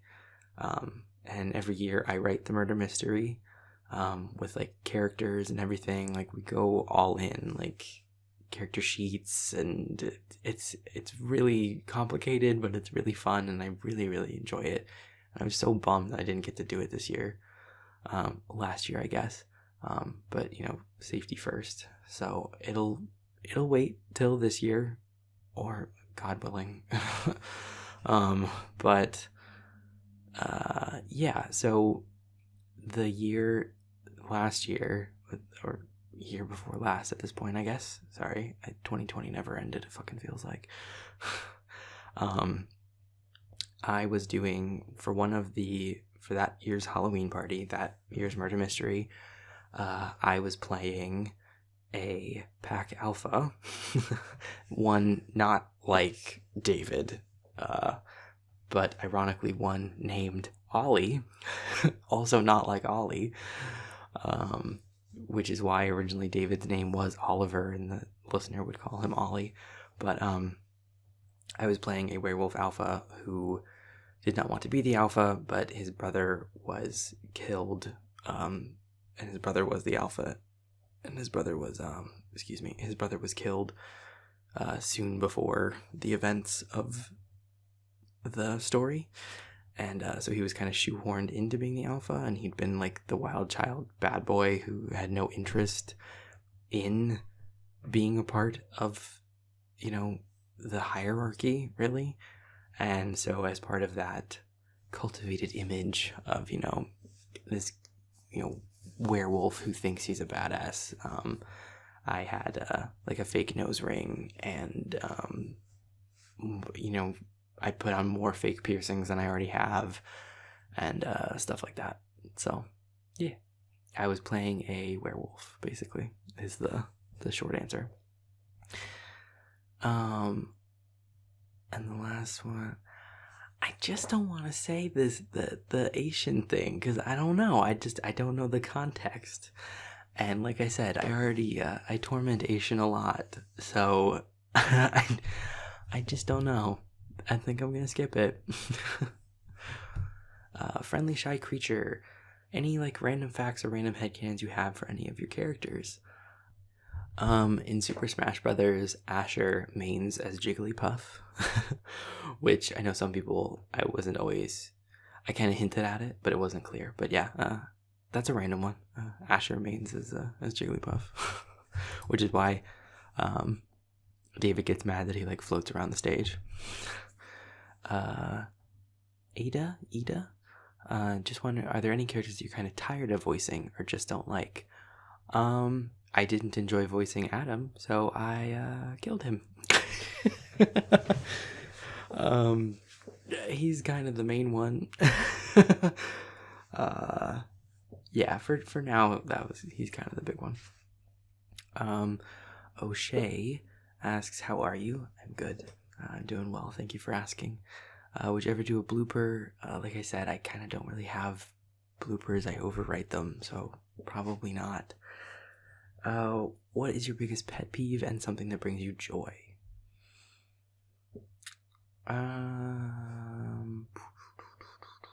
What's my biggest pet peeve? I'm annoyed by so many things. I'm really sensitive to noises for whatever reason. Repetitive noises really get to me. So someone, if they're making a really repetitive noise for no reason, that would start to get to me. That's kind of a pet peeve of mine. Something that brings me joy. Playing board games with my friends.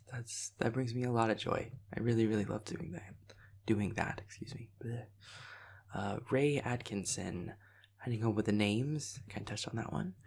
Do you have headcanons for your own characters, or have accepted something as headcanon based on comments? I haven't really taken anything and made it into canon based on comments. I don't think so. I can't really think of any.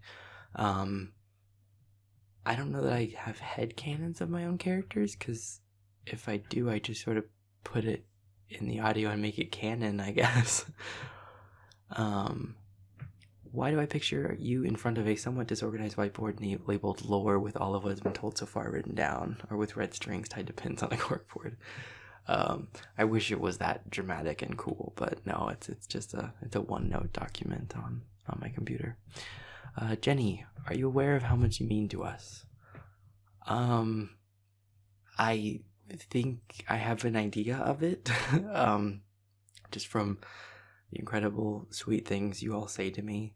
I will also just say in return, those comments and you all watching and you all just in general, caring about the stuff that I make means so much to me. So, that feeling is very much reciprocated. Number 2, which character is most like you? Probably Ollie. Do you realize how completely lovable you are? I think there are people in my life who might disagree with you on that, but that is very kind of you to say. Thank you. Artemis RR asks, do you have a character you see yourself in the most? Like I said, probably Ollie. Diamond Teardrop 6, also known as Rin. Hi, Rin. What is the best candy? Sour Patch Kids. Yeah, it's Sour Patch Kids. It's gotta be. Like, it can be the watermelon ones, it can be the regular ones. I'm not picky. Sour Patch Kids.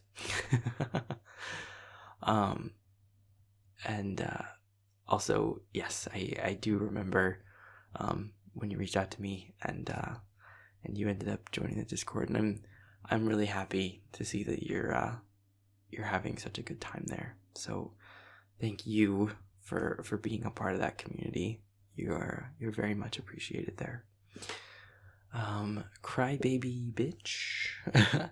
If you could live the life of any of the characters you've created, who would it be and why? If I had to live the full life, still probably one of the demons. I guess we'll go with Avier rather than Gavin. If I have to live the whole life, I'm gonna go Avier. Angel Cakes, do Neckos exist in your universe storyline? Not in the sense that you probably mean when you say Neckos. No, I mean, like, I have, like, shifters, but not, like, half cat people. Like, it's just not really how shifting works in my universe. The River's Bend. What character storyline are you most looking forward to working on? I'm really enjoying the Damn storyline still. I mean, I like, basically all my stories, but I'm still really enjoying exploring that one. Zara HD. Were you a fan fiction kid? Like, did you write or read fan fiction at any point? I read it more than I wrote it, and I read mostly Star Trek fan fiction. I know you mentioned never putting faces to your characters, but have you seen any fan casts of the boys you particularly liked? I think that's like fan art, right? Yeah, I've seen some that were really cool, and that I like them. It's always really cool to me to go through people's ideas of what they look like, and it's cool to see how different those ideas can be as well. You mentioned you like Dragon Age Inquisition on the Discord, and as a huge Dragon Age fan myself, that's really cool. Who did your canon main Inquisitor romance? Any favorite friendships you enjoyed as well? I was friends with all of the characters that I could be, even Sarah, and I really don't like Sarah even a little bit. But I wanted... Oh, God, and that's one of your friendships. Shit. Sorry. I just didn't like Sarah at all. But I was friends with her because I wanted to be friends with everybody. So so I was friends with everybody. But my Inquisitor was romanced with Dorian. Dorian is my favorite character from Dragon Age Inquisition. Do you have any soft spots for your characters? Not even favorites, just ones that you think about fondly or hold close for any particular reason. Asher is a character that's really important to me, for a lot of reasons. Yeah, he's definitely one that I have a soft spot for. I also have a really big soft spot for Gavin. Mostly because I knew the depth that his character was going to have, but nobody else did, and he got, we'll say mixed reviews in his initial outings, and there was definitely some stuff, some comments said about him that, I was like, you guys just gotta wait, trust me. So I have a soft spot for him because in some ways he ended up feeling kind of like an underdog, in terms of public opinion. Yeah. Most important question: what are your character's favorite drink? Ooh, I don't know. Damien's is water. With the whole, the water bottle and stuff. I don't know. I haven't really thought about that. And I have so many characters, it'd be hard to kind of break them all down. Damien's is definitely water, though. Ever the pragmatist.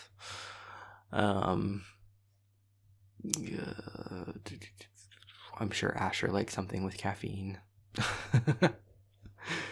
Yeah, I guess we'll just go with that.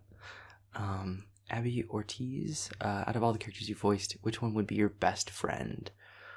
Ooh, my best friend.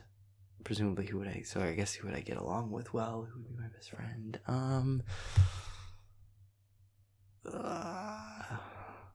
Asher. We'll go with him. Name _ will you do more nightmare audios with Echo at any point soon? I don't know about soon, but I won't say that there'll never be any more of them. Is there a specific pattern or character schedule you follow when you upload? No. I try to keep a pretty good rotation so that no one goes too long without an upload, but no, I don't follow a set schedule. How'd you come up with your character names, voice, and personality? Kind of talked about that one. And do I have a visual idea for what each character looks like? No, like I said, I kind of don't, which, yeah. Theodore Bazmanoff. Do I have a story structure written from the very beginning, and then I write scripts and fill in the details according to it? Do I know all the major twists and the ending from the start, or do I just let the story go where it goes? Both. Like I said, it depends on the story. In general, yes, I know the major twists, and for some of them that I've considered the ending, I know the ending. And then but it's also the combo of then I let the story kind of go where it goes to meet those points. And in some cases, like the freelancer one, it really did just kind of go wherever it went on its own. Are the unempowered characters, Ollie and Ivan, in the same universe as all the others? Yes, they are. They're just unempowered humans running around. They don't know that the empowered world exists, but they're in the same universe, yes. In the first Q&A, you said that all character names have some deeper meanings. Rush to Google meanings of the names. So I think it was kind of misinterpreted what I meant. What I meant was that they have meaning to me in that, I think names are important, and it's important to me that the name feels right for the character, but they don't necessarily, to your point, Googling the meanings of the names, like I don't know the meanings of the names. Like if you ask me like what like what I don't know what David, what that name actually means, I don't know. So yeah, but then some of them, they are referential, like Lasco or Brachium. So they have meaning to me, but I guess I didn't explain that point very well. Fifthly, not exactly a question. Do you know how much edge did this whole plot add to everything? I have learned that, and yeah, and I wish that wasn't the case. I wish it didn't, color people's views of all the other videos so much. I don't know how I should have handled it differently, but I kind of wish I had, just because I get those comments so much lately of, like, okay, but what about the deal? All I can think about is the deal. And it wasn't my intention to have that be the only thing on people's minds to the point where they can't enjoy the audios anymore. So, no, I didn't know how much it was going to add, but I do now, much to my chagrin. Laser Stewart, can we please get a series based on your radio announcer voice? Maybe in the future, who knows? John Elliott, is there a broader cosmology in the Damn series than the human magical plane and the place betwixt the two where the sarcastic demon is trapped? Different realms and dimensions and such that we haven't seen yet. I will say, in addition to those that you've listed, there's also Death, which is a place within my universe. I don't know. I haven't fully fleshed it out, and I don't want to give any spoilers. I don't want to, say yes or no, because I'm still working out. I don't have everything planned from the beginning, so we'll have to wait and see. Number 2, what is your favorite characterization of vampires and their abilities/weaknesses in media? A classic like Dracula or Nosferatu, or something newer like Anne Rice's Vampire Chronicles or Twilight? Probably some of the newer ones. Like, I've never really watched anything of Twilight, but I watched a lot of True Blood, and I liked excuse me, I liked that characterization of vampires. So yeah, probably True Blood, I guess. Number 3, if you could shapeshift into anything at will, what would you become? Probably gonna go back to like my favorite animal thing and say a whale, just because that would be so nuts. But that would also be really difficult. No, I can't be a whale, because then like you'd have to literally like wade out into the ocean to shift. Never mind, not a whale. Cancel that. I feel like everyone's answer is something that flies, and honestly, I don't really care about flying. I don't think that would be that cool. And I feel like a lot of things, if you shifted into it, like you might get hunted or like shot or something. So that would be bad. I don't know that I'd want to shift into anything. It seems more dangerous than anything. Sorry, I need some water.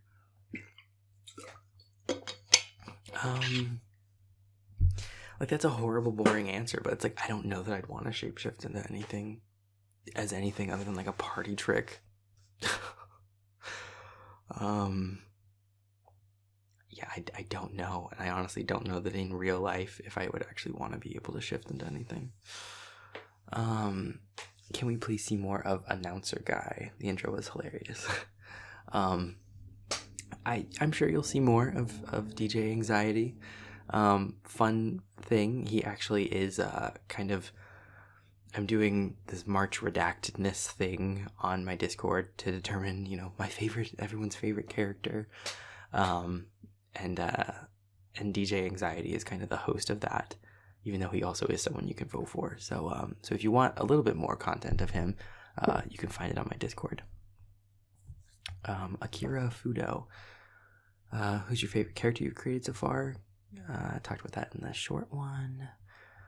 Okay, Jinaru Eru Origin?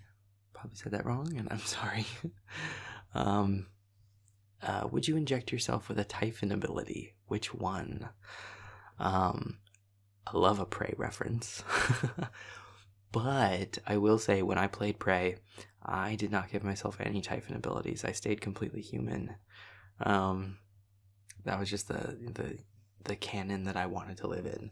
So I didn't give myself any abilities. When I played Moon Crash, I did give myself abilities because it's a different play style. But I still didn't really use any of them. Like, I did it to get the achievement, but I didn't actually use any of them. I guess Mimic, because Mimic would be cool, but I mean, like, if I could, like, if I had to, I guess I would, do the mimicking, because that would be cool, but no, I wouldn't inject myself with a Typhon ability. I always did the human neuromods, and I think I would do that in real life too. Have you played Dishonored? If not, big recommend if you're into Prey. I have not. I've been meaning to. I've heard really good things. So I would like to check it out. If given the chance, would you go into space? Yeah, I think that'd be cool. So you're gonna DJ a rave when it's safe to do so, right? I don't think I would actually be a good DJ, but I do love doing that DJ voice. It is very fun. What was your least favorite college course? I don't really love math, and I knew I wasn't going to be going into, like, I had to do calculus, and I didn't struggle with it, but I just didn't enjoy it at all. I knew I was going into business, and, process analysis stuff, and there's definitely, types of math in that, like statistics and everything, but not calculus. So I didn't enjoy that. Do you like spicy food? Yeah, I do. I can't, I'm not super great with spicy stuff. Like, I'm not, gonna be eating a ghost pepper or anything. That's just it. But no, I do like spicy food. I mean, wings are literally one of my favorite foods, which I know some people would be like, that's not even spicy, that's a joke. But, I'm white. Would you swim with sharks if given the chance? Yeah. Because sharks, sharks have such a bad reputation for no good reason. They're completely demonized and vilified, and it's wrong. And a lot of them are endangered and need to be protected. And swimming with sharks, they don't care about you. They don't want you. They don't want to eat you. They don't give a shit about you. You're a person. Like, they're not dumb. Shark attacks are, almost always mistakes where they, in some capacity, like, the shark mistook you for one of its actual one of its actual sources of food. So, yeah, I'd swim with sharks. That's, of the, quote unquote, classic scary things, I don't even think that's that scary. I mean, if they're hungry and, desperate, I guess that would be a different story, but, they just don't attack people almost ever. Anyway, shark rant aside, sharks are important. Sharks and bees, they're both good and they need to be protected. Number 8, have you ever been hiking? Yeah, I go hiking a lot. I like hiking. I like being outdoors. Number 9, what was the last compliment you received? What was the last compliment I received? My friend said they liked my hair. I cut it myself, and they said it looked good. So that was nice. Can you please give yourself one right now? Sorry, I know that's probably a weird one, and of course it makes you uncomfortable for fellowship. No, I don't think that's that weird. I think it's important for people to be able to, feel good about themselves and acknowledge that. I went on that whole rant earlier about, owning your own abilities and being confident in the things that, you're good at, and being able to admit that you're good at things and not having to deprecate yourself. I am a good writer. That is the compliment I will give myself. Because I believe that. Can you and do you like to roller skate? Yes, I can roller skate. And I do like to, although I haven't in quite a while, I will admit. Do you like backgammon? I've never actually played it. I don't know. I probably would, but I've never played it. Have you ever been interrupted while recording? Not by like a person, but by, you know, like sounds like dogs barking or stuff like that. But it was never like a, you know, someone came barging in. Like, no, it was never anything like that. So I haven't been like really, really interrupted in the way you might have meant, I guess. What inspired Brachium's character? There were a couple sources of inspiration. I mean, the idea of death as a river kind of a thing came from the Horson trilogy and their, you know, relationship with death. That idea of kind of this almost otherworldly, you know, soft-spoken guardian who, you know, just is kind of there to support you. That came from, well, I don't know exactly. I'm sure it, you know, was just an amalgam in my mind of different media I'd consumed, but the idea for an audio taking place in death it came from the Horson trilogy. Is there another state or country you'd like to visit at some point when it's safer to do so? Like I said, Ireland would be cool to go to. What would you do if you saw someone wearing your merch in public? That would be so nuts.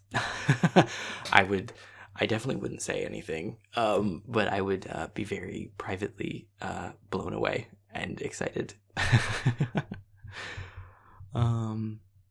Okay, Blue Moon 99. If you could pick one power or ability of any one of your characters, which would you choose and why?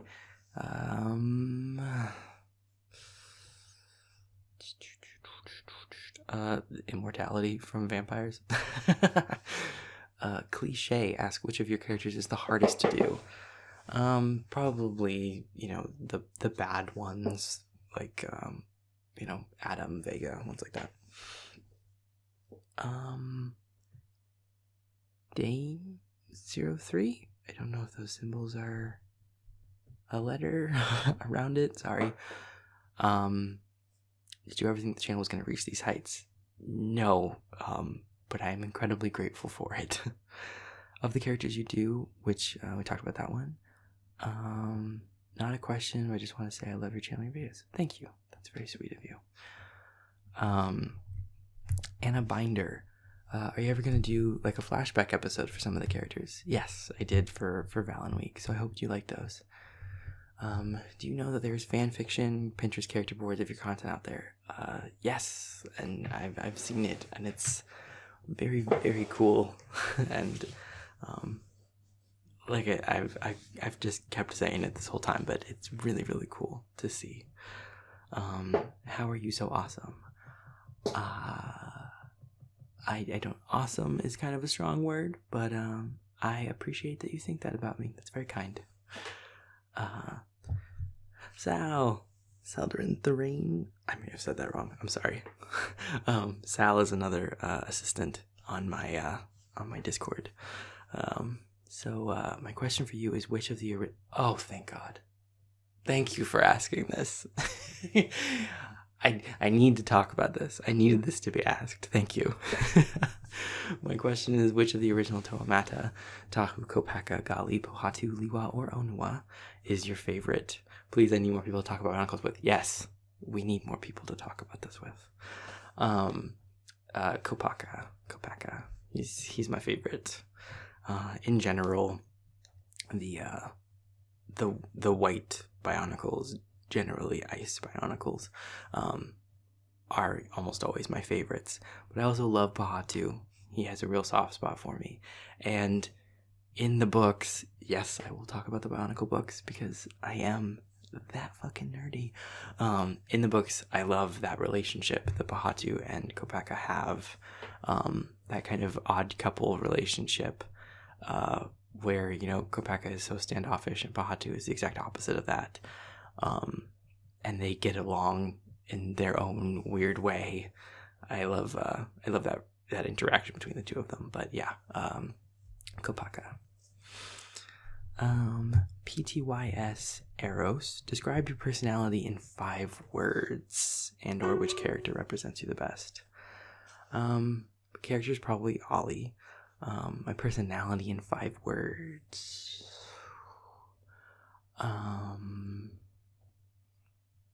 Fuck.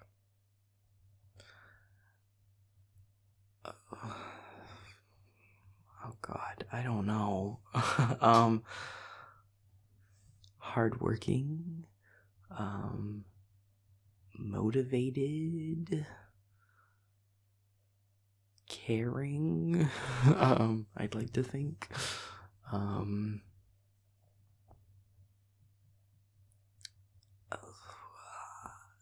Creative. I don't know. Giving myself some of these just feels so like, I don't know. It feels like self-aggrandizing. Yeah, I guess that's it. I don't know. I'm not good at it. I'm sorry. Just Salem asks, if you had to marry one of your characters, who would you choose?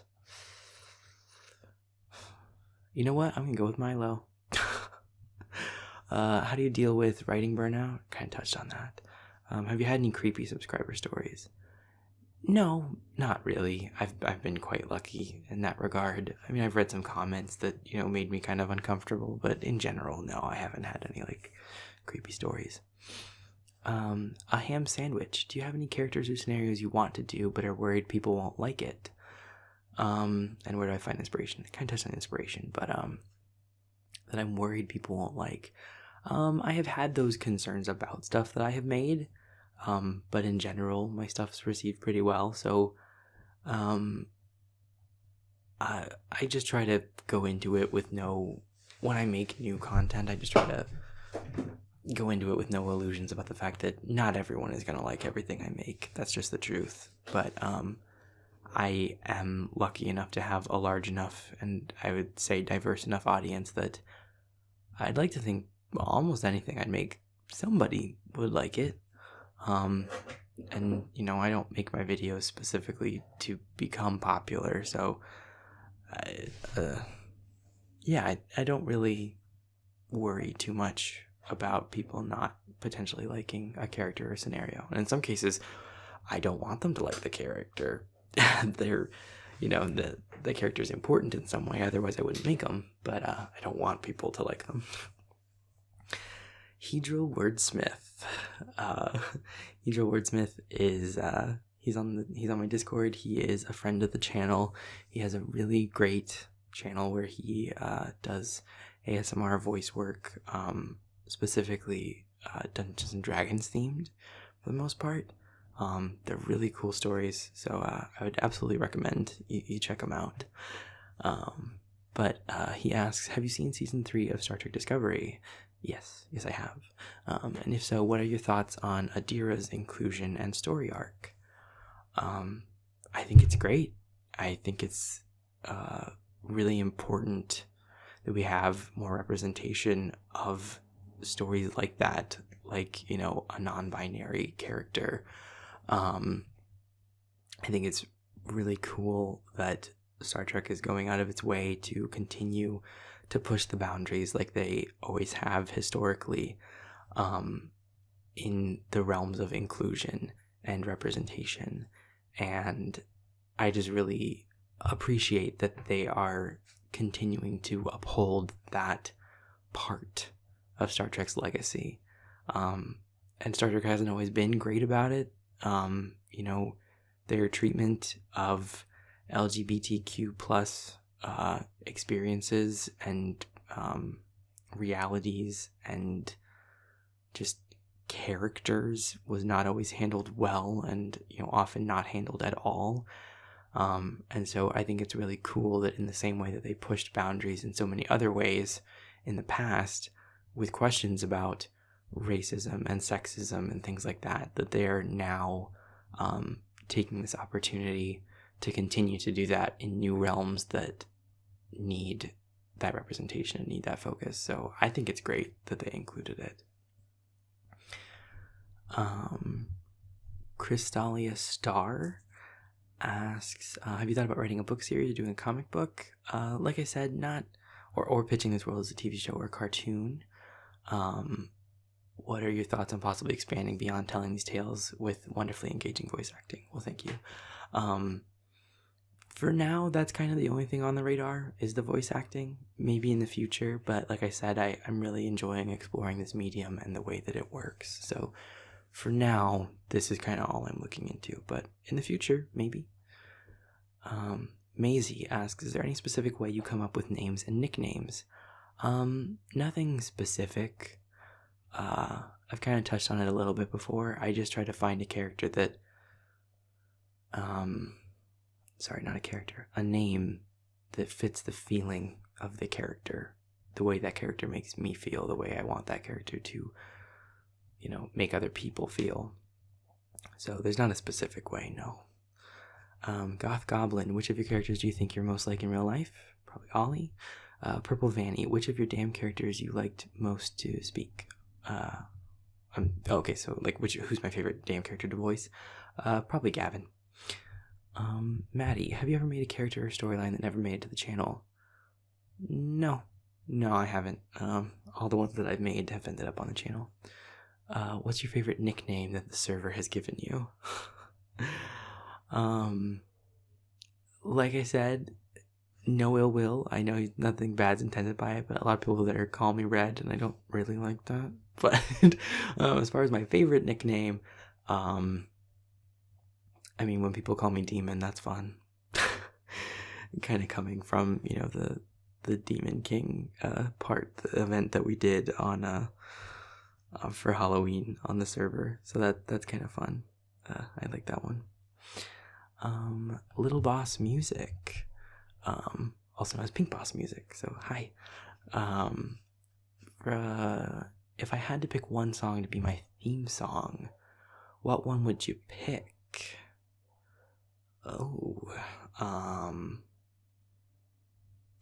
That's a great question. To be my theme song, because that's different than like a favorite song.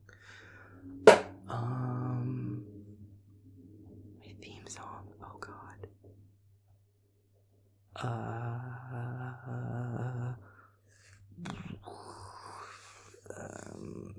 Shit. Mi Amore by Friendship. I don't know if that's a good theme song, but I like that song a lot. If I could only choose to see in shades of one color, what color would it be? I guess if it's all you can see, it wouldn't really matter much. I guess gray, because I'm already kind of used to that, from looking at black and white stuff. So I guess gray. Just keep it simple. Last one, pickles or bananas, and you have to choose. I don't like either one, to tell you the truth. So I would choose neither. But I guess pickles, but honestly neither. Someone random. If you could take the place of one of your characters, who'd I pick? Talked about that one before. MJ1700. My question is about Echo. What was my inspiration behind him? So I kind of touched on that one earlier. Another question. You've worked with the amazing Love Boldly ASMR. Are there going to be any more collabs with him? And if so, can you tell us anything? Yeah, it was great working with Love Boldly. I imagine, there'll be more collabs with him in the future. The storylines that I have been a part of aren't done to my knowledge, so I imagine I'll be on there in the future. But as far as can I tell you anything? Not really. I don't really know. But it's always fun to work with him, so I'll be excited when we do. Vine is Life. Kind of touched on that one. God, my phone keeps going. Avery Brooke asks, genuinely curious, is Huxley bi? So, really, since my listeners are gender neutral, in that sense, really all of my characters are pansexual, I guess. I guess that would be the term, since gender doesn't really, matter in their in their interests. Star asks, how do I write a storyline? Do I physically write it down or just come up with storylines as I go, as far as your creative process goes? Like I said, I write notes a lot, and then I'll actually sit down and write the script itself. Did you have any experience with acting, voice acting prior to this? You're insanely talented. Well, thank you. That's very kind of you to say. No, I didn't have any experience with acting or voice acting before this. This was kind of my first foray into it. Mystic May, was there a moment where you regretted killing Adam? Are you planning on bringing him back somehow, or is he just, well, completely dead for the channel? No, I don't regret killing him, and I don't plan on bringing him back. Yeah, he served his purpose, and he's done. Yukuro? I probably still said that wrong, sorry. Who's your favorite character from the Damn series? Probably Gavin, although I also love Damien and Huxley. I mean, I love all of them, but... well, not all of them. I don't love Cody. What do you think of the theories in Discord? Do you read them? Yes, I do read them. And I think it's really, really cool that people come up with stuff about my stories. It's fun to read. What's coming up in Damn? Is something bad gonna be coming up, or crazy, good? You're just gonna have to wait and see. What do you think of the people in the Discord? Fun, funny, heartwarming, because I think they're all of them. I think it's really cool having so many people on the Discord and so many different personalities and so many different perspectives. It's an amazing community, and I'm very, very happy to be a part of it and to have been, kind of the impetus for it, I guess. Also, hi, it's JD from Discord. Hi JD. Can you wish me that I get better soon? I'm recording this way after that happened, so I definitely hope you are better. And I hope you if you're not, I do hope you definitely get better soon.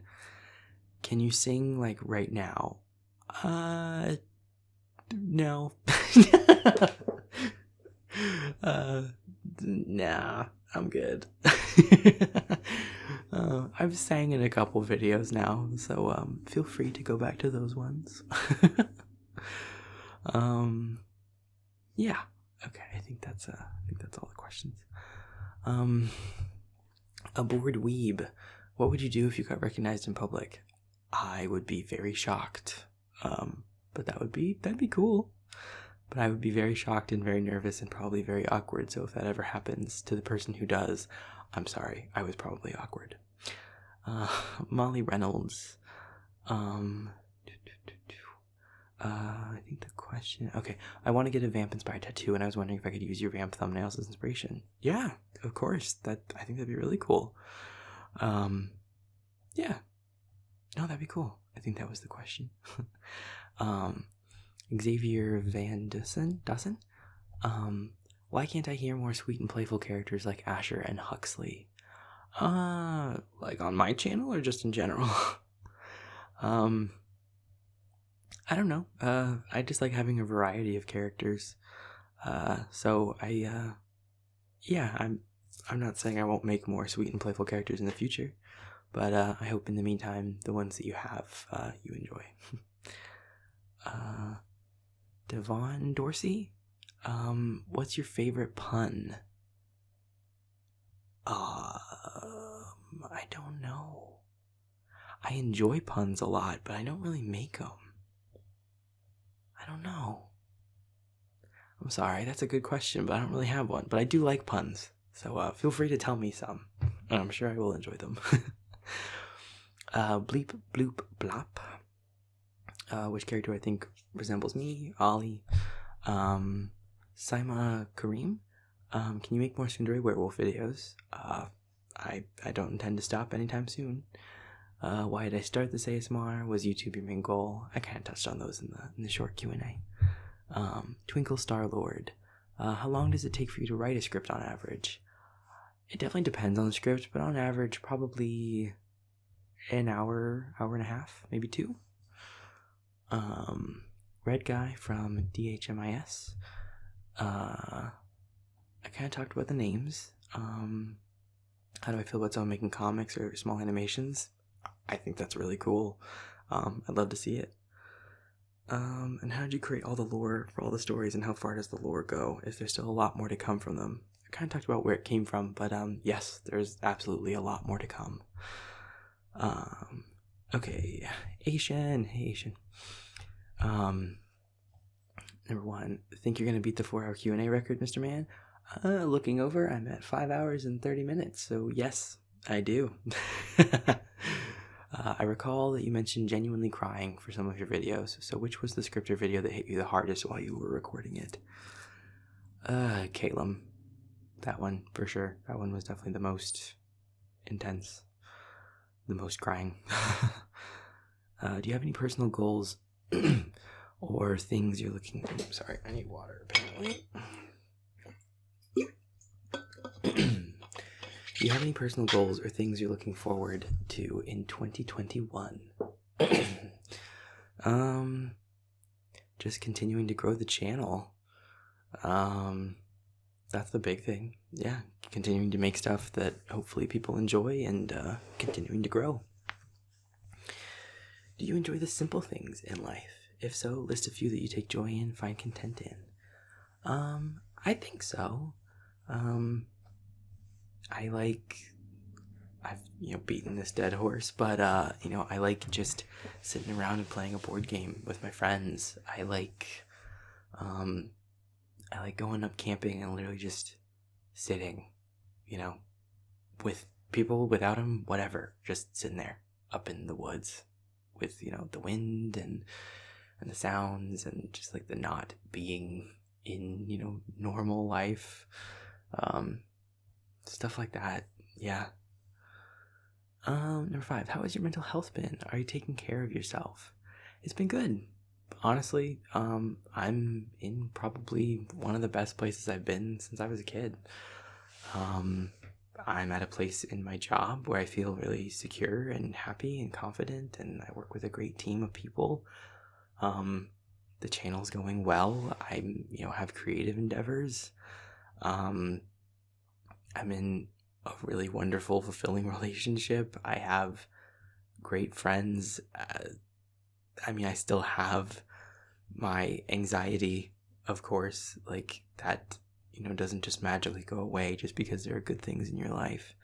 But I am at an age and I'm at a point in my life where I have, tools that help me with that. I've developed ways to cope with it and to not let it rule my life.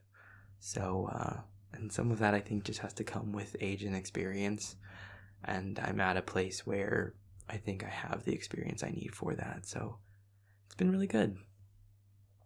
What are some unexpected lessons you learned in your course of doing ASMR videos? What have you taken away from it? I've learned a lot about my ability to maintain a schedule, my ability to create creative works, this consistently, which is really cool to know that I have that in me, that I can crank these out and still have them be something I'm proud of. Yeah, those are some of the bigger ones. Any teasers for new merch, events, etc.? Just that there will continue to be new merch and that there will continue to be more events. What would the color gray taste like? Probably like nothing, like water. That's a cool question. Yeah, I think it would just taste like nothing. Call out your server members and online community. Make it a roast, but a nice one. Roast our honey nut filios. Go wild. Oh God, I don't know how to be a roast, but be nice. You guys get so invested, which is incredible. But this is just the ramblings of like a random guy on the other side of a microphone, right? But no, it's incredible, and it's so cool to see how invested people get in everything.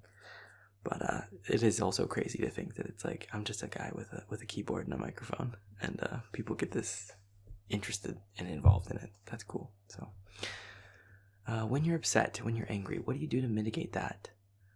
I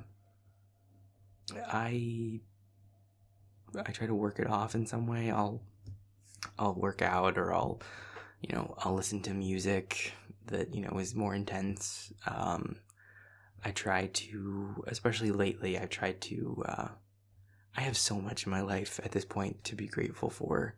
So as, trite as it sounds, like when I do get frustrated or upset, I try to reframe my thoughts to think about how many things are going good right now. Think about the things you can be happy about. And it really does help. It doesn't stop the bad thoughts by any means, but, if that's pulling you down, you need something to at least lift you up a little bit. So even if it makes it just so you're less pulled down, that's something. So yeah, I try to think about all the things that are going right in my life.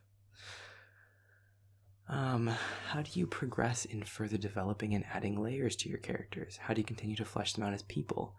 Do ideas come to you? Do you take our comments and ideas with a grain of salt? Do you people watch? Mostly I think the ideas just come to me. I do, of course, read the comments, and I will say the biggest thing that the comments help me learn is how well I'm conveying the things that I plan to convey. So I learn from the comments and the theories and stuff, what I maybe don't show in the character enough. The things that I've already decided about them, but that I haven't, explored enough to answer some of the questions or to give a bigger picture. So, yeah, I guess that would be it. Also, for those of you who don't know, Asian is also an assistant on my Discord, and I appreciate Asian's work very, very much. Rotting flesh. Would you ever perform a video using someone's script they had sent you, or would that be more of a commission type deal? At this point, I'm happy to just record my own scripts, and I'm not really comfortable with commission stuff. So, again, classic never say never, but for now, it's not something I'm really interested in doing. Sammy is back. Hey, Sammy.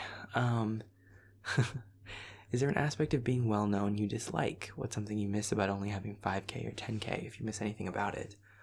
I don't think I've lost anything with my growth, which is really cool.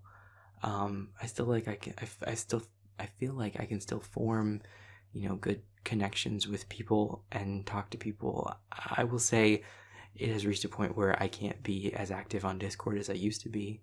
And that was definitely, fun back in the day. So, having lost that, kind of sucks. But, it just kind of is what it is, I guess.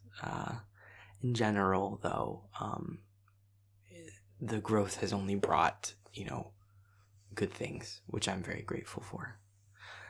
The audio that you are least proud of, not that you have to dislike it. I'm probably least proud of the first audio, I guess, just because, I didn't mix the audio very well. It's really quiet, and I didn't do great on noise canceling, I don't think. So probably that one, I guess. I'm proud. It's weird because I'm proud of it in a lot of ways because it's my first one, of course, but I'm also least proud of it because the quality, I don't think, was, up to scratch. What are you looking forward to in the future, whether it be your YouTube channel or any goals you have? Like I've said, I'm just looking forward to continuing to grow the channel. And do you want a cookie? Yes, of course I do. You know that. You know I always want a cookie. Macalla Nash, where do you get your inspiration to make your characters? Do they just come to you?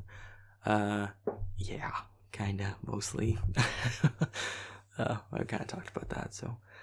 Cameron Coyote. Will we ever see a Davey taking care of a sick listener or an Asher morning cuddles? Maybe. Yeah, maybe. Would you ever consider writing a short story or novel to expand upon your universe? Yeah, maybe, like I said. But it's not really on my radar right this second. But maybe in the future, yeah. GHII. What do you think are your character's favorite colors? I don't know. I have a lot of characters.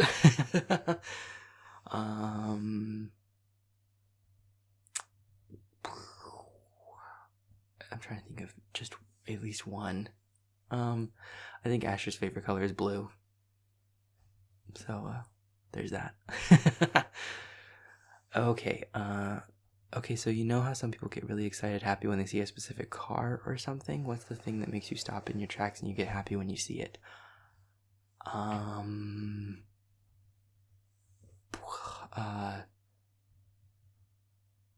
References to things I like in places that I don't expect to see them. like a bumper sticker about like Halo or God forbid Bionicles or something. Like that's really cool. Like seeing, like I said, seeing references to things in places I might not expect. Can you do a handstand? Not for long, but yeah. Who out of everyone you've introduced to us do you think you get along with the least, and who do you think you get along with the most? Probably Adam the least, and I don't know, Asher the most, we'll go with. Milo's mate. Which character is the most cocky? There's definitely some competition there. Gavin, Avier, David. They're all pretty cocky. Kana-chan.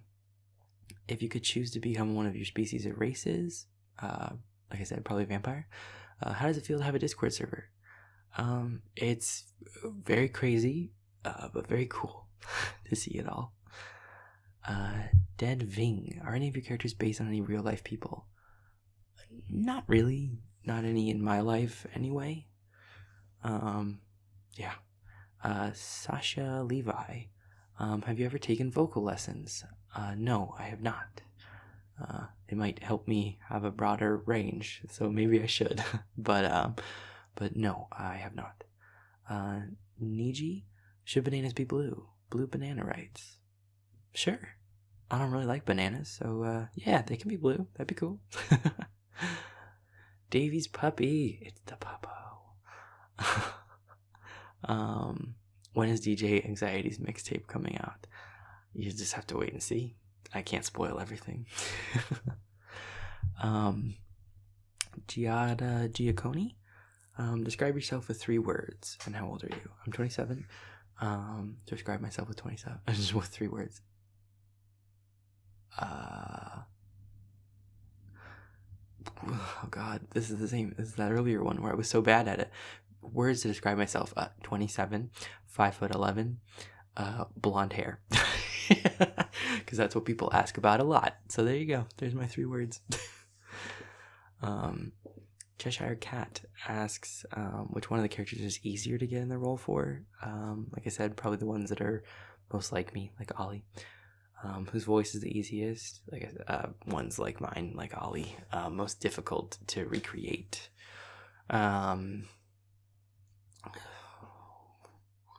Who's the most difficult like voice? Like we're talking like physicality of the voice. I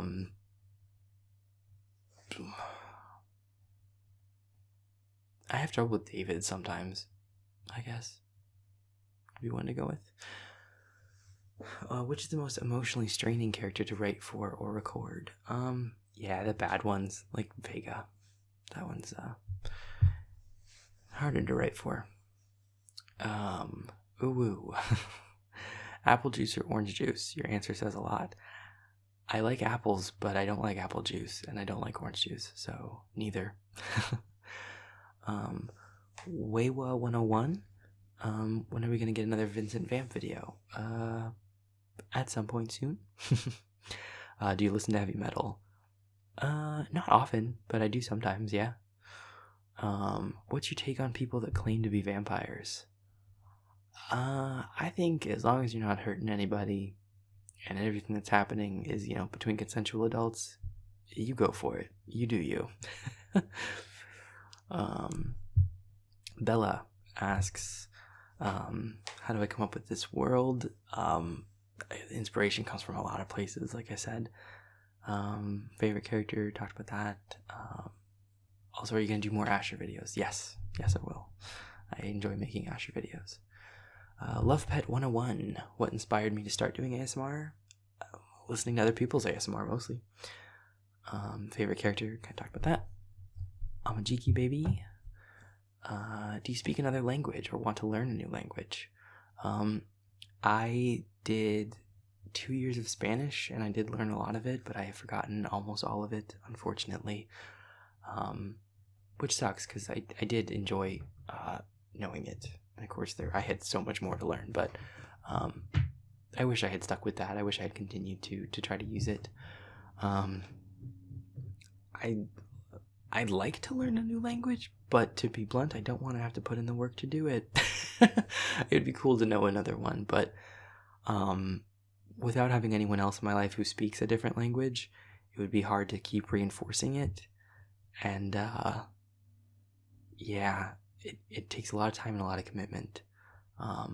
So there's not any that I'm actively trying to learn, but I have so much respect for people who are bilingual or multilingual, because that is such a skill that you have to work at a lot. So I have nothing but respect for bilingual, multilingual people.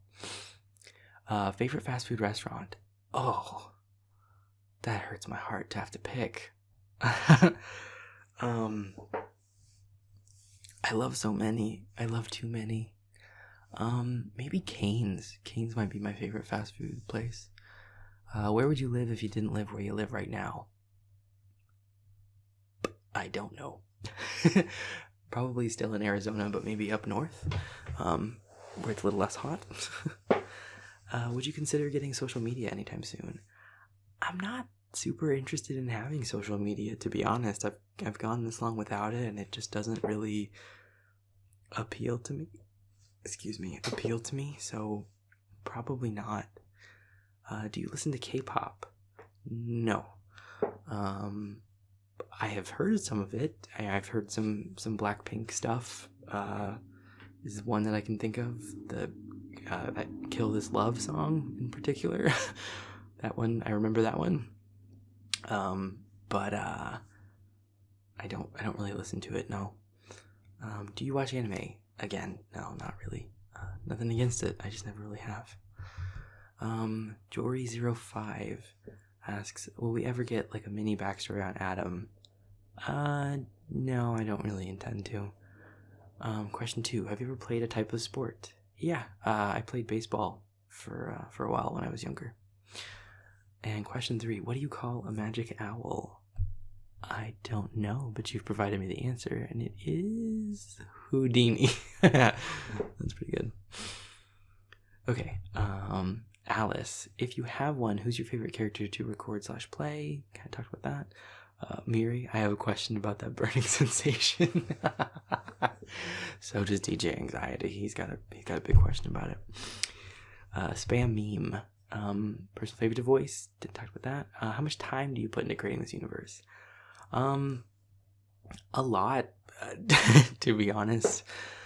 Between the scripting and the idea making and the recording and the editing, a lot of time. It's many hours a week. It's kind of like another job, but it's one that I enjoy doing, so I don't mind it. Mari Adaming. Which characters would you absolutely take in a fight? Whose ass can you kick? And who would make you run for your life? Well, anyone with magic, I would have my ass kicked because they can do magic. So, I guess of the human characters,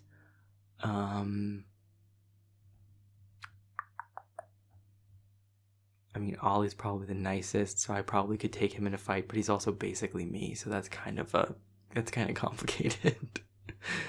Atomic Teacup. What video or video series made you crack up the most or caused more takes? None of them really make me laugh. I guess Asher is one of the more fun-loving ones, so that has required more takes than other ones. Broken Pieces.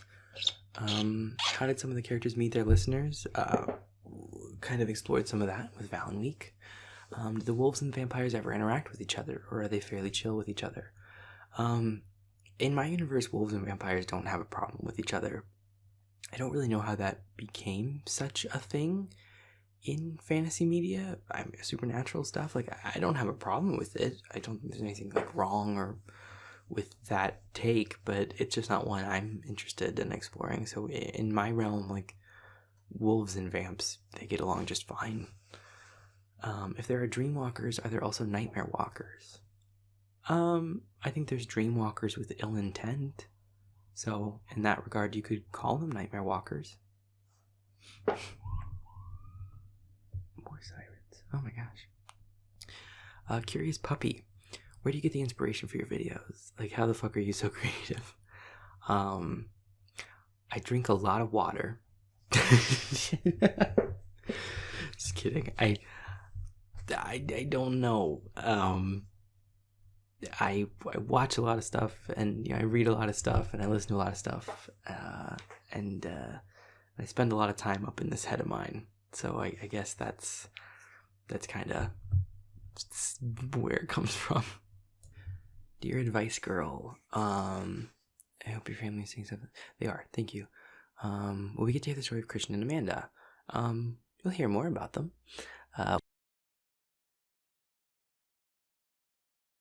Backstory, yes, definitely. Will David ever tell Ash how much he loves him and is proud of him? I'm sure he will. And also, I honestly think it's a conversation they've already had too, but that's not to say they just shouldn't have it again. But yeah, how is Ivan's hostage doing? You'll have to wait and see.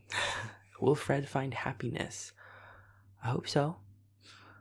If you were the listener, which of the characters would you want as friends in real life? I think the wolf pack would be cool. Which of the characters would you want to date? Gender doesn't matter. I stand by, I want to be Sweetheart and I want to date Milo, because Milo is, he's a great guy. He's a little spitfire. He needs to be treated right, and you get to be a stealth, which is the coolest. What music are you listening to these days? A lot of the same music I've been listening to. Do you do anything in particular to get you into the headspace or voice space for any of the characters? Not much in particular. The act of writing the script right before I record it helps a lot. Do we listeners get on your nerves and irritate you with our comments, questions, and headcanons? No. As I have said, of course, some comments, given their content, might, annoy me or make me feel bad or something. But in general, you guys commenting and having questions and, caring about these stories and making theories and headcanons and stuff, that's the exact opposite of getting on my nerves. That's you engaging with my stuff and showing me that you care about it. So that's incredible. Like, it would be ridiculous for me to be upset about that. If I was mad about people, wanting to engage with my stuff, why put it out there? Have any of the scenes you write been inspired by true events? No need to be specific. Yes, some aspects of some of this has been inspired by some stuff from real life. Do you ever get burnt out? Not really. I have times where I definitely needed some time away, for sure. But I just try to make sure I give myself time for that, and that keeps me from getting truly burnt out. Do you read the stuff on Discord? There is a lot on Discord, so to be upfront, I mostly only read the video discussion and theories stuff, and then check out the art channels to see what people are creating. But yeah, I definitely read the stuff on Discord. Do you already have backstories written for your characters, or do you write them as you go? Depends on the character. Do you write and record scenes in advance, or do you write and record each week? I try to do them in advance, but I generally am really bad at that, and I'm often doing it kind of in the moment. Are there storylines you want to do but are afraid to do? Not really. Not yet. Do you ever get self-conscious about your videos after you upload them? Not usually. Not really anymore. Maybe a little bit in the beginning, especially as I was trying out new things and new characters. Are there any scenes or storylines you regret doing?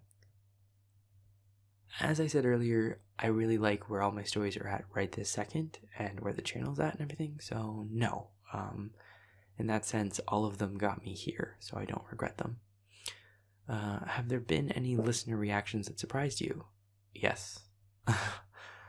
The responses to some of my characters, both positive and negative, surprised me. But that's part of the cool thing about putting stuff out there, is getting responses that you might not expect. Where do you picture Dahlia being in the world? Or if it's not a real read and you're picturing what's it like there? In general, I picture it kind of somewhere in the southwest-ish. West in general. Maybe not even so far south. I don't know. Yeah. Dr. Disco to Funky YouTuber, who is Clover on Discord. Hi, Clover. What's a question you wish you were asked more often? Anything about Bionicles. Spicy lemons. What do you do outside? I kind of touched on that in the short one. Talked about that one. Will I do any more yandere type videos? Yeah. It's not my favorite genre, but yeah, I'll make some more, I'm sure. Chapers DM. I'm sorry if I'm saying it wrong. Hi. Would you ever make a video that explains how Caleb initially got Davy and Angel together and how they got to where we first meet them? So yeah, you kind of got to see it in the Valen Week audios. Is Freelancer ever going to take Caelan's advice and tell the other people about each other? Well, Caelan's advice wasn't to tell everybody else. Actually, Caelan's advice was kind of the opposite, which was that, he didn't think that, they owed the information to anyone. It was their decision when to tell whoever they wanted to tell. I mean, to the point where I even had him say that, nobody can tell you when you have to share something with someone. So the Freelancer did end up talking to Gavin about it, but I think Caelan's advice was kind of the opposite, was to tell people when you're ready. So, what game is it that Huxley plays? For now, I'm leaving that up to all of your imaginations. Will we ever witness Lasco hosting a D&D game? I would, in the future, like to have a D&D themed video with Lasco.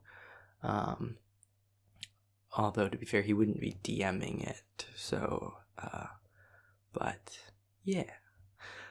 Is Lasco's name a coincidence, or did he change it when he discovered that he was an air elemental? For as ridiculousness as it is, I choose to believe that he was named that beforehand, and that just became a source of irony.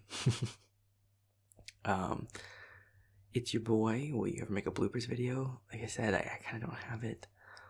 Soft Uvula. Why are you so cute?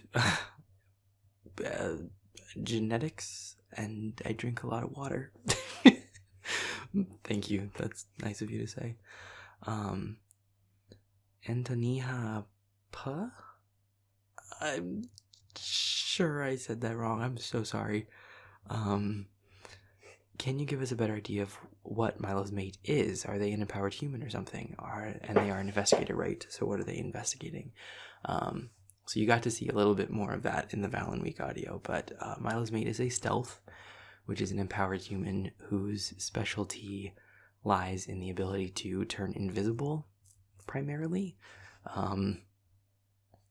Yeah, and there are other extrapolations of that skill as well, like a particularly difficult thing that stealths who are very good can do is is phase cloak, where they both go invisible and can phase through matter. But yeah.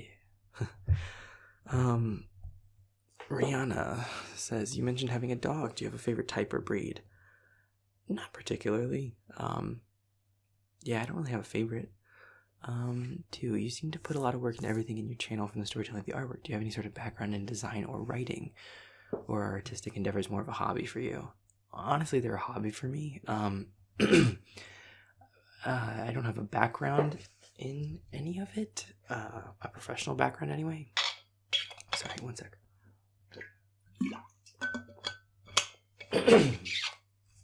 But I have done it in my free time in the past for a while now. So yeah, especially writing. I've been writing for quite a while, but no, I don't have a professional background in it.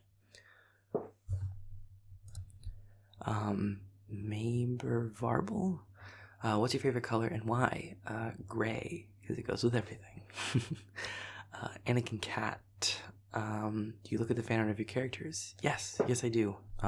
Like I said, it's a really cool thing to see. Hannah Stewart, do you like anime? I haven't watched any. Pepsi or Coke? If we're talking fountain, like fountain soda, it would be fountain Coke, because fountain Pepsi is gross. It's like way too sugary and like sticky. It's like too syrupy. But if we're talking like bottle, like the stuff that you just like buy to have in your house, Pepsi all the way. Coke is gross. Bottle Coke is gross, which is also why I hate that like freestyle Coke machines, because it tastes like bottled Coke, not fountain Coke. So it tastes like actual Coke, and I hate it. Anyway, how many languages do you speak, and which would you like to learn? Can talk about that. Tell Davey I said hi, and he's the love of my life. You got it, Hannibal. Also, I have an idea. Try a bit of Irish. So to say hello, it's pronounced diagwit. I hope I didn't say that wrong. And welcome is falta. Just an idea. A bit of info as well. Irish is a dying language. When the English had rule over us, they tried to purge all Irish culture. Not a lot of people can speak it these days.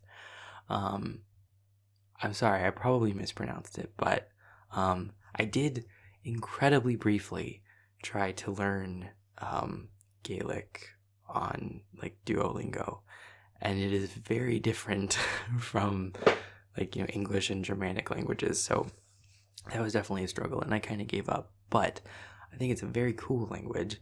Like I said, I want to go to Ireland. I really should try to learn more of that language, because it is very cool, and I definitely think that it's a cultural thing that needs to be preserved. I remember reading a thing about like how Duolingo actually was getting like some praise about the fact that, you know, they kind of were able to, by having it as one of their languages, was helping to, you know, spread learning of it. So I think that's really cool. Corolla Stefani, where do I get my inspiration? Talked about that one. Reese Jones, whose voice and manner of speaking is hardest for you to do? Can I talk about that one? Who's my fave? You'd be BFFs if they were real. Yeah, like I said, I've got a lot of favorites. I kind of touched on them. Komai Hua. Asks who's your favorite voice. Can I talk about that? Rotting Flesh asks, would I consider doing an ASMR video with you visible on screen in some way? Again, like, I'm not gonna say never, but there's no real plans for me to do it right now. Although, I mean, you get to see me in the My Magic and Me video, but I'm assuming that you mean more of like a traditional ASMR, like with a video of me rather than like the still images like that. So maybe in the future, we'll see. Kathy MC, how the hell do I keep all the plots and where everything is going? Like I said, I keep a lot of notes. Tiffany, you mentioned not feeling as confident with accents. I want to say that I thought you've shown improvement and the accents sound realistic. Thank you. That's really good to hear. I appreciate that. Is there a specific region or state that Sam's southern accent originates? I'm from the south, that's why I'm asking. No, none in particular. It's kind of just taken from the accents I've heard in media and throughout my life. So yeah, and in the same way that Milo's is kind of, you know, nondescriptly just East Coast, Sam is just kind of Southern, so I'm not really sure. Will we ever get to hear from the character Alexis? Would you ever feature any more female voice actors? What if someone like me were interested to volunteer to voice a future character? Would you ever audition anyone? We might hear from Alexis in the future. It's certainly possible. I don't have any plans to do it right now, and I don't have any plans to do any kind of auditions or anything. Like I said, I don't want to say never because I don't know, but there's nothing on the radar right now. But I know a lot of people seem pretty interested in Alexis, so I'll definitely think about it. I'm interested in starting a YouTube channel, but I can't be wants to be technologically challenged. I'm a fast learner. Do you recommend any resources or tips on how to get started? The business side seems a little daunting. I get you. I hear you on that. Any resources? I don't really have any resource suggestions. I certainly wouldn't suggest, necessarily figuring it out all on your own. Like, there are resources out there. There are, I imagine, places you can ask, like, other discords of creators, or maybe Reddit. Maybe there's like Reddit threads about this. I'm not really sure. I kind of learned it all on my own, which again I wouldn't necessarily recommend. I probably made more work for myself than I needed to, but yeah, I just tried to kind of take it one step at a time. Like when I made the channel, I wasn't thinking about a Discord or a Patreon or merchandise. And as things evolved and I became more comfortable in the steps that had come previously, it kind of gave me more confidence to start to learn about the steps that would be coming in the future. So that would be my only tip, I guess, off the bat, would just be don't get so caught up in thinking about the future state of the channel that you aren't working on it as it presently exists, or else you'll drive yourself crazy. Emmeline Garcia, how come most of your characters are mythological, like werewolves, elementals, vampires? I just enjoy supernatural and fantasy stories. I think they're really fun, and they're a great way to explore things beyond our reality. So that's why I like them. Which one do I relate to most? Probably Ollie.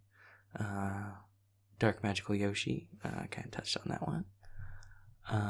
Tiffany's back. Maybe it's a different Tiffany. I'm not sure. Either way, Tiffany. Thank you. Oh, I'm glad you like Allie X. I really like her music a lot. Do you know about the Myers-Briggs Type Indicator Personality Test? Yes, I do. Among other things, I actually was a psych major for a year before I switched gears into business process analysis. Until I switched my degree to computer information systems, I should say. Do you know what your personality type is, if you don't mind sharing? Yeah, I am INFJ. Any idea what some of your characters might be? I don't really know. I know of the Myers-Briggs type test, and I learned a lot about specifically INFJ stuff because that was the one that I am. So I was interested in learning about that, but I didn't learn much about the other types, to be honest. So I wouldn't really be great at assigning them to my characters, I guess. Will we hear from the pizza guy again? I'm sure pizza guy will come back at some point. We've gotten to meet one of each type of elemental. Will we get to meet other energetics besides lovely? You may have already, and you didn't even realize it.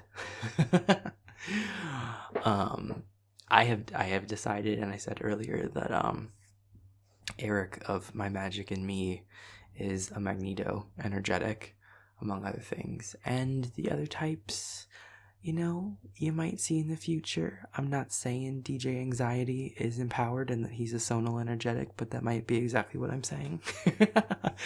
But yeah, no, I have plans to lean to, explore more of the energetic content in the future.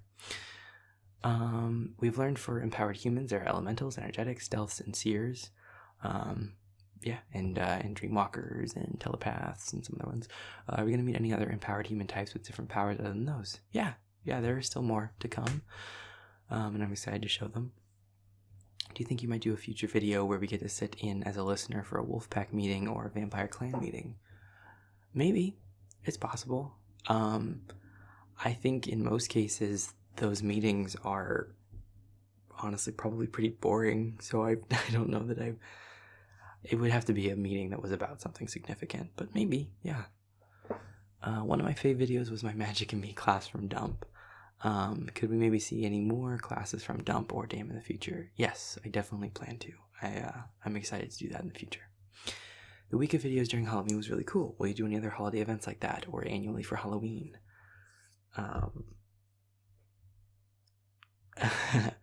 Also, I appreciate you saying that about the deal. I was hoping people wouldn't freak out quite so much. I wanted it to just be kind of a fun thing, and I know it for some people, though.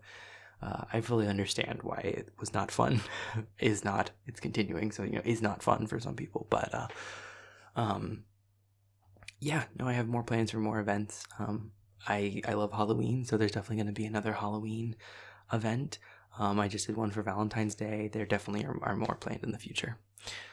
Love the video with multiple werewolves from the pack. Halloween and Solstice. Maybe see more in the future. Yeah, I'm sure we will. Future ideas for Vincent storylines and what kind of cars does he own? There's definitely going to be more to Vincent's storyline, and I'm not going to spoil anything. But for the cars, it's another thing where it's kind of like, I like leaving that up to you guys. What cars would you want him to like? I don't know.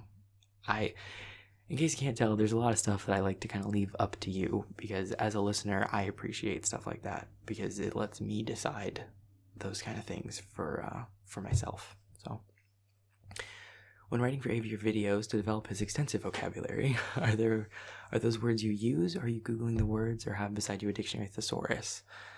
I like vocab. I like learning new words, less common words, so I don't really learn them for his videos. It's just kind of pulling out some of the ones where I wouldn't necessarily use those in normal speech, but I know of them, and I'm like, now's the time. Last question. You said that Clue was your favorite movie. What's your favorite character, line, or moment from the movie? Would you ever write a murder mystery style story for your channel? Funny you say the murder mystery, because like I said earlier, I actually write those every year, and they're big. I mean, they're we have 20, 25 people come over, and I write all the characters for each of them and the story. So yeah, I totally might in the future. I think that'd be really fun. Maybe even to adapt, one of those stories that I had written for the channel and rework it and retool it and improve it, and I think that'd be really fun. As for my favorite character and line and moment from the movie, I don't know. I just love all of it. Madeline Kahn, Miss White, is just incredible, and it's such a shame that she died fairly young, because she was an incredible actress, comedian. So basically anything from Miss White I love in that movie. Do you read the comments for your videos on YouTube often, or do you read comments more on Discord? I read them both, honestly. I read through video discussion on Discord all the time, and I read all of my comments on YouTube.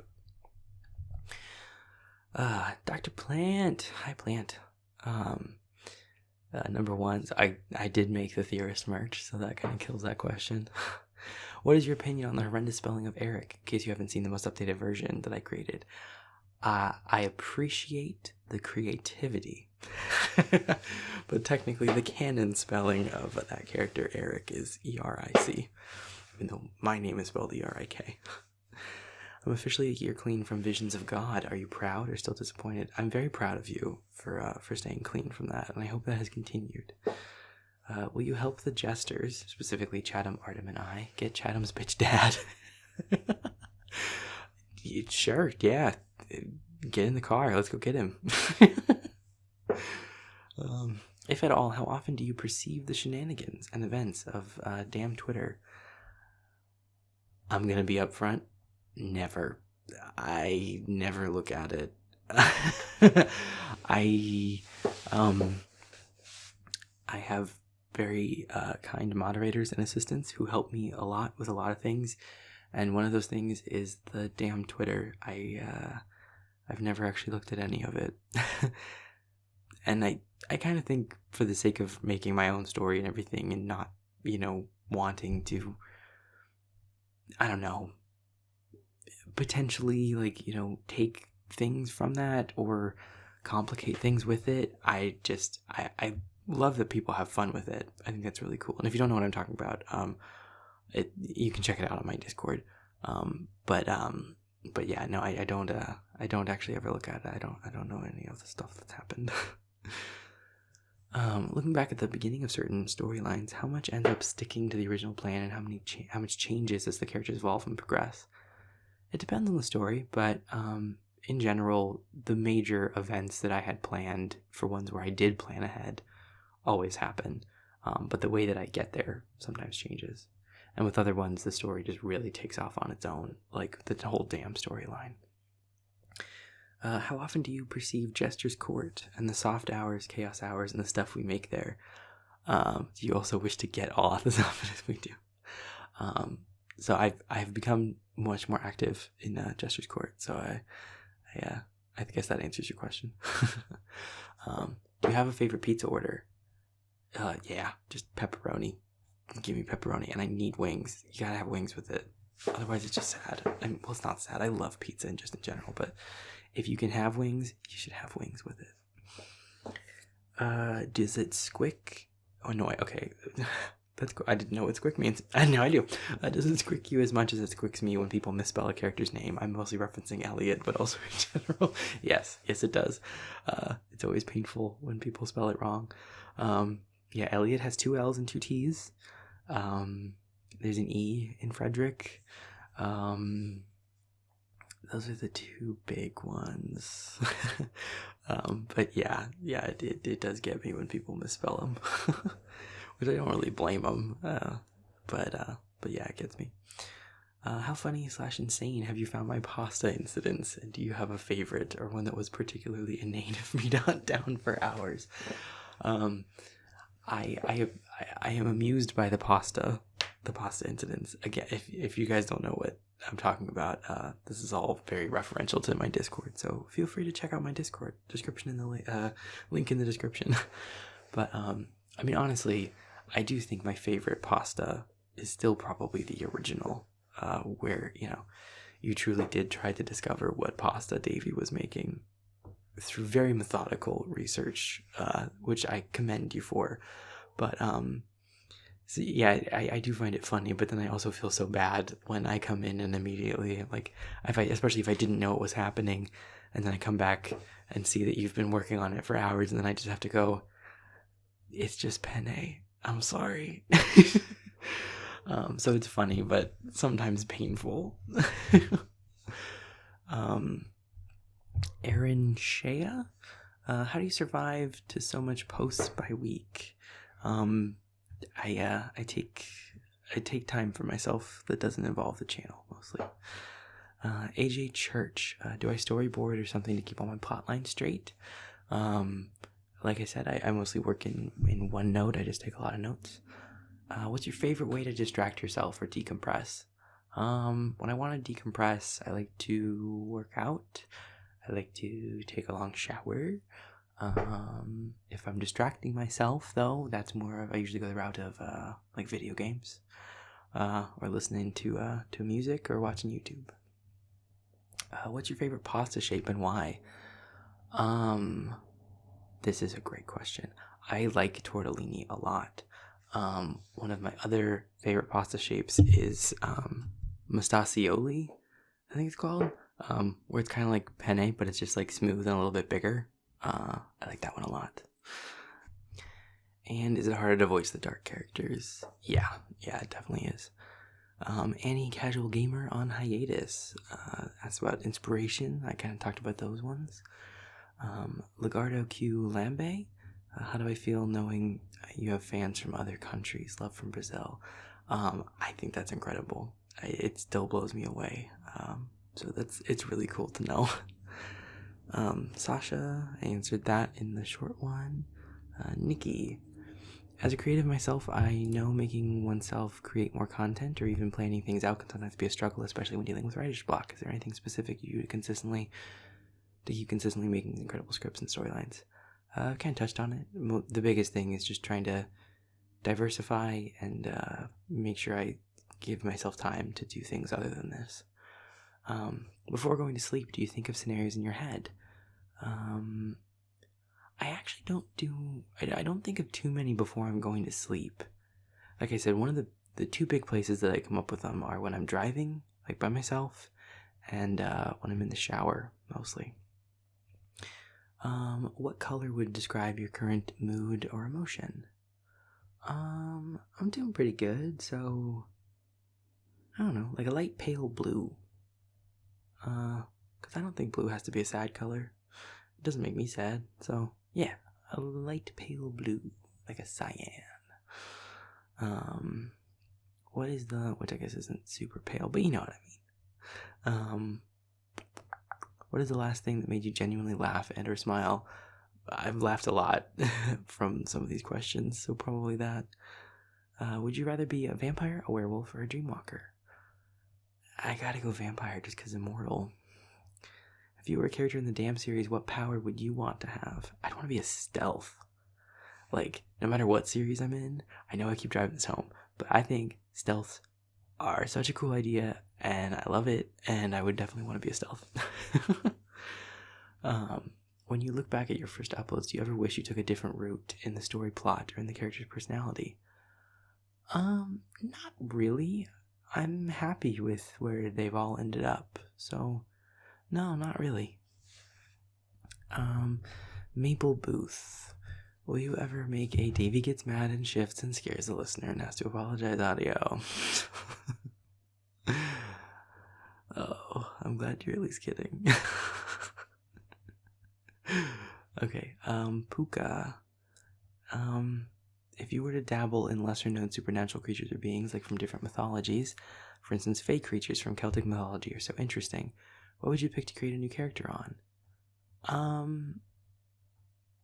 I don't know. I haven't really thought of any yet that I would be interested in. I mean, there are countless ones, of course, but there aren't really any that I've thought of at the moment. Okay, so Dual Portals asks, are there any accents in particular you've wanted to try in any other languages you've ever wanted to incorporate into your videos? I haven't wanted to incorporate any languages into my videos just because I don't speak any other languages fluently, and I feel like I would probably do them a disservice, honestly. As far as any other accents that I've wanted to try, none that I can think of offhand. I've surprised myself with my enjoyment at doing like Huxley and Milo and Sam, but accents aren't a thing that like I actively seek out, I guess. So any that I might want to try, I don't know. Nothing that's jumping out at me. Summer Skies, what is your favorite word? Probably fuck. Okay, TabbyCat315, good. Real questions. You have great quality sound effects. Where do you get them? Do you make them yourself? Like I said, I either buy them or I mostly get them on YouTube. How long does the process take to create a video? From writing to recording to editing? From end to end, probably like 4 hours or so. Yeah. Do you have your own recording studio at home? Because again, the sound quality of your videos is really great. Thank you. Yes, now I have a closet that I record in that I have soundproofed the inside and the outside of, which has been a nice help. Now that you have so many different characters, which character do you relate most strongly to? Do you feel you're most like? What do you most like to be? Yeah, the first two I kind of touched on. Which one would I most like to be? Like, which one would I most like to be like, maybe?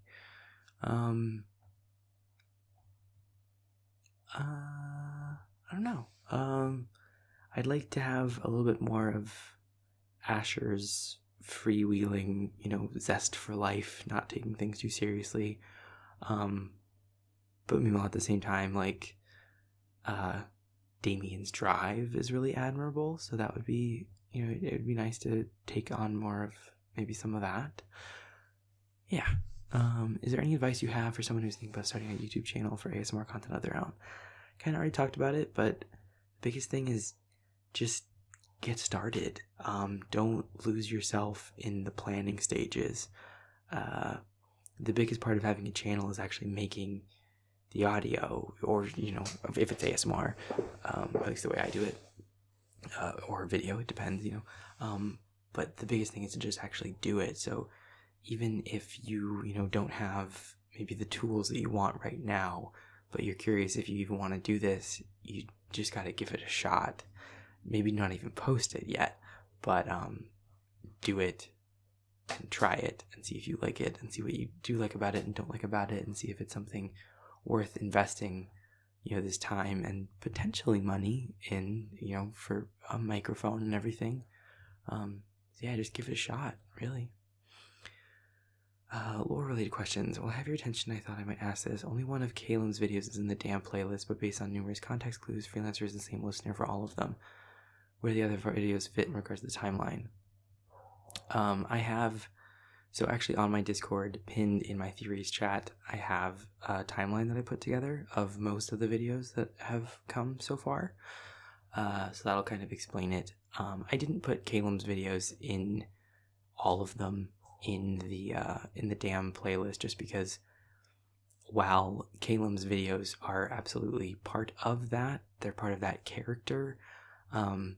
I think they might give you a weird vibe of what that story is going to be like if you were to start with Caleb for that, because those first two videos of his don't really, well, his first video in particular doesn't really touch much on anything that's going to happen in that storyline. So yeah.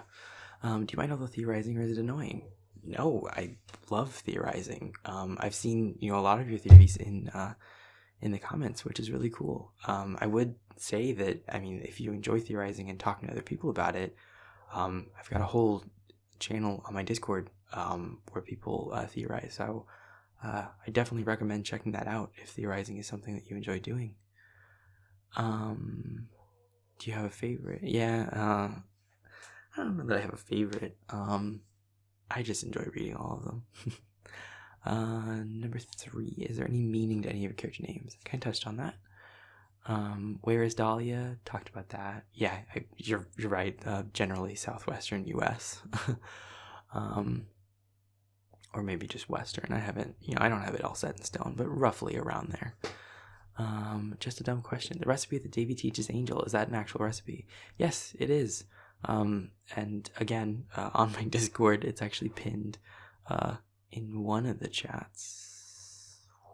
I don't remember where. Yeah, but it's on there. So yeah, it's an actual recipe that I actually have made a lot and I really enjoy. Yeah. Okay, cool. Hannah Stewart. Okay, I think I've already done some of these. No, I don't watch anime. Pepsi in general. Favorite animal. Rhino. Rhinos are my favorite animal.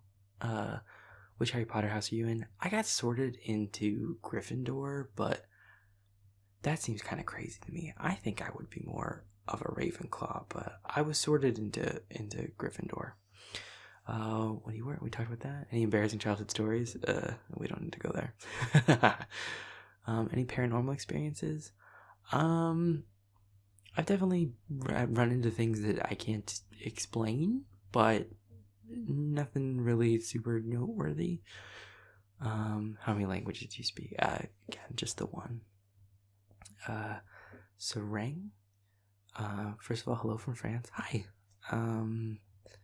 Who's your favorite character in all the roleplay you've done and why? Probably, well, yeah, I kind of talked about that a lot. Anicia JPEG. I'm sorry about my chair again. Fucking hell. What's the best form of potatoes in your opinion? Potatoes are just incredible. I love potatoes so much. Thank you for asking this. Although, well, I don't have a great answer for what's my favorite, because or what's the best, because there's so many good ones. Scalloped potatoes, mashed potatoes, hash browns. Oh my gosh, I love potatoes so much. Potato chips, French fries. Come on. There's a type of potato for everyone. I don't care if there are potato haters out there. I don't want to hear about it, because there's something for everybody. Ella, does DAM have dorms, campus housing? Yeah, I think so. Do any of the boys live there? Probably. How did Asher and Davy introduce their mates to the magical world? We might touch on that in a future video.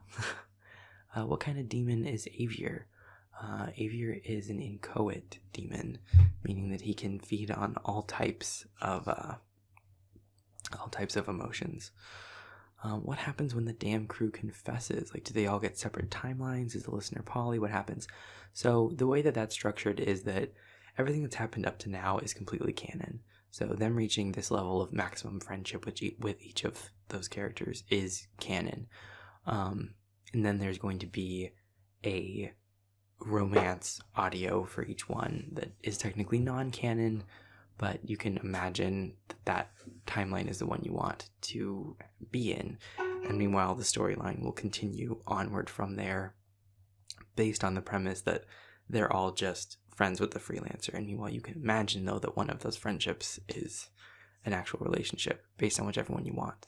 And I might do future videos as well in those, optional relationship paths. Who knows? Also, if you want your listener to be poly, go for it. If you want to imagine that they're with all of the boys, great. Will Vincent and Lovely face another conflict? There's definitely going to be conflict in their story going forward, yeah. Is Ivan's listener aware they are being manipulated, and how do they feel about Ivan?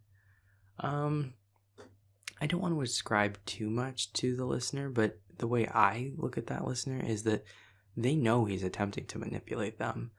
But knowing that isn't always enough to keep it from working, if that makes sense.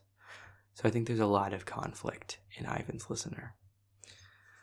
Is Scythe your favorite board game? Yeah, it is. Are you ever uncomfortable voicing your more sinister characters? Yeah, I get uncomfortable with it, but never at a level where I wouldn't be willing to do it. I wouldn't write something that I wasn't willing to include in my story or act out. What is Echo? Echo is... I'm sure he'd like to think he's beyond understanding. Or in his own words, he's the place where wishes go to die. He's the bottom of the wishing well. Yeah, that's about all I can tell you. As far as more stuff about where Echo came from, as a concept, and your next question, I kind of touched on that earlier. So, okay, Wallflower Loud. What do you want people to take away from your stories? I hope they learn something from them. Something about other people or themselves. Do you think you will ever write a book? Yeah, maybe. I don't know if it'll be in this universe or something else, but who knows? It's not something I'm working on right now, but the future is wide open. What's your favorite way to spend a weekend? Just relaxing, playing video games and board games and stuff. Where's the place you go to for inspiration? The shower? Or my car? How do you think you've changed or grown since you started your channel? I think I've grown more confident in my work, and I think I've gotten just better at it. Was the ASMR creator experience how you thought it would be? I didn't really go into it with many preconceptions, so I didn't really have a way I thought it might be, I guess. How's your mental and physical health these days? It's good. Staying healthy, even amidst all this craziness, and mentally I'm doing well too. Do people in your own life know about your ASMR creations? yeah, my friends know about it, my family knows about it, and they're all really supportive. Has quarantine and social distancing been difficult or easy for you? Both. I'm more introverted, so it's hit me less hard than I know it has hit some people, but even as a more introverted person, I do still like spending time, especially with my close friends, and so not being able to do that as much, and having to be, more mindful about that has been difficult. Do you think you'll do more collaborations? Yeah. What are some causes or charities that are close to your heart? I don't really have any, to be honest. Yeah, I don't really know of many.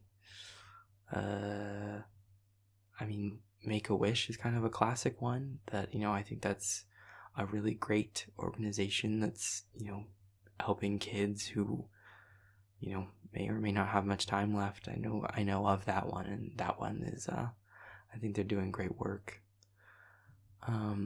Why is autumn your favorite season? I like the weather. I like the holidays that come with it. Those are the biggest things. What's your favorite curse word and why? Fuck, hands down. It is so versatile. You can use it in so many different ways. What's your most prized possession?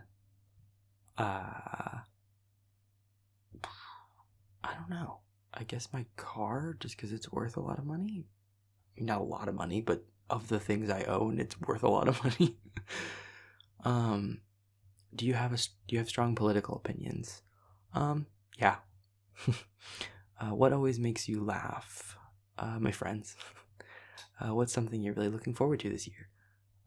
Watching the channel grow some more. Jordan, favorite video game characters or any animated characters? I love Dorian from Dragon Age Inquisition. I like Master Chief from Halo. I like Morgan Yu from Prey. I like Cortana from Halo a lot before they fucking tried to ruin her with Halo 5.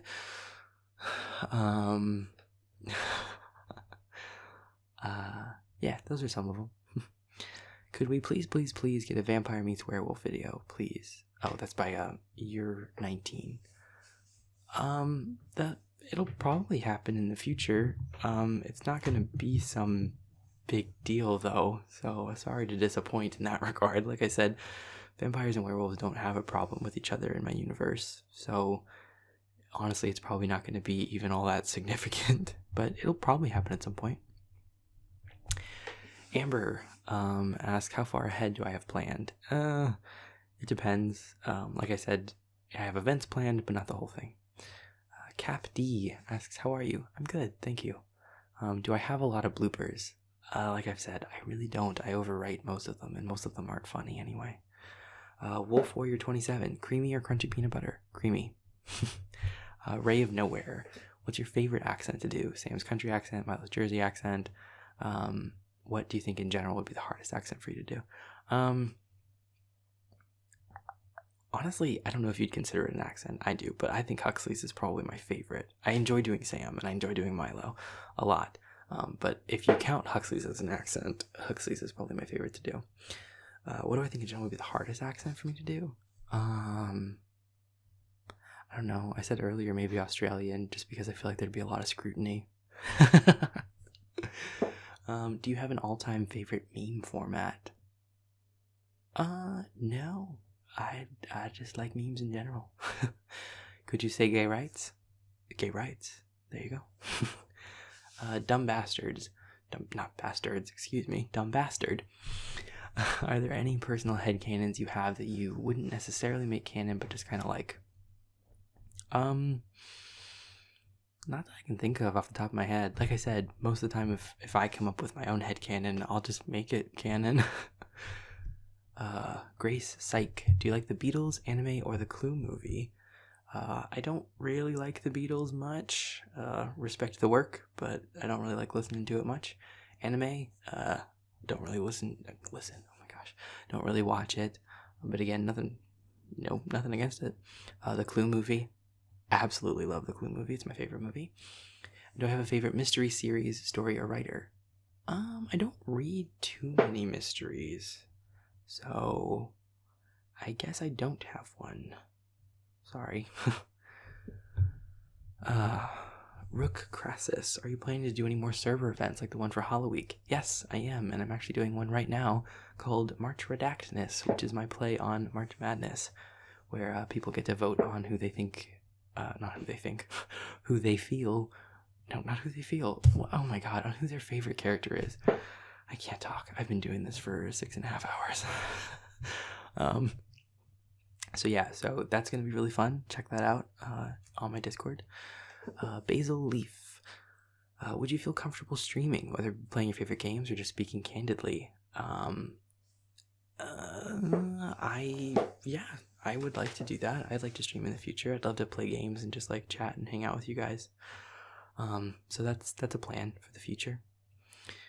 Will you be addressing the issue of mortality with Vincent and Lovely? It's a lingering thought with all the fluff you've been posting as of late.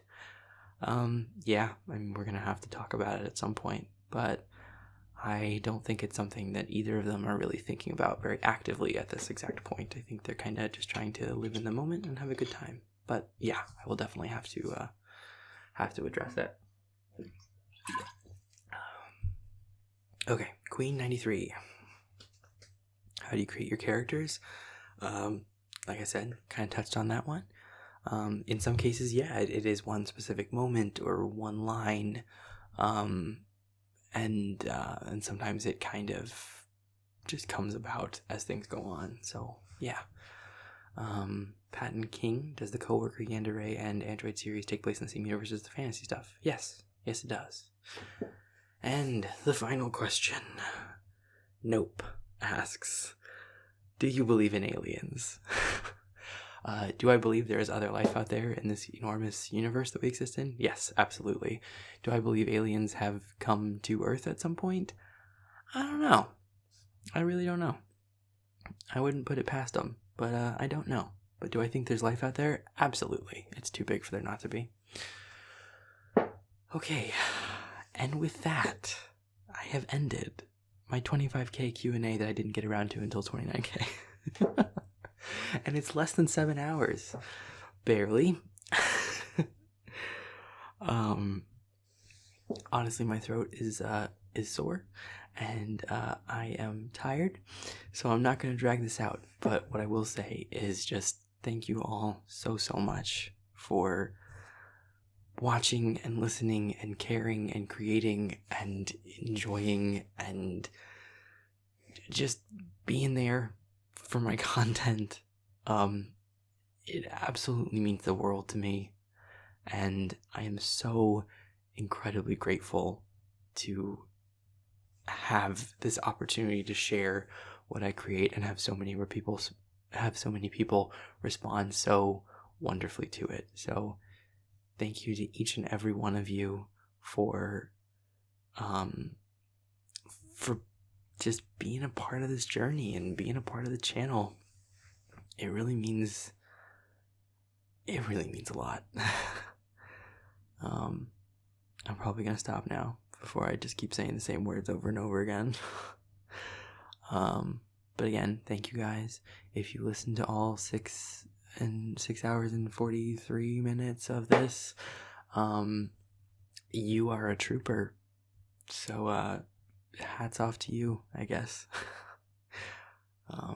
Thanks again, you guys. Really. Goodbye.